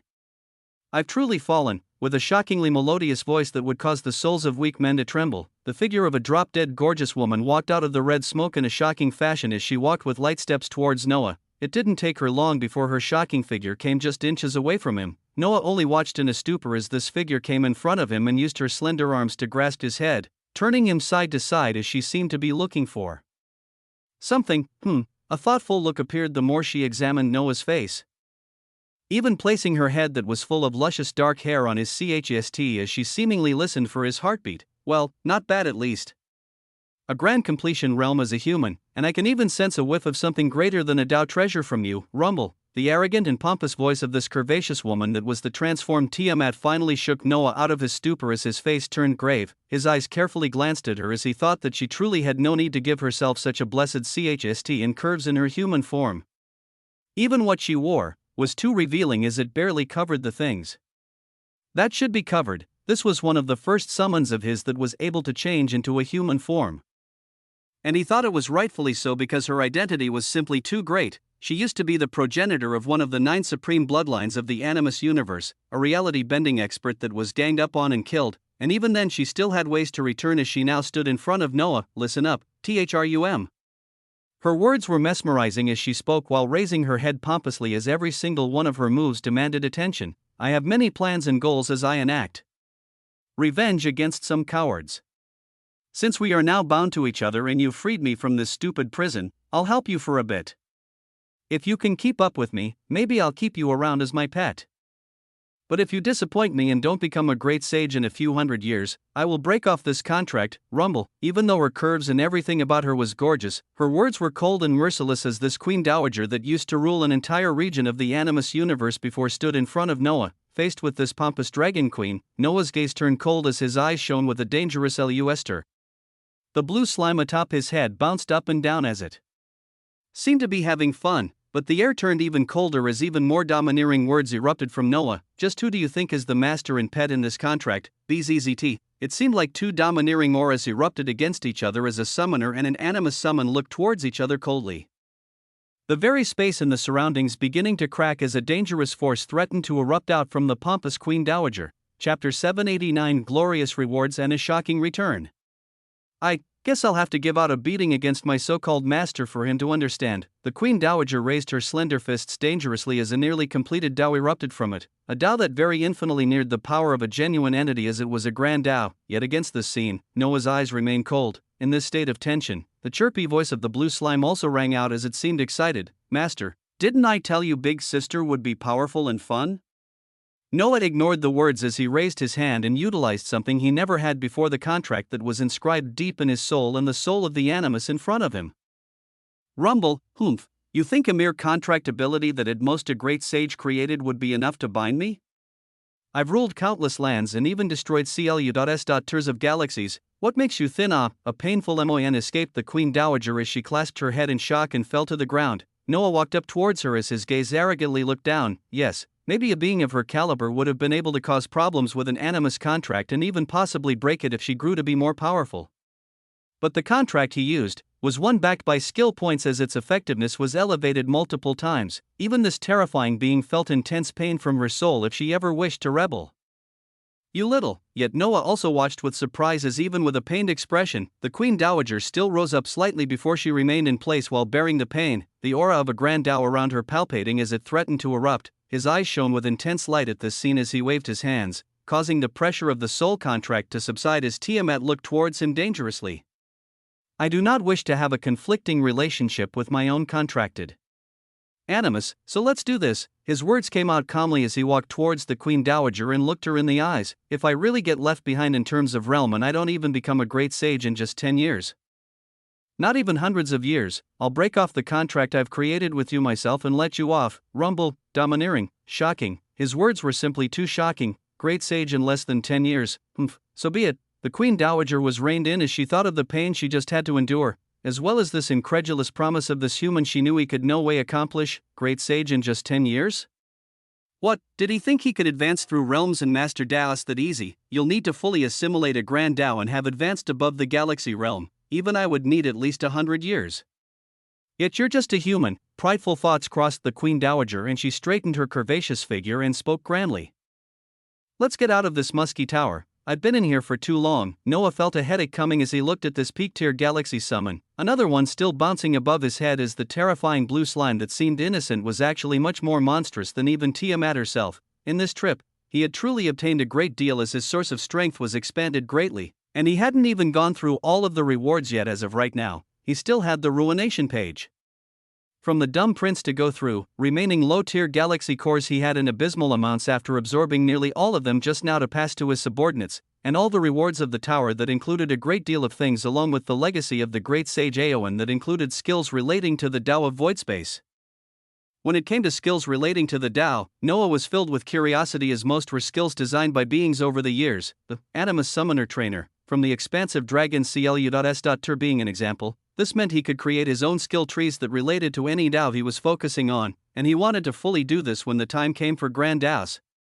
If a unique lesser Tao like the Tao of Summoning granted him this much power, just what would happen if he fully utilized the others? Of course, he knew the Tao of Summoning was unique in the way it boosted him because of his infinite mana and protagonist trait, where he utilized this Tao to an extreme that even exceeded the ancient power that was focusing on it for the past tens of thousands of years. The expansive dragon CLU.S.Tur also comprehended this Tao and even had entities that had begun assimilating it, and yet even they had not been able to have the lineup of pets like Noah nor accomplish the things he had. Even now, their ancient power was merely equal to the primal winged expanse as other powers eyed their legacies, so how powerful one could be from any Tao depended on how it was utilized in the power of the being themselves. Noah lamented at this fact and his own genius as he turned towards the consciousness of the great sage Aowen that was still looking towards him in a stupor. He had defied every single thing this great sage knew as common sense, where at this point the sliver of soul didn't even have words. The expansive dragon CLU.S.Tur has enemies within our ranks currently. Close off the tower for now until we successfully bypass some of these dangers. I shall bring worthy geniuses to claim powerful summons here then. We have to move. He gave commands as huge changes began to occur in the tower. As Noah reigned in an unruly animus and gave out commands, changes soon occurred in the secret realm where many new low and middle-tier galaxy experts had entered. First was the tower itself, where every being inside was ejected as they found themselves warped.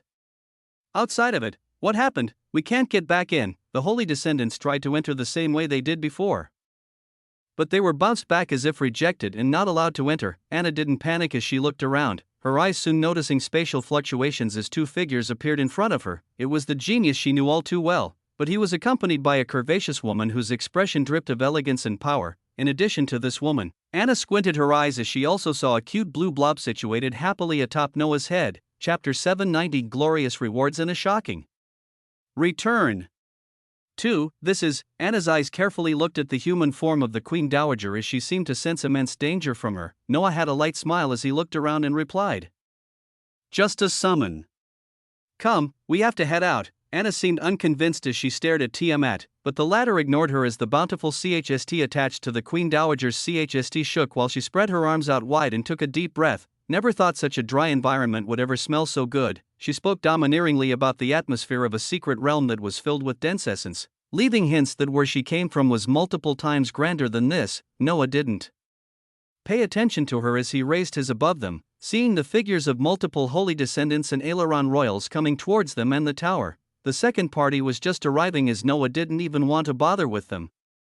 Sending a message to the consciousness that controlled this secret realm, eject all of us out of this realm for now. I should be back with a few people in a bit. Rumble. The moment his words ended, the entire primal holy land shook as a bountiful amount of essence erupted out, the wild animus roaring out as all the humans, dragonoids, and ailerons felt spatial essence cover them as they were unwillingly thrown out. At the same time, Noah's own essence overflowed as he changed the affix on the ruination core to be. The act of not taking damage for 10 seconds grants a ruination shield capable of withstanding a single strike from a sage.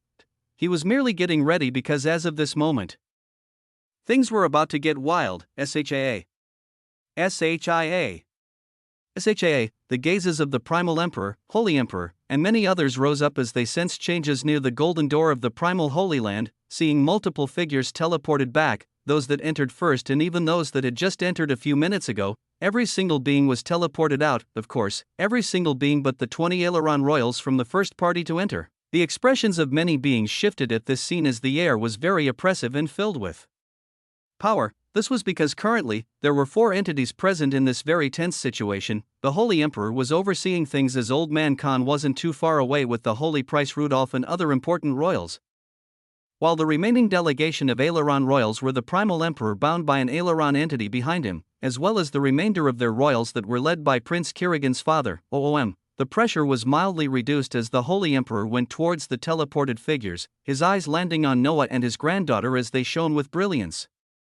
This was especially so as his eyes landed on the curvaceous figure of Tiamat, his eyes beginning to shake with happiness as he sensed her aura at peak tier galaxy, yet his eyes didn't catch the even more fearsome blue slime atop Noah's head as it seemed like the most non-threatening thing there, no aura leaking from its body. What happened? His question was directed at all of them, so a single holy descendant went forward as he bowed while speaking apprehensively. Emperor, our group was forcefully ejected from the Primal Holy Land as we appeared here. The face of the Holy Emperor lost its happiness at this as nearby, the resonant voice of the Primal Emperor rang out next, all of you, a rumble. His words came out like a rolling tide as they held immense pressure. The second group of Aileron Royals that were also just ejected nodding towards their Emperor with cold faces. We were all ejected, meaning that all of us here are the only ones alive to be teleported out, THRUUUM, the moment these words finished. The horrendous aura of a peak entity erupted out as the 5 pairs of wings on the Primal Emperor quaked with power. His gaze was extremely cold as with the warping of all of these beings here forcefully, they confirmed that the initial 20-man party of Aileron Royals were dead, all others were ejected out of the secret realm, but not them. The significance of this was soon understood by all as the atmosphere became extremely oppressive. It meant that under the watch of the geniuses of the expansive dragon CLU.S.Ter, the guests they invited had lost 20 of their people, and it was those with extremely high status at that. Windsor, what is the meaning of this? THRUUM, the words were cold and biting, filled with zero cordiality as even the brother that the Primal Emperor normally used was dropped. I'm sure there is an explanation of what happened to the young Prince Kirigan and others. You all, what did you see? The Holy Emperor remained impassive as his might was unrelenting when faced against the aura of the Primal Emperor. Turning his gaze to Noah and the other holy descendants that had entered first, at the same time, the Holy Emperor sent a telepathic message towards Noah as his shining eyes remaining on the curvaceous figure of the Queen Dowager, who was only looking around with her mesmerizing red eyes, this entire tense situation seemingly not worth her attention. What happened with our great sage's legacy? Is that creature in front of you from the legacy? What about all the other treasures? A barrage of telepathic questions entered Noah's mind as his eyes looked up to meet the Holy Emperor. All of the others also focused on this scene as among everyone there, nobody even raised their heads as they knew nothing of what happened, only this single genius raising his eyes to meet the Holy Emperor. The powerful beings all around watched with careful eyes as they wanted to know just what exactly had befallen the 20 Aileron Royals inside. At this juncture, Noah replied with 2 sentences. One was a telepathic one that entered the mind of the Holy Emperor and caused his body to nearly shake out of happiness. The other was a verbal message that he said for all to hear. In the secret realm, the consciousness of the great sage saw my talent as he chose me as his successor, bringing the rewards of the legacy that contain multiple prismatic, ultra-rare, and many more powerful summons under me to do as I see fit. This was the telepathic message to the Holy Emperor that nearly caused a wide smile to break from him, containing his emotions as his shining eyes called for him to continue for the other question he had asked. When Noah answered this question for all to hear, the happiness bubbling within the Holy Emperor would very quickly be doused as the atmosphere would turn terrifying. With a blue slime sitting happily on his head, Noah raised his head grandly and spoke with utter calmness, his words being a shocking spark that would cause the eruption of deadly events. The 20 Aileron Royals, including that Prince Kirigan, I actually killed them all. Silence so deep and terrifying that I made the blood of many run cold. The silence was followed by mayhem. RUUUUUMBLE. Chapter 791, The Falling Out of 2 Ancient Powers. The surrounding space quaked and trembled as a horrendous pressure descended, a rumbling voice that shattered even the eardrums of weaker nebula rank beings resounding out. You did what, BOM? The voice was explosive as it was followed by an action, the formation of a hand that was filled with the stellar light of the Tao of Withering reaching out towards Noah. This pandemonium and mayhem ensued as all those weaker than at the peak tier galaxy flew away at the pressure. The holy descendants around Noah and Anna being the quickest to run at the sight of the hand as the only figures that remained still in the face of this horrendous hand formed from the essence of a fully comprehended Tao were Noah and his summons along with Anna. Even in the face of a terrifying entity moving, Anna didn't twitch as she stayed by Noah's side. Meanwhile, the body of the blue slime wiggled as the Queen Dowager had a cold look while looking at this palm, not making any moves as their master actually told them not to do a thing. Noah merely looked at the coming hand that threatened to grasp all of them with his hands clasped behind his back, his gaze that of an ancient hero that wouldn't be shaken by anything. In the face of this strike, only a single being moved. Brother Primal, let us not be too hasty. In front of Noah, a dragon's claw had appeared out of nowhere as the figure of the Holy Emperor descended grandly atop a six-headed dragon. Bzzzt, the claw of the six-headed dragon glimmered with an intense light of destruction as it clashed with the enormous phantom hand of the Primal Emperor, the essence of destruction gradually wiping away the essence of withering as the illusory hand faded. Roar, the bellow of the six heads of this fearsome dragon reverberated out as the horrendous pressure the Primal Emperor released was offset greatly. Its magnificent draconic heads locking onto the Primal Emperor fearlessly. This was the prismatic animus of the ruler of the expansive dragon CLU.S.Ter, the singular animus that had given the Holy Emperor the strength to spearhead this ancient power. It was due to this terrifying six-headed dragon that had fully comprehended the grand Tao of destruction. Stellar Spiridoro, prismatic, and animus summon at the peak tier galaxy realm. This creature stems from the lineage of the ancient kaijus of the animus universe, its body being one of the toughest things when it reaches its ultimate form. It has fully comprehended the grand Tao of destruction as it is now in the process of assimilation. The deterrent that caused the Holy Emperor to be renowned as his ancient power was even eyed by others at a distance. It was a creature bounded to him who utilized a lesser Tao, and yet the animus itself had become a strong entity through a grand Tao. Rumble. The body of the Primal Emperor came to a stop as he coldly stared at Spiridoro, and the somber-looking Holy Emperor that stood atop. Are you sure about this, Brother Windsor? His booming voice ruptured out as next to him, the figure of the other aileron entity materialized from particles of light. The situation became extremely tense as many lesser beings scrambled away. Meanwhile, Anastasia made her way over to Noah and Anna, who were now looking at the broad back of the Holy Emperor and his stellar Spiridoro. A second later, Old Man Khan appeared beside the Holy Emperor as Holy Prince Rudolph was in tow. His gaze darkened as he stared towards Noah. We don't know what truly happened. This genius holy descendant could be under the influence of something, the Holy Emperor continued calmly as all the Aileron royals gathered behind the Primal Emperor. His gaze becoming increasingly cold as he saw the being who just said he murdered his grandson and 19 other Aileron geniuses being protected so closely. At this point of the confrontation, the voice of the being that had caused such a state resounded out again calmly, acting like gas to fan the flames ever higher as they were just as explosive, that Prince Kirigan and his goons had appeared in front of me and Anna, threatening to teach me a lesson while apparently enjoying Anna before even their official engagement. I naturally had to defend myself in the honor of the Holy Princess, so I made some quick work of the prince and the other Aileron royals, as many of them interestingly died while pleading for their lives. I never knew the Aileron royals had such flimsy backbones. Shut up, Rumble. It was the Holy Emperor shouting out this command over Noah, this entity knowing full well what this genius was doing as he left no path of retreat for either of the two sides, bent on telling things how they were and not even worried about covering the truth of what occurred. The face of the Primal Emperor became even more deadly at this scene as rage billowed in his eyes, locking with the figure of Noah that floated calmly behind the stellar Spiridoro as he etched this being's image into his brain. He then turned towards the Holy Emperor as he asked once more, I want the life of the culprit responsible for the death of 19 geniuses and my own grandson. Windsor, will you grant this to me or not? Words filled with conviction that said it could only be this way and no other resounded out. The gaze of the Holy Emperor cloudy as he looked at the calm Noah. The Holy Emperor was truly angry at this juncture as this being just had to ruin such a perfect set of events.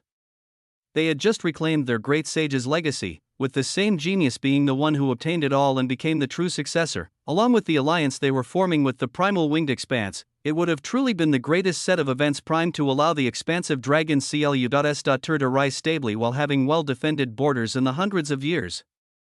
Yet, he now had to make the choice between this singular genius and the alliance of an ancient power. Chapter 792, The Falling Out of Two Ancient Powers. 2. The frustration felt by the Holy Emperor was immeasurable as he looked towards Noah, knowing this being was too much of a genius and too valuable. But there was also the alliance that would affect the lives of trillions to consider. As if Noah could see the thoughts of the Holy Emperor, he sent a telepathic message that dripped with dominance and calm. I told you before that a single me would be a more powerful support than even an ancient power. Just days after stepping into your expansive dragon CLU.S.Tur, I've unearthed the great sage's legacy and brought to fruition multiple peak galaxy summons that are just waiting to be contracted. With many of them nearly mastering their respective DAS, as each would soon become an entity in their own right. I did this in just days. Can you imagine what I will do in weeks? THRUM. Noah's words were like strikes of lightning in the mind of the Holy Emperor as they continued. The choice is yours to make. A contemplative look appeared on the Holy Emperor's face as his gaze locked with the Primal Emperor. The Primal Emperor saw the gaze of Windsor as he shockingly knew what choice was made. You're sure about this, Windsor? To fully destroy our alliance and become enemies? To add another ancient power to your list of enemies? Because of a mere genius, Rumble, the regal and majestic air of a ruler erupted from the Holy Emperor atop his peak-tier galaxy summon. His eyes seemingly aged and wise as if he had seen countless things. With such a magisterial stature, he let his choice be known. Alexander was merely protecting himself and Anna. I cannot let him be punished for doing such a thing. The people of my expansive dragon CLU.S.Tur shall always be protected. OOM. Resounding words that sealed the fate of two ancient powers. Words that made the expression of the Primal Emperor livid as he nodded vigorously. He let his wrath be known as he waved his hand, the entire delegation of the Primal Winged Expanse sending deadly looks all around them as they pulled back. The Holy Emperor and Old Man Khan remained still as their senses observed the luminous multi-winged delegation of beings leave the Holy Land and ultimately the expansive dragon close. USTR without making any moves, their eyes only turning towards the beings they protected behind them at this time. The gaze of the Holy Emperor was furious as he understood the significance of what had just occurred, his pressure bearing down towards Noah as in the next second, he saw the fearless face of Anna get in front of him. Anastasia followed thereafter as the mother and daughter pair actually stood between the Holy Emperor and Noah. The anger of the Holy Emperor only increased at this scene as his voice reverberated out, unfilial children and dumb geniuses, truly a combination. I'll deal with the lot of you later, essence erupted out as the Holy Emperor set off with his stellar Spiridoro. Knowing that his closest ally had now turned enemy as he had to give out many commands to tighten their borders and be ready for the outbreak of a war, a tumultuous period was coming for many beings through a variety of means, the looming cataclysm being the biggest thing in the minds of ancient powers. Thus they raced to find anything that dealt with the tools of ruination, as well as the legacy of forgotten sages as they sought to achieve this realm of strength. At the same time, the entities that had bound themselves to the expansive dragon CLU.S.Tur were alerted as the auras of powerhouses permeated around different regions. Far off in the vast chaotic void, there was also the primal winged expanse. A grand CLU.S.Tur of galaxies under the rule of the Aileron race. This CLU.S.Tur of galaxies was particularly unique as if a being who could glance at all of them in their entirety existed, they would be able to notice all the galaxies forming into a triangular shape. The primal winged Holy Land being the galaxy that sat at the very top of this triangular CLU.S.Tur of galaxies. At this moment, the delegation of Aileron royals that the Primal Emperor led returned home as the Wrath being released from the Primal Emperor was extremely chilling. His generals stood on standby as the entities connected to the Primal Winged Expanse were already alerted. Making friends is hard, but becoming enemies can be done in a heartbeat. OOM. The resonant voice of the Primal Emperor resounded as he spoke out to the entities that gathered the fastest. Each of them had 5 pairs of wings on their bodies as they shone with the beautiful light of a fully comprehended Tao that made them an entity, and one of them didn't even have wings as he was actually a human. We tried making friends with the expansive dragon CLU.S.Tur and spent thousands of years on this task to be allies. Yet in just a single day, all of this was broken down. We were to be allies because of mutual interests, because of the legacy of the great sage that Windsor promised to share, because of the tool of ruination he had on him. Shocking secrets that others didn't know were released freely as the entities looked amongst each other. Since we cannot be allies and enjoy legacies and research tools of ruination together, then we shall be enemies as we take them for ourselves and put them to use so that we can survive the coming cataclysm. Rumble, with a somber tone and eyes blazing with the light of malevolence and fervor, the Primal Emperor uttered words that would be the cause of something huge. As of right now, we are at war. Oh, war, rumble. Bellows after bellows erupted out from the Primal Winged Expanse as at this moment, a declaration of war was called out from the ruler of an ancient power. The consequences of this war would be horrendous, as they would be the cause for the rise of a ridiculously domineering entity. Chapter 793 Preparations for a Grand Future. In the next few days, many movements were occurring into the expansive Dragon CLU.S. as many pieces were moved around. During this entire time, Noah was enjoying the loot he had collected as he went through everything, with a slight change to his normal routine as a headache was following him around. How can you so easily carry around a galaxy like that? This queen has come across many unique powers, but yours don't make any sense. The pompous voice of the Queen Dowager, who refused to be returned to Noah's origin, continued to ring out, a red robe draping over her as it at least covered the much too blessed figure she freely showed before.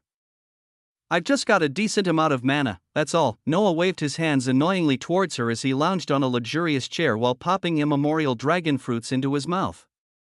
He had the page of ruination he had obtained from Prince Kirigan in his hand, as this page contained a great amount of information on the history of the tools of ruination, information that Noah had already pried from the ruination core he currently held himself through using Eyes of Truth. At this moment, he was just comparing the information to make sure it matched as he enjoyed the wondrous fruits from his infinite galaxy while waiting to be called by the furious Holy Emperor. At the same time, the past few days had been hectic for him as he had to manage an unrelenting Tiamat and the exuberant blue slime that loved freedom too much. The blue slime wanted to explore anything and everything as it tugged on his head, Noah having to let Anna carry the slime with her around the expansive Dragon CLU.S. while he prepared himself for what was to come.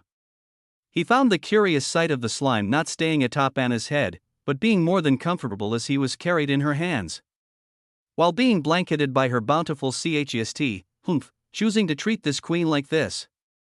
Do you know how many sages and great sages used to grovel at my feet? How many CLU.S. tours of galaxies I could move at my beck and call? The voice of Tiamat continued to resound in his ears, though, as he sighed while replying calmly, things in the past stay in the past.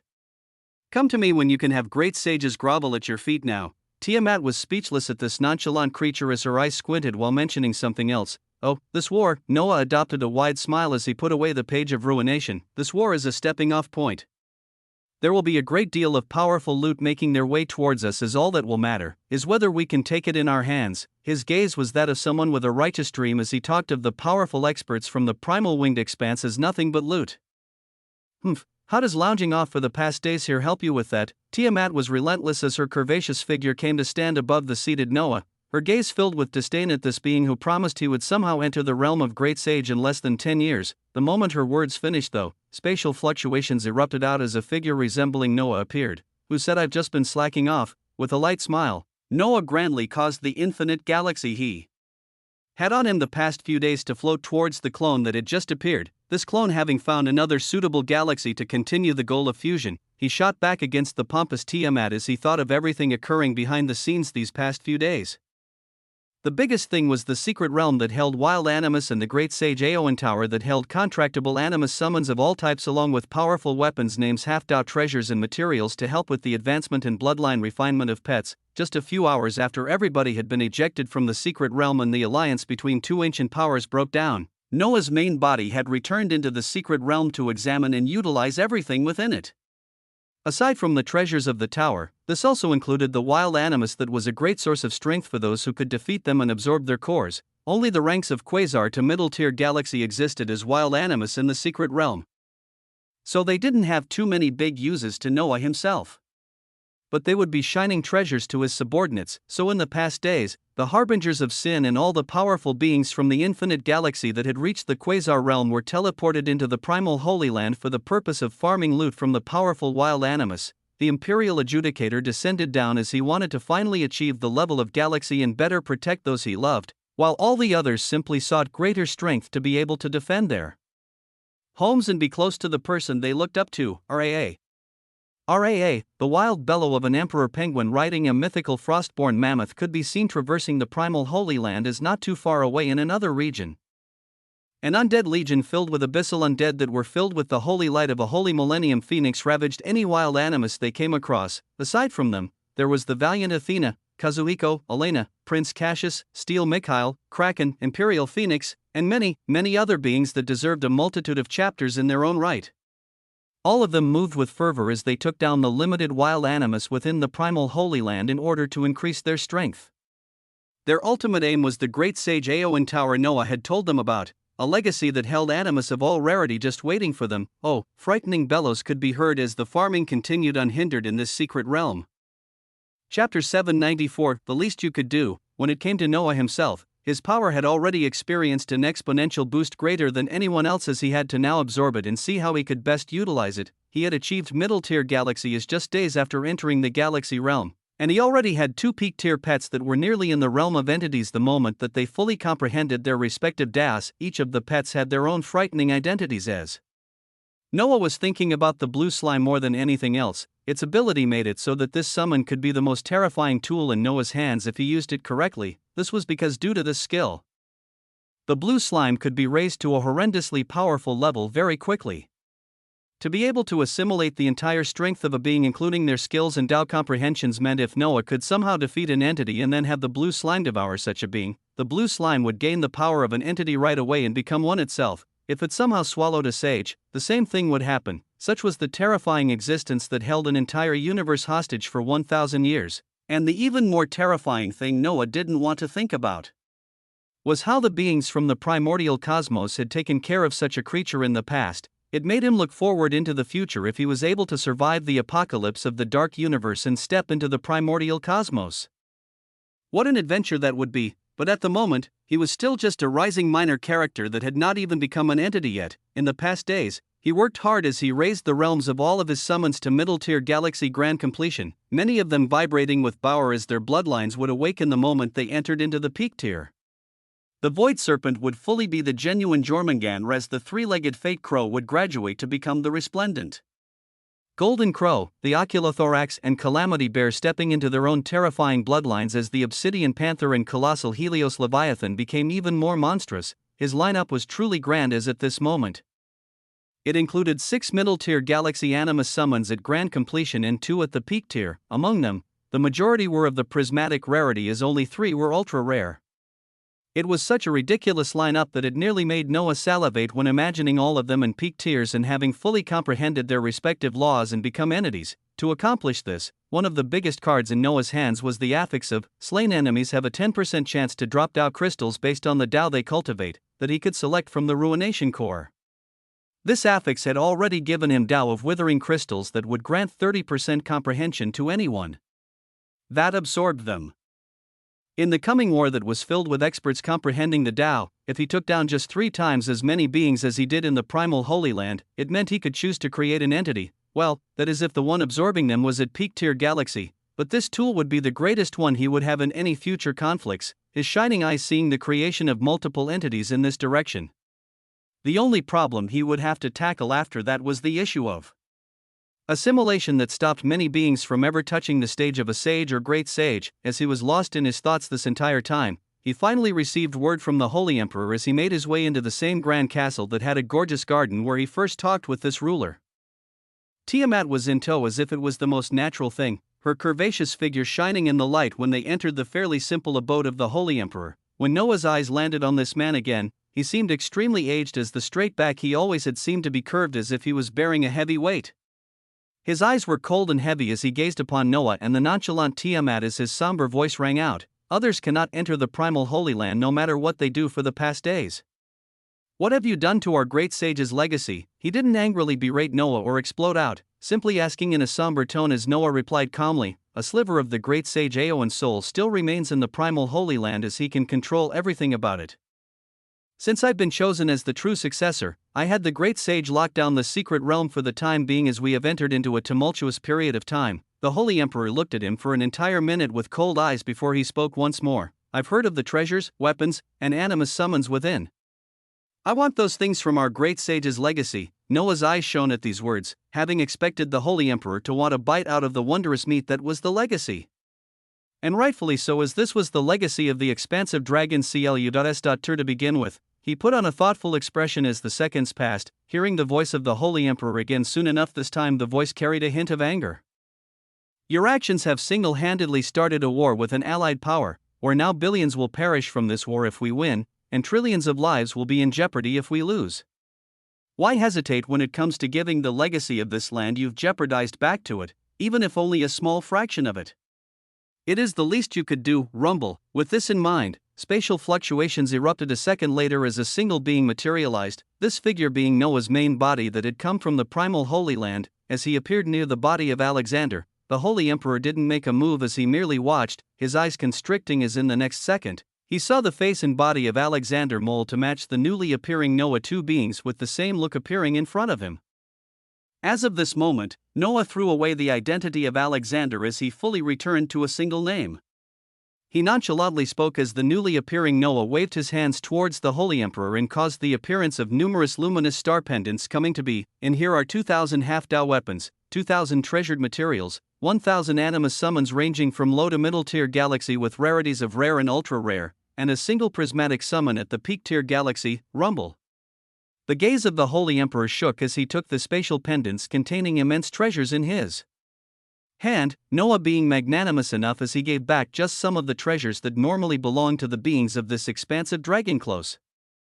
Uster back to them, he had already accounted for the summons that he and his subordinates would take in the future, as for now, he at least shared the treasured loot to increase the strength of this ancient power that he had embroiled in a war. The gaze of the Holy Emperor finally became light as he seemed to have significant weight lifted off his shoulders, looking at Noah with shining eyes as he seemed to have somewhat redeemed himself. You said you alone would be better than an ancient power, so you will prove it as you will be at the forefront of the defensive lines being created. I'll give you the specifics later, with you most likely joining Old Man Khan to defend a side of a galaxy close. Uster, the Holy Emperor spoke words that were simply beautiful in Noah's eyes, this being his plan all along as he merely smiled. He had to be in the front lines if he wanted to get his hands on middle and peak tier galaxy cores after all. As the Holy Emperor looked at Noah's nonchalant expression on both of his bodies, he couldn't help but ask while he put the spatial pendants away, though I would still like to know as we go forward, who are you, really? It was a question that boggled the Holy Emperor and many of his experts, especially now that he saw the face of Alexander completely change into this new being. None of them could figure out the true origins of this fearsome genius that had done just too many things. At this question, Noah merely smiled as he replied calmly, Noah Osmont, a nobody from an unknown blue planet, Chapter 795, overseeing the rising stellar peaks. The expansive dragon CLU.S.Tur was bustling with activity as many powerful figures were moved here and there. From the Holy Emperor, Noah found out he would be heading to a region of the expansive dragon CLU.S.Tur known as Rising Stellar Peaks, an area where the outline of three uniquely shaped galaxies created the form of three stellar peaks. Within this region, he would be accompanied by Old Man Khan as this was the entity assigned to protect this area, through the expansive dragon CLU.S.Tur, numerous regions existed where enemies could enter through, and tight-knit defense and communication lines, as well as numerous sensing apparatuses were laid out to expand over thousands of light-years as they monitored the boundary of the huge CLU.S.Tur of galaxies that made up this ancient power. An entity had to only protect a single command region, this being a location where the input and communications that covered thousands of light-years would come through. If any enemies crossed a certain area, an entity would know as it would only take him seconds to appear in that location and defend it. Old Man Khan and various other entities connected to the expansive dragon CLU.S.Tur were overseeing this role, with Noah joining the camp of Old Man Khan as he was the one entity he had come in contact with before. And also a powerful one. Within days after meeting with the Holy Emperor, Noah was led by Anastasia herself along with Anna towards the so-called Rising Stellar Peaks, a jolly blue slime and a curvaceous Tiamat following closely. They passed through the chaotic void as they went away from the draconic-shaped Holy Land at the center of the expansive dragon CLU.S.Tur and went to the fringes of it, passing through a few galaxies as Noah soon laid his awareness on the mystical Rising Stellar Peaks, three galaxies with their millions of stars formed into a far-reaching peak that tore through the void of space. A very special environment was in front of Noah's eyes in the periphery of these galaxies. He noticed how the chaotic void was littered with small figures of humans and dragonoids. Among these humans and dragonoids, the unique figures of beasts of all shapes and sizes could be seen near them. The sight of millions of animus summons filling Noah's eyes, many of the summons were trained to grand completion as it seemed like miniature galaxies were constantly revolving around the chaotic void. The sheer sight made it seem like a profound sense of power enveloped them, Noah's aura catching the essence of the calm-looking Old Man Khan at the very forefront who had a starry tarragon behemoth and three other gigantic animus summons floating a few meters away, the figures of Noah, Anna, and Anastasia were like streaks of light as they passed through the hundreds of thousands of experts floating in the chaotic void that made up the so-called defensive line, going to the very center of it where Noah could now clearly see the figures of Old Man Khan and even the holy Prince Rudolph himself, who had a stern look at their arrival, Anastasia nodding towards them as the entity that defended this region turned his eyes towards Noah. Do you know why an entity is selected to protect each region? A question was thrown out the second they arrived, as Noah merely shook his head while glancing at the vast chaotic expanse around them. The dreadfulness of the void that seemed endless paired with the millions of defenders of the expansive dragon close. Uester behind him was truly a sight to behold, the many rotating galaxies signifying grand completion, bringing some ease to those nearby. It's because in wars against ancient powers, it is the entities that are targeted first, being the first bastions in any attack, as if they fall, everything falls. Rumble. The opposing ancient power uses a variety of means to gather intelligence on which entity is overseeing which region, making calculations on who to attack based on what they believe the strength of that entity to be. You were put in my region as I am the most powerful after the Holy Emperor. My presence here, being known as this rising stellar peaks, would only be attacked at the latter stages of the war when the two sides are in the final battles. The words of the calm Old Man Khan rang in the minds of many as their hearts lifted, looking at this old man and his walking stick with shining eyes as his strength seemed to be boundless. I see, I shall provide some more defenders to bolster the ranks. Noah nodded to the fearsome entity as he moved forward from the CLU.S. tier of beings on the defensive line, his hands producing a barely noticeable shimmering galaxy that pulsed with light, spatial essence rising from it as multiple beings were teleported out. Thereafter, multiple figures were warped in Barbados, the Imperial Adjudicator, Kazuhiko, Elena, Athena, the Kraken. All the powerful beings from Noah's infinite galaxy were making their appearance in the grander playing field. For the first time. For all of them appearing, their levels were all in the low-tier galaxy realm after spending the past few days in the primal Holy Land and hunting down animus summons for their cores. Since they had no worries about achieving grand completion, rising through the stages with cores was relatively easy for them. Even Anna had finally stepped into low-tier galaxy after being power-leveled with cores the past few days, her eyes filled with strength as she stood near Noah. A few others like the Imperial Phoenix had not been able to obtain enough galaxy cores as they remained in the Quasar realm, so for the sake of safety, Noah told them they could not participate in a grand-scale war like this for the time being. We can finally fight on the same battlefield, Kazuhiko's voice of boisterous as he looked towards Noah, his body shimmering with essence as he released 3 animus summons, 2 rare and 1 ultra-rare. Many eyes honed in on Kazuhiko and the other inhabitants of the infinite galaxy, as at this moment it wasn't just him, all the others had begun summoning wondrous summons that were a notch higher in quality compared to the geniuses of the expansive dragon CLU.S. The sight in front of them beginning to be filled with rare and ultra-rare summons, rumble, shock, and envy was the only thing spreading out as Noah brought out his subordinates, each of them with their own unique traits and summons as they would begin to become known from the coming battles. Chapter 796, Overseeing the Rising Stellar Peaks. 2. Old Man Khan stared at the newly appearing beings as each of them held powerful and high-quality summons, being surprised yet again by this genius that was the cause of this war. While looking at this scene, Old Man Khan couldn't help but speak out. The aid you've called forth might not be able to experience much as the spies and the aileron forces monitoring which entities preside over which regions already know about my presence here.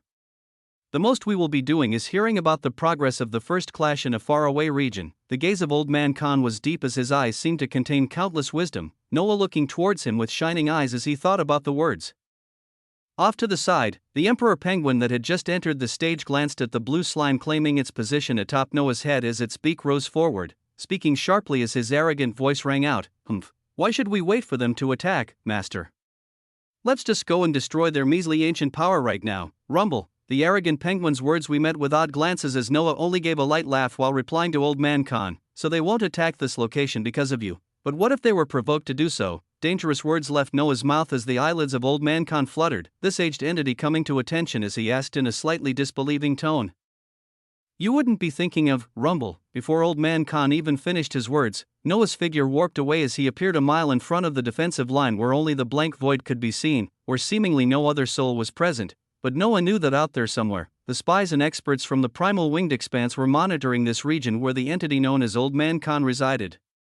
While thinking about the words that they would not be attacking this Location. Until the latter stages of the war, Noah's body began to shine a glorious luster as he went ahead to do something to change this. His vibrant manifested galaxy rotated wildly on his CHST as he pumped immense amounts of mana into it, the surrounding void beginning to be light up as the exuberant amount of mana was only for the effect of being seen. THRUUUM, with a glimmering galaxy that had begun to shine in the surrounding miles as even those back in the defense line looked toward in shock. Noah's domineering voice came out as he enhanced the mystical sound waves that defied science to travel as far as they could across the chaotic void, the one who ripped apart the body of the cowardly Prince Kerrigan and 19 other Aileron SCU.M, is currently here in the rising stellar peaks. I wonder if all other Ailerons are just as cowardly, or if they'll use this opportunity to avenge their fallen prince.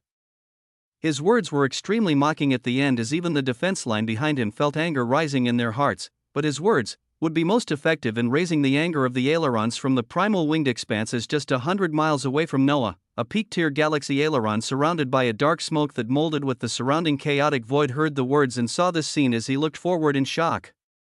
Within his hands, there was a shimmering gemstone that had the shape of a winged eye, this eye shining with a red light as it picked up the scene of Noah shining brightly with the light of a manifested galaxy while saying astounding words. This scene that was picked up by the gemstone that looked like an eye traveled from the far location of the rising stellar peaks as it was transmitted into an enormous command center within the primal winged expanse that received numerous feeds like this from all the protected regions of the expansive dragon CLU.S.Ter. The moment this feed arrived at the command center, it felt like a fire had been lit as the flames of anger erupted from the Aileron generals listening to it.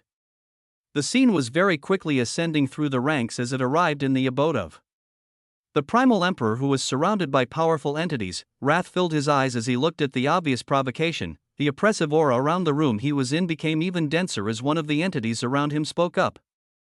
Brother Primal, I know you were planning on sending me among the last forces in this war to fight alongside you, but let me be the one to go into the rising stellar peaks region and face that Khan while taking down that arrogant creature. Rumble. The voice was cold and cruel, coming from a hooded entity that was actually a human and not an Aileron royal. If one recalls, this was the same human entity that stood nearest to the primal emperor when he declared war days ago, one that was actually treated with more respect than even the Aileron entities. The primal emperor looked at this being as his eyes swirled with intense light. That'll have to bother you with leading some of our troops into this rising stellar peaks region.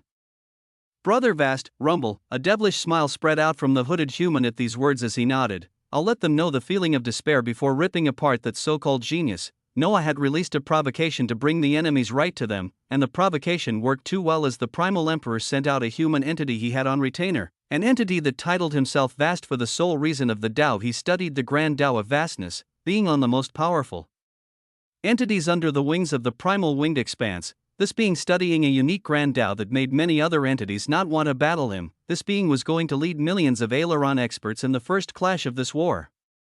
Chapter 797, A Glorious Clash. The many experts on the defensive line watched in a stupor as Noah came back, the shimmering galaxy on his body drawing in everyone's gazes as the face of Old Man Khan twitched. Noah had a light smile as he said, I think it's better that we test the enemies out first, you know? Since esteemed Old Man Khan is here, it shouldn't be too much of a problem. Many people didn't even know how to reply as off to the side. Noah's subordinates looked at each other with exasperated smiles. Yet at this time, the stern voice of Prince Rudolph rang out. What if they do come?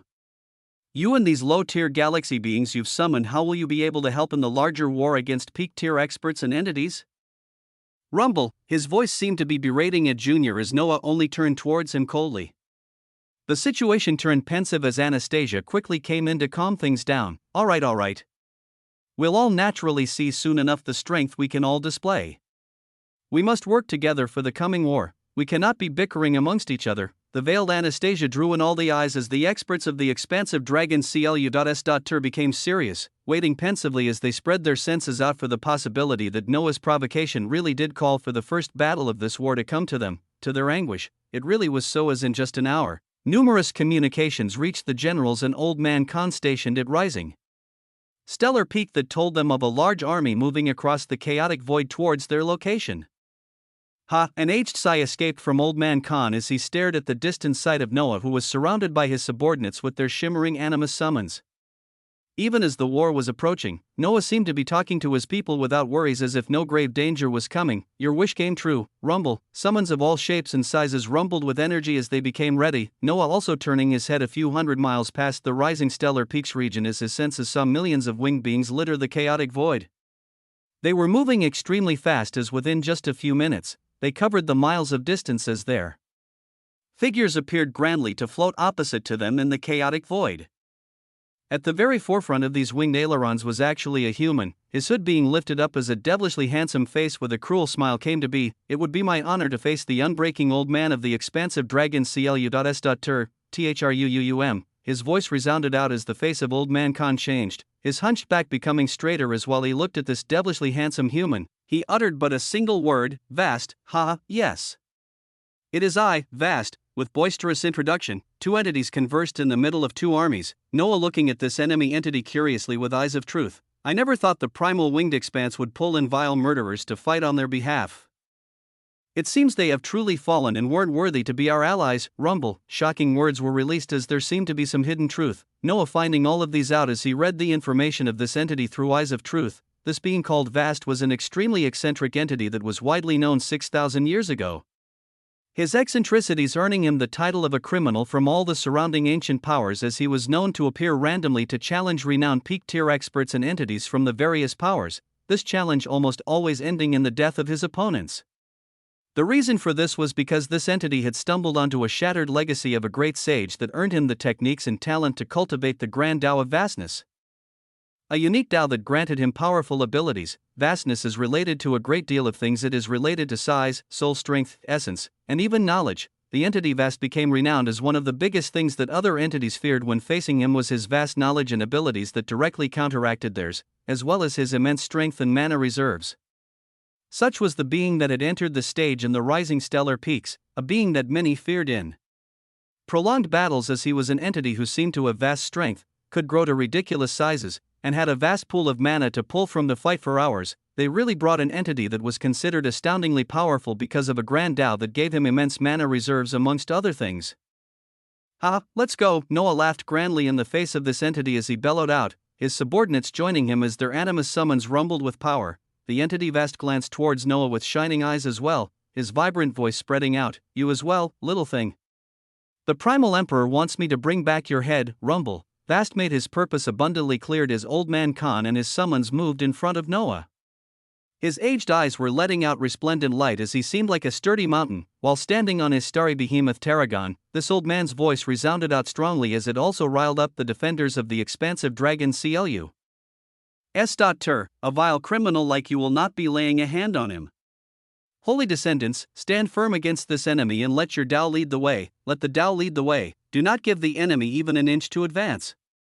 Repel them, Rumble. Old man Khan's voice had turned into the most powerful sound on the battlefield as on his word, the holy descendants of the expansive dragon CLU.S.Tur let their animus summons move forward. Meanwhile, Noah summoned the remaining animus summons from his origin as the Void Serpent, Colossal Helios Leviathan, Obsidian Panther, Calamity Bear, Three-Legged Fate Crow, and the variant Oraculothorax grandly appeared, each of the at the middle-tier galaxy stage.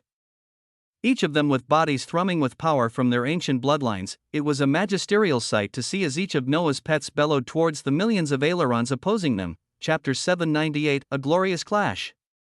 2. From the side of the aileron army, a great deal of galaxy experts filled the front of this army as multiple beings at the peak and middle tiers were situated right behind the entity Vast. Their eyes were honed in on the other galaxy experts of the expansive dragon CLU.S.Tur as at this moment, powerful beings were given the order to set their sights on them as well.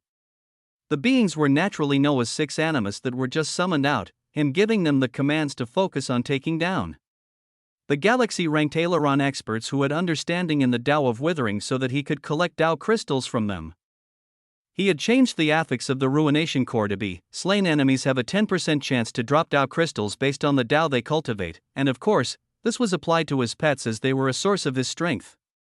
This affix was for the goal of farming Tao crystals from the ailerons as B would very quickly be able to produce entities in a short period of time. The bellow of the colossal Helios Leviathan reverberated out as plasma beams already began to shoot from it while it barreled forward, the other summons staying around its enormous body as the black flash of light that was the Obsidian Panther melded into the chaotic void to act as the deadliest assassin. Noah watched as his pets went forward, his gaze turning to Tiamat, who still had a nonchalant expression beside him. He smiled mischievously as he spoke out. Let's see the strength of the fearsome Queen Dowager that ruled countless regions in the past. The gaze of Tiamat was silent as her eyes twinkled with light, the situation happening currently actually being favorable towards her. This was because she had been locked up in the great sage Aowen Tower this whole time while comprehending her grand Tao of destruction and was actually on the cusp of fully mastering it, but since she hadn't been able to do what her Tao stood for, she couldn't finish that last step. But now, she was being provided a battlefield where she could carry out destruction on a large scale. A battlefield for her to hone her abilities and possibly approach the rank of an entity. Dense red smoke erupted out as her body very quickly began to morph, a fearsome dragon's cry that made all other dragons on the battlefield tremble, ringing out as a magisterial scene played out on the rising stellar peaks. It was the scene of the powerful old man Khan atop a starry behemoth Tarragon, surrounded by 3 other peak-tier galaxy beasts going to match a wildly laughing entity vast who had actually begun ballooning up into an enormous figure. The grand Tao of vastness was utilized as the body of vast became insurmountably large and powerful, very quickly causing the appearance of a 1,000-meter-tall human being in the stellar chaotic void. This single human being throwing out an enormous punch that eclipsed Old Man Khan and all of his summons. Yet in the middle of this scene, the roar of the Queen Dowager rang out as red smoke permeated, yet another figure at a shocking height of 1,000 meters coming to be, and this one was terribly frightening to look at, 10 draconic heads each with their own shimmering magnificent colors, the scales beautifully glistening in the chaotic void as her manifested galaxy brightened up the surrounding miles. Roar, glorious red-black wings spread out on its back, each of them causing the void to tremble as they seemed to be releasing billowing waves of destruction. Even the 2 entities were brought to a halt as they stared at this newly appearing 10-headed dragon the same size as Entity Vast. While all the other summoned dragons on the battlefield felt their blood boiling and calling out towards this majestic being, their very origins screaming for them to bow towards it. This was the descent of the Dragon Queen, of the being that was the progenitor of one of the 9 supreme bloodlines of the Animus universe. An indistinct clone of himself teleported in as he turned into a flash of light towards Tiamat, sending his thoughts towards her as he cast the merging ability, I'll be becoming one with you for a bit. Rumble, a dense wave of essence erupted out as the Queen Dowager felt a consciousness enter her, her strength beginning to rise rapidly after merging with her master as she let out a loud snort. Humph. Let's just show some weaklings what it really means to be strong. Her domineering words were followed with her enormous figure moving its wings as the instant later, it bounded towards the entity vast and Old Man Khan as shockingly, this peak-tier galaxy realm Animus summon that wasn't yet an entity went forward to fight in a battle with entities. On her way there, Noah cast, Incandescent Emperor, as the golden light of fate filled the dragon, a shimmering golden crown appearing atop each of its heads as a simply majestic scene came to be. This golden light was even further enhanced as the sins of pride, envy, and wrath were running at full speed, the oppressive air that Tiamat received only becoming grander. Noah then cast Yggdrasil, Death Scythe, Life Seed, Galactic Tree, and numerous other skills that caused the burst of fate, life, and death essence to permeate it and leak out wildly, the Queen Dowager becoming armored all around while a shimmering green seed appeared above the entire battlefield while showering down a green light. This wasn't to forget the abilities of the upgraded Bloodlord skill tree that had evolved into the Void-Devouring Blood Terror, a skill tree that made Noah and any pet he merged with even more powerful in the chaotic void outside of galaxies. There was the Clone Enhancement ability from the Void-Devouring Blood Terror skill tree that allowed Noah's clones to stupidly have 120% more power than even himself, thus why he had his clone merge with Tiamat. There was the Void Clones ability that made his clones a 50% damage reduction in the chaotic void. There was also a breakable void body, void displacement, just too many damn skills that would go on to support this Queen Dowager. Noah was simply continuing to buff this peak-tier galaxy expert as much as he could as he wondered just how many buffs would be enough to stand against an entity while having not fully comprehended a Tao? This was because the simple action of comprehending a Tao was what made one an entity after they entered the peak-tier galaxy realm, where they could defeat any others who hadn't done the same. But what if the opponent was a dreadful Queen Dowager that was the progenitor of dragons? A being who nearly completely comprehended the grand Tao of destruction and on top of this, was boosted by Noah's ridiculous support skills that had percentage boosts in the thousands. The results was something Noah couldn't wait to see. The light of the grand Tao of destruction filled the entirety of Tiamat's body, her enormous claw coagulation with it as it swiped towards the 1,000-meter human entity that was vast. At this scene where both the entity vast and Old Man Khan looked in Stupor towards a non-entity entering their fight, Noah reached above his head as he brought down the wiggling blue slime. "Hey little guy," he looked at this blue slime with a smile as a glorious and space-rending clash was about to take place from the claw of Tiamat filled with destruction smashing into the fist of a genuine entity. At this scene, Noah spoke words to the blue slime that would be extremely shocking and ridiculous to anyone that heard them, but he wanted to make it into a reality. From this battle, what do you say about becoming an entity? A question that was said easily as if it could be achieved with no effort. A question that would shockingly be brought into reality not when the battle against the ancient powers was over, but just this battle at the rising stellar peaks. Chapter 799, Daring. To attack an entity, boom, everything began with an explosion from a clash so horrendous and striking that the very void trembled. It was this strike that fully began the battle at the rising stellar peaks as while Old Man Khan stalled in a stupor. Vast's punch was met with a deadly claw filled with the light of destruction. The impact was horrendous, but it further reinforced the power of an entity as a second later, the enormous claw of Tiamat trembled as muscle ruptures spread out wildly, even the nearly completed Tao of destruction not being able to fully withstand the completely comprehended Tao of vastness. Such was the strength of a grand controller of a Tao. The entity Vast was shocked in the beginning, but the occurring scene reaffirmed his knowledge that an entity's power was inviolable, yet what should have been a deadly injury on the claw of the 10-headed dragon began to heal so rapidly that before Tiamat was even pushed back fully the ruptured muscles fully healed as she looked like she hadn't just suffered an injury. Silence reigned in the battlefield before all hell broke loose. The forces of the expansive dragon CLU.S.ter bolstered as their draconic summons felt their blood pumping even faster, bellowing out towards the Aileron army as they charged forward. Millions of beings in the nebula, black hole, quasar, and the galaxy stages rumbled towards each other in a shockingly magisterial fashion as such a wondrous scene could not even be fully described in its entirety. In the midst of this, Entity Vast's voice bellowed out in anger as his body became ever larger. "You dare attack an entity as a mere peak tier? Just wait for your death along with this old man, THRUUM. The bellows of Vast caused Old Man Khan to lead his four summons forward as their bodies rumbled with power.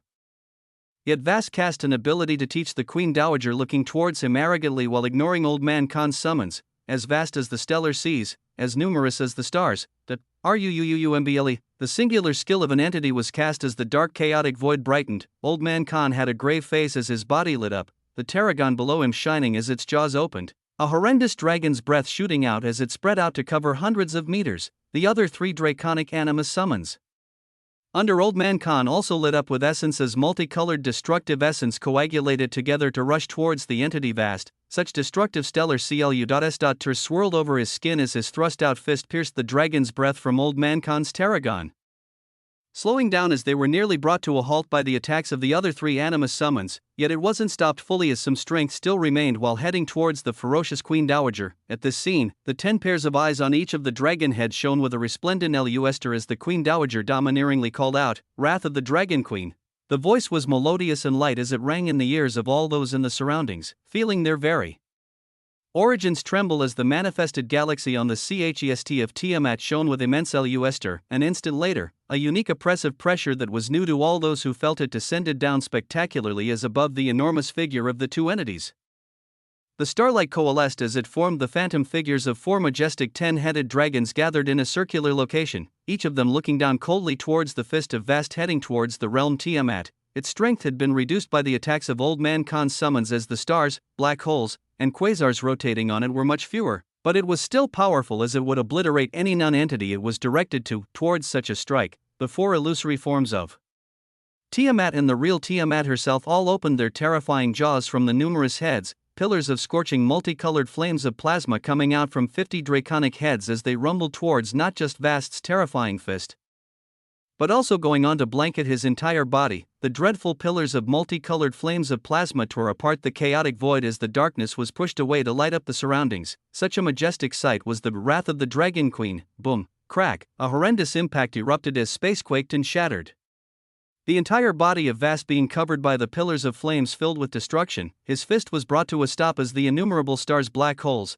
and quasars were wiped away as it never reached the CHEST of the real Tiamat. Her four illusory forms faded as Old Man Khan's initiated attacks from his summons reached Vast at the same time, his body being pushed back from the attacks of four peak-tier galaxy summons. Shock was present not just in the eyes of Old Man Khan, But all the galaxy experts on the battlefield as they watched a non-entity release a powerful enough attack to hold back a genuine entity. Such a thing was not possible. You could not just skip just a tremendous barrier like that with ease.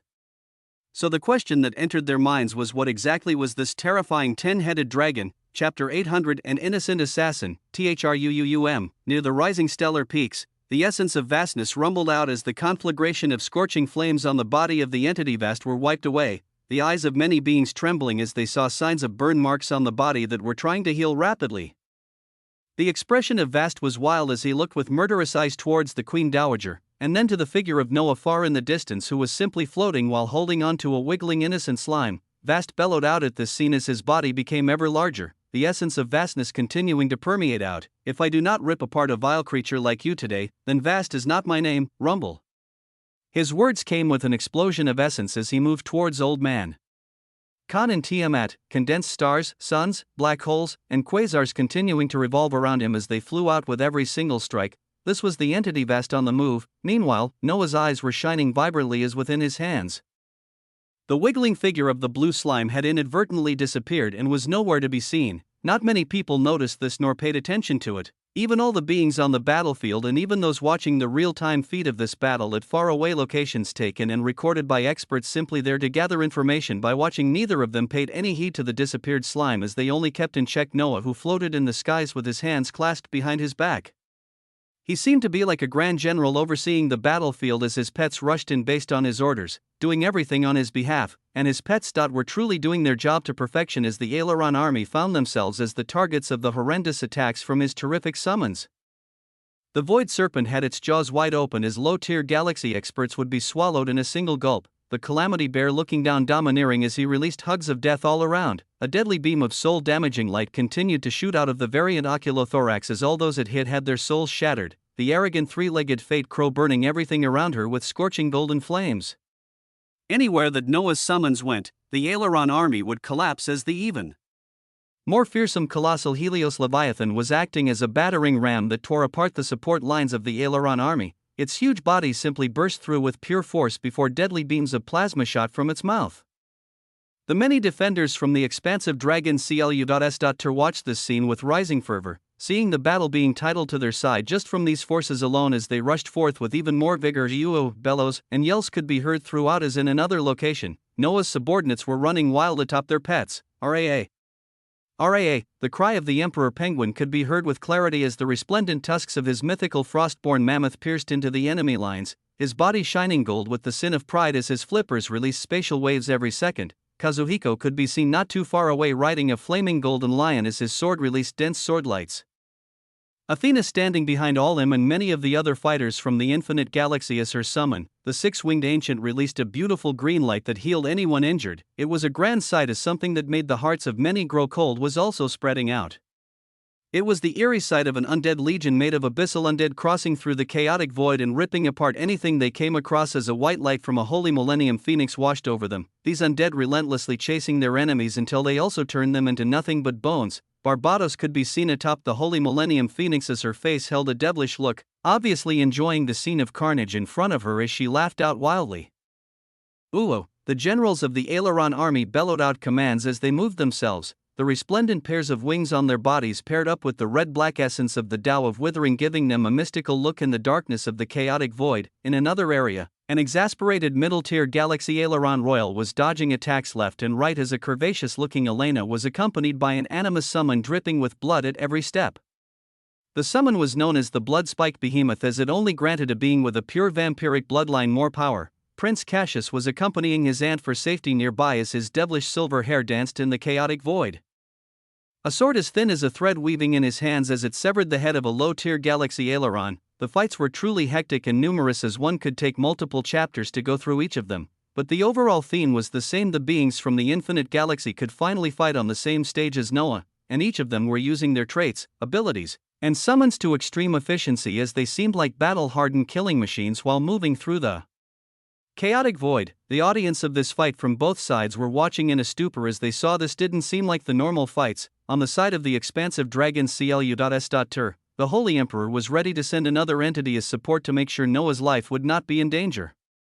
Yet he erased this thought when he saw that the peak-tier galaxy pet of his alone was able to at least withstand strikes from vast. But as he watched the illusory screen that showed the images of the battle at rising stellar peaks, he couldn't help but also hone his eyes on the beings that Noah teleported into the battlefield. These beings seemed to be enjoying themselves in the middle of this war as they would occasionally grab glistening lights from the enemies they defeated, smiles apparent from their faces as everything seemed like a game to them. Some even looked competitive as they stood against each other to see how many kills they could get in the time they had.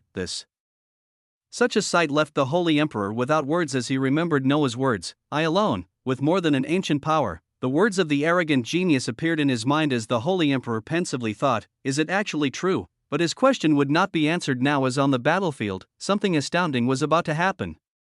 As the entity vast was facing the ferocious attacks of Old Man Khan and his summons along with the wrath of the prideful Queen Dowager, in the midst of this battle with two entities in a peak-tier galaxy Tiamat merged with Noah and backed by a great deal of support skills, a being had approached silently as its aura and even shape could barely be discerned. Being blue and jelly-like, an innocent slime had traversed the chaotic void as it now actually stood right below the entity vast, its eyes that should have been innocent now tightly knit with ferocity as at this moment, a horrendous aura more powerful than even Tiamat erupted from this hidden blue slime. What followed after was simply frightening to look at.